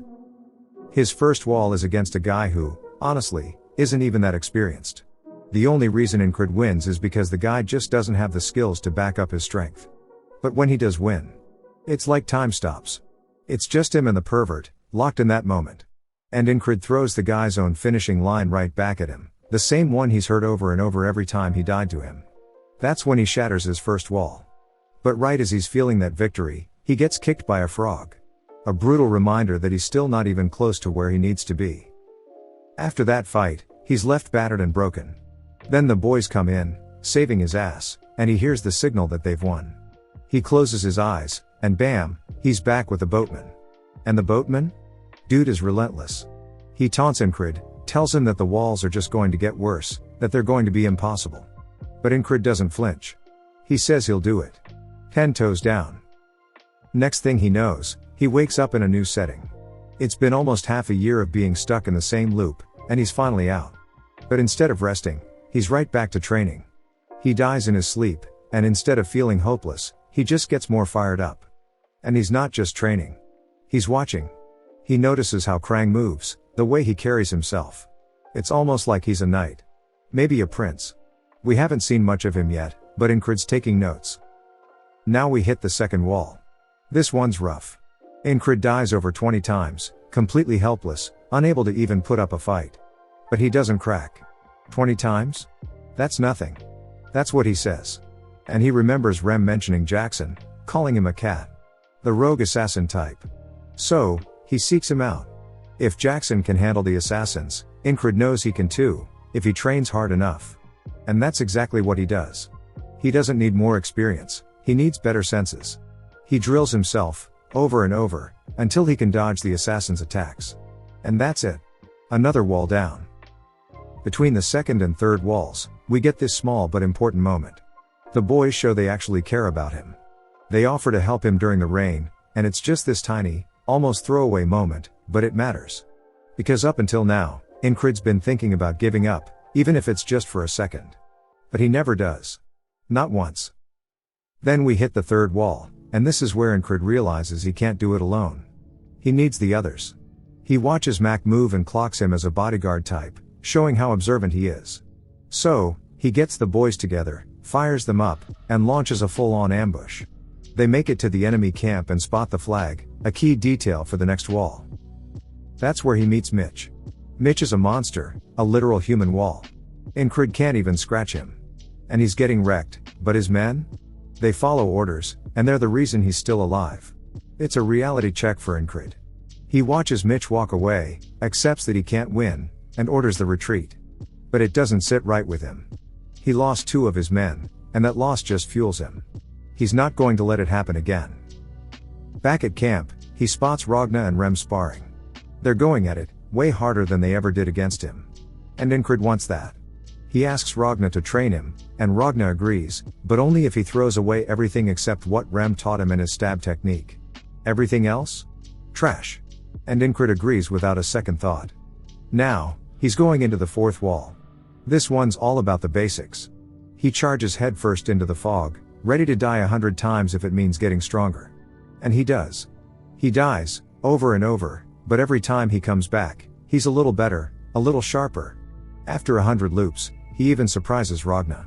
And it's in this loop that he learns about the Unyuk sword technique, a style that combines all the other sword styles into one.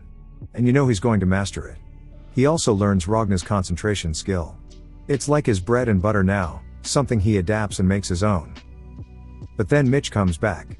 And here's the thing, to Mitch, it's only been a couple of days. But for Incrid? It's been over a year. And this time, he's ready. He fights Mitch over and over, dies countless times, but eventually, he beats him. And he even starts mimicking Mitch's moves, taking them for himself. Then the boys come in for the save again, but this time? It's not just to save him.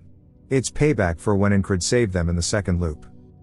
Afterwards, he's back at camp, curious about a technique he pulled off, a parry.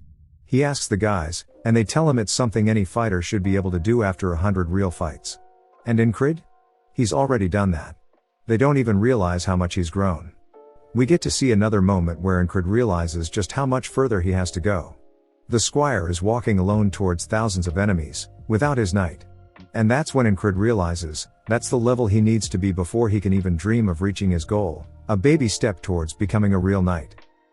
And while he's watching the squire, the boys are watching with him. They're all having their own moments, but Incrid's just locked in, eyes glued to the squire. And it's not just a reminder of how far he still has to go, it's also a moment that helps him see the commonality between all sword styles, something that'll play a huge part in his future development. He has a little eureka moment, that the boys protect him during too, which is wholesome. After that, he gets rewarded with a new weapon, one that actually suits him now, one that fits his level of growth. And he doesn't just get it, he uses it for his promotion exam. He takes on his first opponent with it and crushes him, then does it again with the second guy. Everyone around is watching, and for the first time, Incrid actually feels that confidence. He's finally feeling the strength he has gained thus far. And that's when the chants start, with Andrew yelling Spellbreaker. That's the title that's going to follow him for a long time, something that'll stick with him all the way to the later chapters. He and Torres have a brief fight, but is stopped by the ferry commander, also his boys. Torres is impressed. So much so that he even offers Incrid a spot in the guard, saying he could reach his full potential there. But Incrid? He's not interested. He doesn't just want to reach his potential, he wants to surpass it. He wants to do it his way. So, in the 5th wall, Incrid heads out with 3 of his own, thinking he's ready. But he gets blindsided and taken out by an assassin from the Greyhounds, Mitch's group. The guy kills him with a dagger, and Incrid realizes his body was too cold to move properly. That's what got him killed. So he goes to Odan, asking for ways to keep his body warm, but that's just the start. This wall is brutal. Every time he tries something new, he gets taken down. The assassin keeps catching him slipping, and he keeps dying over and over. But instead of feeling helpless, he just keeps taking notes, analyzing every little detail. The boys are there, joining in on his stretching routines, even though they don't really get why he's doing it. Then Jackson walks in, and it's this funny moment that lightens the mood, but Incrid's still locked in, still focused. Jackson eventually starts explaining the daggers, and that's when Incrid starts to put things together. Within 9 days, he manages to take out Rotten, Bo, and Jack. But the gremlin? That little bastard is still a bit out of reach, ugly as hell though. So, in the 10th loop, Incrid completely switches up his approach. If the assassins are using the market as their battleground, he's gonna change the battleground. He goes in with a new plan, takes out 2 of them right away, then the third. And when the gremlin throws his whistle dagger, Ingrid's ready. Catches it with his forearm protector, something he specifically prepared for this exact scenario. And when the assassin closes in, Ingrid's not just surviving this time, he's dominating. The gremlin doesn't stand a chance. 10 loops, and Ingrid clears the wall. And as a bonus, he takes the whistle daggers for himself. Another tool in his arsenal, another step forward in his growth. After that, we get a little downtime. Ingrid gets a haircut, just a regular thing, but it's another small moment that shows how much the boys have his back, when he's vulnerable. Then we get this little showcase of each of them doing their part in taking down the Thieves Guild. Ingrid takes on a guy using his old Valen sword technique. And he crushes him, showing just how far he's come since the start. Then they make the Thieves Guild theirs, pretty much giving it to Craze to run for them, since that's his whole thing. Ingrid gets a spar with the fairy commander, and she doesn't hold back at all. It's another reminder that he's still got a long way to go, and it kind of guides him on what he needs to work on next. So he goes straight to Odan for martial arts training. And it's not just a couple of days, it's a whole month of non-stop grinding, with the boys all around him, training and giving their own advice. They're all spending quality time together, and teasing him about the fairy commander. After that, he heads out with Jackson for the next mission, and this one is all about analysis. Jackson's pushing him to level up his observation skills, to really hone in on sound differentiation. And then they get ambushed. But this time, it's not a wall, because Ingrid just raw dogs through it, taking down another user of the Valen technique, which was his old technique like it's nothing. He's showing the gap in skill now, finishing it in one strike. But even after that, he knows he's still not there yet. There's more work to do. During the interim, they get a little Detective Conan moment, trying to piece together some stuff, and they get offered a weapon Jackson really wants. But this downtime isn't a waste. Ingrid's sparring with Torres and the boys, and it's way different from before. This time, it's 7 wins for Torres, 4 for Ingrid, a massive leap forward. They keep swapping out duelers, and Ingrid's just soaking it all in, learning from everyone. Then there's this guy with a rapier, some random dude they just met. But he's strong, and he can tell right away that Ingrid's talentless. But when Ingrid says he's been waiting for him, it hits. Even complete strangers can see that drive in him now. Later, Craze comes through clutch, using the Thieves Guild connections to bring in some supplies, and Jackson finally gets his stiletto. But it's not just about weapons. Ingrid's showing just how much he's improved, forcing Rem to speed up during their spars. The gap is closing, and Ingrid's catching up, but it's still overwhelming as Rem is just him. And that's when Jackson tells him what he's missing: murderous intent. That sixth sense that could mean the difference between life and death. And Jackson's offers to teach him as repayment for the stiletto. And as the interim goes on, everyone says that he's not changing at all. It's weird how sometimes he'll change immensely in one day as if he was a genius, then others there's months of no progress. Rem suggests that Ingrid needs some real experience, so he takes on a request from a shoemaker to find his missing wife in the basement. And that's where the sixth wall begins. This one's a death trap, filled with instant kill traps in these dark, claustrophobic tunnels. The only way out? Ingrid has to learn to sense murderous intent, to literally feel the death coming before it hits. But it's not just his own life that's at stake here. Ingrid's not just dying over and over, he's also watching the shoemaker die, unable to prevent it. And that's what really gets to him. It's not the pain of dying that's driving him forward, it's the guilt of failing to protect someone innocent. That's what really fuels him to keep pushing. But he manages to do it. 72 loops in, and Ingrid finally gets it. He starts to feel that murderous intent, and even Jackson is surprised that he's managed to learn it so fast. But it's not over yet.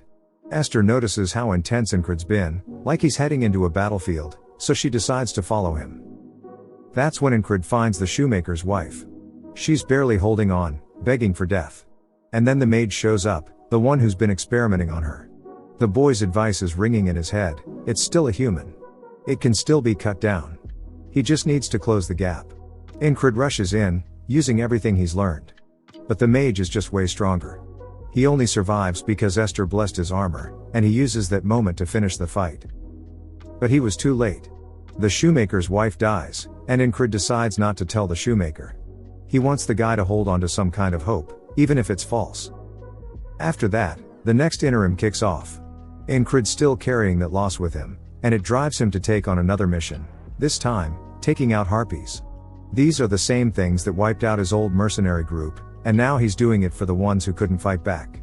It's a small step, but it shows how much his sense of responsibility is growing. Later, back at camp, the other soldiers are starting to notice how hard Incred's pushing himself. They see him training non-stop, and it starts to inspire them too.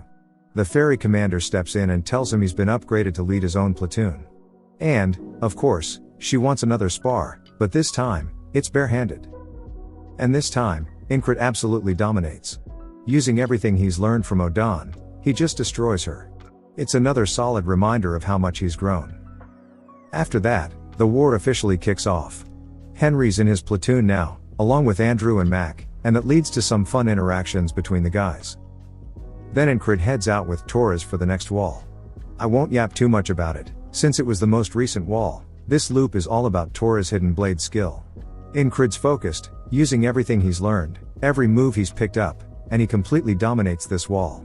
It's the first time he's done that, and it shows just how far he's come. And right after that, he runs into a frog. And man, the difference is night and day. The sheer power he's packing now compared to where he started? It's so enjoyable to see the progress. In the end, he's just a guy who refuses to quit, who keeps getting back up, stronger every single time. Bro has gotten really strong. His sheer dedication is a testament of who he is as a character. I love it. Let's talk about the boatman, or Karen. We don't know too much about him yet, but what we do know is that he's Incred's biggest hater. Dude just stays hating. Every time Incred dies, the boatman's there to belittle him, telling him he'll never make it, that he'll always stay stuck at the bottom of the walls, never able to climb. But honestly, that just fuels Incred even more. Every time the boatman runs his mouth, Incred gets that much more determined to prove him wrong. What's interesting, though, is how we keep getting more and more detail on the boatman's face as the story progresses. Every time Incred meets him, we see a little bit more, like his features are becoming more defined with each loop. Back to the hating, is it intentional? Maybe, because for a guy who talks so much shit, it almost feels like he's doing it to keep Incred from stagnating. Maybe he knows that pushing Incred's buttons is exactly what's going to keep him moving forward. Or maybe he just genuinely thinks Incred is crazy for not giving up yet. Either way, it's going to be interesting to see how much more we learn about him as the story progresses. Now with the boys, some of you may wonder why they are all so loyal. It's simple. They followed him before his loops because he started with no skills, no experience, barely a personality, and within months he was able to get on the same level as them, although he cheated by dying a million times. They see him as a battle-crazy training maniac who is even more obsessed with mastering his skills than they are. Plus, he always gets them into interesting and fun situations where they almost lose their lives. Also, they haven't failed a single mission since he became their leader. Now let's get into Rem. At first, Rem just straight up thought Incred was a coward. Rem kept that opinion for a while, until he started noticing just how much progress Incred was making. The day Incred finally broke through a wall, Rem saw something in him. He saw how intense he was acting, how determined he was, and that was enough to make him step in and save him. And that's saying something because Rem? Dude is lazy as hell. If he's going out of his way to help you, he's got to see something special. We also got a real glimpse of Rem's strength during the frog fight. Frogs are known to be strong, a race born for fighting, but it could tell just from a single glance that Rem was the real deal. Rem knew exactly how to kill it too, showing that he's not just strong, he's knowledgeable about different races and their weaknesses. We still don't know much about his backstory, but after that frog fight, we did learn that he's a noble hunter. And that's definitely going to come back around later. What keeps Rem sticking around Incred is that sheer determination he sees in his eyes. That's what pulls him in. And when it was time for the third wall, all the men, including Rem, were there, reminding Incred to stay safe, dropping little tips. After the third loop, he was genuinely worried that maybe Incred had died, saying he might have improved but he's still weak as hell. And the dynamic between Rem and Ragna is pure comedy. They're always arguing, always fighting, but as soon as Incred shows up, Rem calms down immediately. And later, he even tells Incred he should rest, showing that he does actually care about him, even if he doesn't always say it outright. During the fourth loop, we see just how much of a beast Rem really is, soloing platoons, taking down spellcasters, just doing his thing. And when Incred wakes up, Rem instantly notices that he's hiding something, that he doesn't want to talk about the spell. Rem tells him he shouldn't get too interested in spells and lets him know that he took care of the spellcaster himself. That's Rem, A lazy guy on the surface, but when it comes down to it, he's like a loyal dog, always watching, always ready to step in when it counts. Now let's talk about Jackson. From the start, Jackson just came off as that cool, laid-back guy, but he's also insanely loyal. When Incred was down and out, Jackson didn't just stand there, he picked him up and ran with him, literally saved his life. Then he even gave Incred some medicine while he was recovering. Rem called him a cat, and honestly, that fits. Dude's got that cat energy, laid back but always lurking, always watching. He's also super stingy with his stuff, and Incred pointed that out when he got the medicine, that Jackson hates sharing, but he still did it. Also, he's still throwing Incred bits of info when it matters. Like during the fifth wall, he points out the whistle daggers, and later on, he even offers to teach Incred how to throw them. That caught Incred off guard. Jackson doesn't really offer to teach people stuff.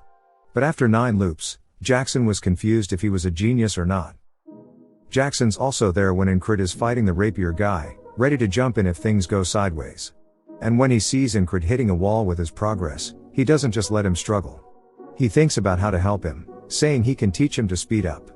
Jackson's always watching, always ready to step in, definitely giving off those cat vibes, cool, distant, but loyal too. Let's talk about Odan. First time we see him, he's just sitting there praying. But right away, we get that he's a good guy when he steps up to protect Jackson, who's carrying Incred. And when he shows up later while Incred's recovering and just straight up sobs. Yeah, dude's got a big heart. But Odan's not just some gentle giant, he's also the guy pushing Incred to get stronger. He tells him to start lifting weights, basically to hop on the trend, and really train his body. Then in the fifth wall, he helps Incred figure out how to keep his body warm so he can actually move properly in battle. And when he sees Incred training his body to the absolute limit using literal rocks as weights, Odan's just standing there in disbelief. That's where his respect for Incred really comes from, that relentless work ethic. Now, let's get into Craze. Big Eyes, the money goblin. He's not much of a fighter, at least from what we've seen, but he's the guy who gets stuff done. He's all about business and money, that's his whole thing. Early on, he's the one reminding Incred about his debts, but he also hooks him up with a nice tent to recover in. And then he comes back later trying to sell some of Esther's claws, just milking the hustle. During Incred's promotion exam, he's straight up taking bets and cleaning up because nobody thinks Incred's got a shot. But then he's genuinely surprised to see Incred actually holding his own. Later, while he's cutting Incred's hair between the 5th and 6th walls, we see another side of Craze. He's not just some greedy guy, he's also got connections. He knows what's going on around the camp, who's who, and who's worth keeping an eye on. That's what makes him so valuable. And when he takes over the Thieves' Mercenary Guild, he turns it into a cash cow, a source of both money and intel. But even with all that, he's still getting bullied by a frog. And when he sees Incred again after that, he's just shocked by how much stronger he's gotten. All in all, he's a perfect fit to a team of dumb muscleheads. Let's talk about Ragna. This dude's always got that sleepy, lazy genius vibe, like he could care less about anything going on around him. But when Incred was down, he stepped up, same as Odan. Ragna even showed up at the infirmary, and he looked genuinely surprised to see Incred. Not that he'd admit it. A little later, we see Ragna just casually throwing up toe gang signs like it's no big deal, and it's clear he and Rem have this always fighting, never serious kind of relationship. But both of them shut up the second Incred rolls back in still banged up and asks about one of Ragna's techniques. Ragna just brushes it off, acting like he doesn't care, but the next morning, he's up and out, checking on Incred's training. Now, we get more on Ragna here. The guy had the chance to become a knight, but he thought it was boring, so he just dipped. That decision made him stagnate, and now he's just kind of coasting through life. But when he spots Incred training, hurting himself, pushing himself way past his limits, he can't help but wonder why. He points out how Incred's basics are absolute garbage and that he's trying to use advanced techniques with a weak foundation. It's like trying to build a skyscraper on sand. So, he asks Incred why he's even bothering. And when Incred tells him that being a knight isn't just about being strong, it's about wielding your sword for others, for honor and dignity, that hits Ragna. So, Ragna agrees to teach him. Instantly regrets it because he's lazy as hell, but there's something about that fire in Incred's eyes that keeps him going. He tells Incred to throw away everything he knows except for 2 things, and Incred just folds instantly, no questions asked. That's when their training really begins, right as the next wall starts. Ragna babysits him, keeping an eye on Incred during the loops, watching him die over and over again. Incrid's basically bug exploiting the loops to learn, and Ragna's just there, watching, getting more and more impressed with each reset. What's crazy, though, is that Ragna's so naturally talented he can't actually explain how he does things. He just does them. It's a common thing with his members, except Odan. Eventually, he teaches Incrid the concentrate on a single point technique, a skill that becomes a staple for Incrid throughout the rest of the series. And as the loops go on, Ragna starts seeing Incrid's progress. By the time he meets Mitch again, Incrid's focus is so sharp that Ragna is genuinely impressed. But man, this dude is just always lost. During the fourth wall, he straight up wanders back into their own camp like he's Zoro from One Piece. Total goofball. Now let's talk about the Fairy Commander. We don't know much about her yet, but what we do know is that she's a total goofball. She started out as someone who was ready to kill Incrid just to keep Krang's identity a secret, but he convinced her not to. And from that moment, she started finding him interesting. At first, she suggests Incrid to the commander, saying it was just her instincts. Incrid thought she was punishing him, but he didn't seem to care that much later. After he comes back from her recommended mission, she's shocked. She half expected him to fail but didn't expect him to come back with such a major W, and now she's even more interested in him. Things really kick off after the fourth wall. She shows up at his tent, talking about how she thinks fate brought them together, which is where all the misunderstanding with the army starts. They think she's into him, and she leans right into it because she thinks it's hilarious. Then, after the fifth wall, Incrid reports to her about the betrayal, saying it was just luck that he survived. But she doesn't buy it for a second. She knows he's holding back. There are some funny moments after that with Incrid trying to dodge snow shoveling duty. Eventually, they spar, and she absolutely dominates him with pure technique. She's also the one who starts to notice that sometimes he acts like he knows the future, and other times he's just clueless. And she doesn't let it go unnoticed. Later, she visits him late at night, telling him about his next mission and that she'll be going with him. A soldier overhears and assumes they're dating, which just makes the misunderstanding spread even more. And the Fairy Commander? She leans right into it, even in public, because she finds it all way too funny. On the mission, Incrid plays along, jokingly leaning into the misunderstanding too, and she smiles. Meanwhile, the other soldiers are just standing there calling him an asshole. But she's loving it. Then, during their next spar, she loses to Incrid and says, "Your proposal was a bit rough." And then, in front of everyone, she calls him her fiancé and even apologizes for what's to come in his future. This woman is straight up chaotic, and she knows it. Now let's talk about Esther. We first meet her in the third loop when she's just a small panther. At the time, she accidentally leads the soldiers to Incrid and the others, but Incrid saves her, and she's surprised by it. But she also stares at him like she sees something, which we find out more about later. Turns out, she can feel the power of a strong curse or spell on him.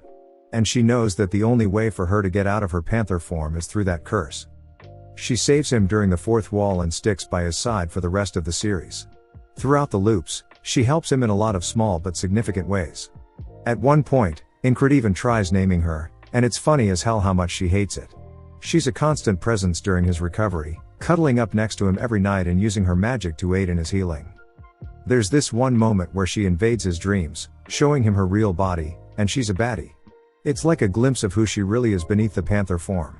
And then, when Incrid wakes up, she's lying next to him, completely naked, and he just hugs her goodnight like it's nothing. But that whole moment serves as a point for him to learn her name. She's also reinforces his armor, like during the shoemaker loop when she saves him from the magician. Shay also steps in again with a frog, to keep him alive. Because yeah, she can't let him die if she wants to be free. But it's also clear she's getting attached to him too. It's not just about the curse anymore. Let's talk about Andrew and Mac together, because these two are pretty much inseparable. Andrew started out as the loudmouth, super snobby, always pulling rank on Incrid like he was untouchable. Dude was just irritating, and Incrid wasn't impressed either. Especially during that scout mission when Andrew was being loud as hell and basically dragging them into danger. He mistook some tracks for Anu, trying way too hard to get some kind of result to make himself look good, which ends up backfiring and starting the third wall for Incrid. They get ambushed and killed. And in every loop after that, Andrew just keeps running his mouth until finally, Incrid shuts him up by completely bodying him without even using a weapon. That's when the shift happens. Andrew starts to fall in line, actually listening to Incrid's orders. And that's when we start to learn more about him. He's not just some snobby asshole, he's actually carrying a lot on his shoulders. He's a fallen noble, trying to fulfill his mother's wish to revive their house. That's why he carries himself like he's hot shit, acting all noble and entitled. But that act starts to crumble as he watches Ingrid. Then there's Mac. Mac's always been Andrew's shadow, the loyal right-hand man. He's been with Andrew for years, but even he's shocked when Andrew starts falling in line with Ingrid. There's a key moment where Mac actually disobeys Ingrid's order, pointing his blade at him, ready to go against him. But Ingrid lays it all out for them. He wants to survive just as much, if not more, than they do. And that's when Andrew starts to really see him differently. Not as the loser, not as the trash soldier everyone thinks he is, but as a guy who's literally fighting to forge his own path, refusing to follow some destined role. Andrew starts to look up to Ingrid as a role model, the exact kind of man he wants to be. A guy who doesn't just accept the cards he's been dealt, but fights to change them. And once Andrew accepts Ingrid as his captain, he makes damn sure Mac knows it too. Even though Mac's hesitant at first, he eventually starts to see it too. Especially after Ingrid moves through the enemy camp like he can see the exact path he needs to take. Mac thinks Ingrid's on some secret mission from the ferry commander and decides to back him without a second thought. The loyalty is set. After they get back to camp safely, Andrew actually apologizes to Ingrid, which is a huge moment for his character. This guy who thought he was better than everyone else is now bowing his head in respect. And not just him, the others follow suit, because they know that Ingrid is the only reason they made it back alive. Later, when Ingrid is being awarded and people are talking shit about him, Andrew and Mac shut them down immediately. They even have a funny moment during his promotion exam, where they both realize they can't beat him now. It's small, but it shows how far they've come from being guys who used to talk down to him, to guys who are genuinely loyal to him. They have some more wholesome moments in the future too, but for now, Andrew and Mac are great characters who went from being a pain in Ingrid's ass to being some of his most loyal guys. Alright, let's run through some of the other characters real quick. Not a ton to say about some of them yet, but they're all making their mark. Henry, so far, he's just been giving Ingrid some tips on tracking, sharing his experience as a hunter. But now that he's officially in the squad, I feel like we're going to see more from him. There's potential there for sure. Mitch, even the enemies in this series get development, and Mitch is a perfect example. After losing to Ingrid, he doesn't sit around crying about it. He blames himself for getting complacent, and you just know he's about to go on a training arc of his own. I love seeing stuff like that, even the villains aren't static. Torres, first time we meet Torres is during Ingrid's promotion exam. We find out he's serving directly under the crown and has the nickname Border Butcher. That alone tells you he's dangerous. He's basically on Mitch's level or stronger. At first, he's there to humble Ingrid, put him in his place, but then Ingrid surprises him. Their fight gets wild, and just when it's about to pop off, the ferry commander steps in. After that, Torres actually respects Ingrid, even offers him a spot in the border guards. Real recognizes real. We see him again briefly during the Detective Conan stuff, and then he joins Ingrid on the next mission. He gets bullied by Penn the whole time, but he's also keeping an eye on Ingrid, clearly looking out for him. Solid guy. Penn, not too much to say yet, but she's got a funny always joking vibe. She's been a solid teacher for Ingrid during the latest wall. She taught him grappling, ranger stuff, and some other basics. She's also a big part of what's probably been the hardest wall so far. Definitely hope we get more of her. Now, real quick on the comedy.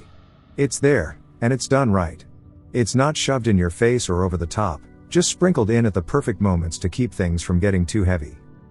Now let me talk about the combat, and I mean real quick. I've said it a million times, but the combat in this series is top tier. It's fluid, semi-animated, almost like you're watching a fight scene in motion. Think survival story of a sword king in a fantasy world or Northern Blade, those are the kings of that style, and this series is right there with them. What I love here is that when Ingrid learns a move, it doesn't just get used once and forgotten. He keeps it, adapts it, makes it his own, evolving at every single loop. He's not just stacking moves, he's building a foundation, brick by brick, until he becomes an absolute pillar of the basics. Strong foundations make for unbreakable towers, and that's exactly what he's doing. Easily my favorite series right now. Not a single dull moment, always something to keep me hooked. And I hope you guys are as into it as I am. I will probably upload this as a standalone to see if anyone outside of my regular viewers are interested in this type of content too. Appreciate those of you who made it this far, really means a lot. If you've watched till the end, comment, magic, to let me know. Subscribe for more videos like this, Leave a like or a comment to help the channel out. Thanks for watching.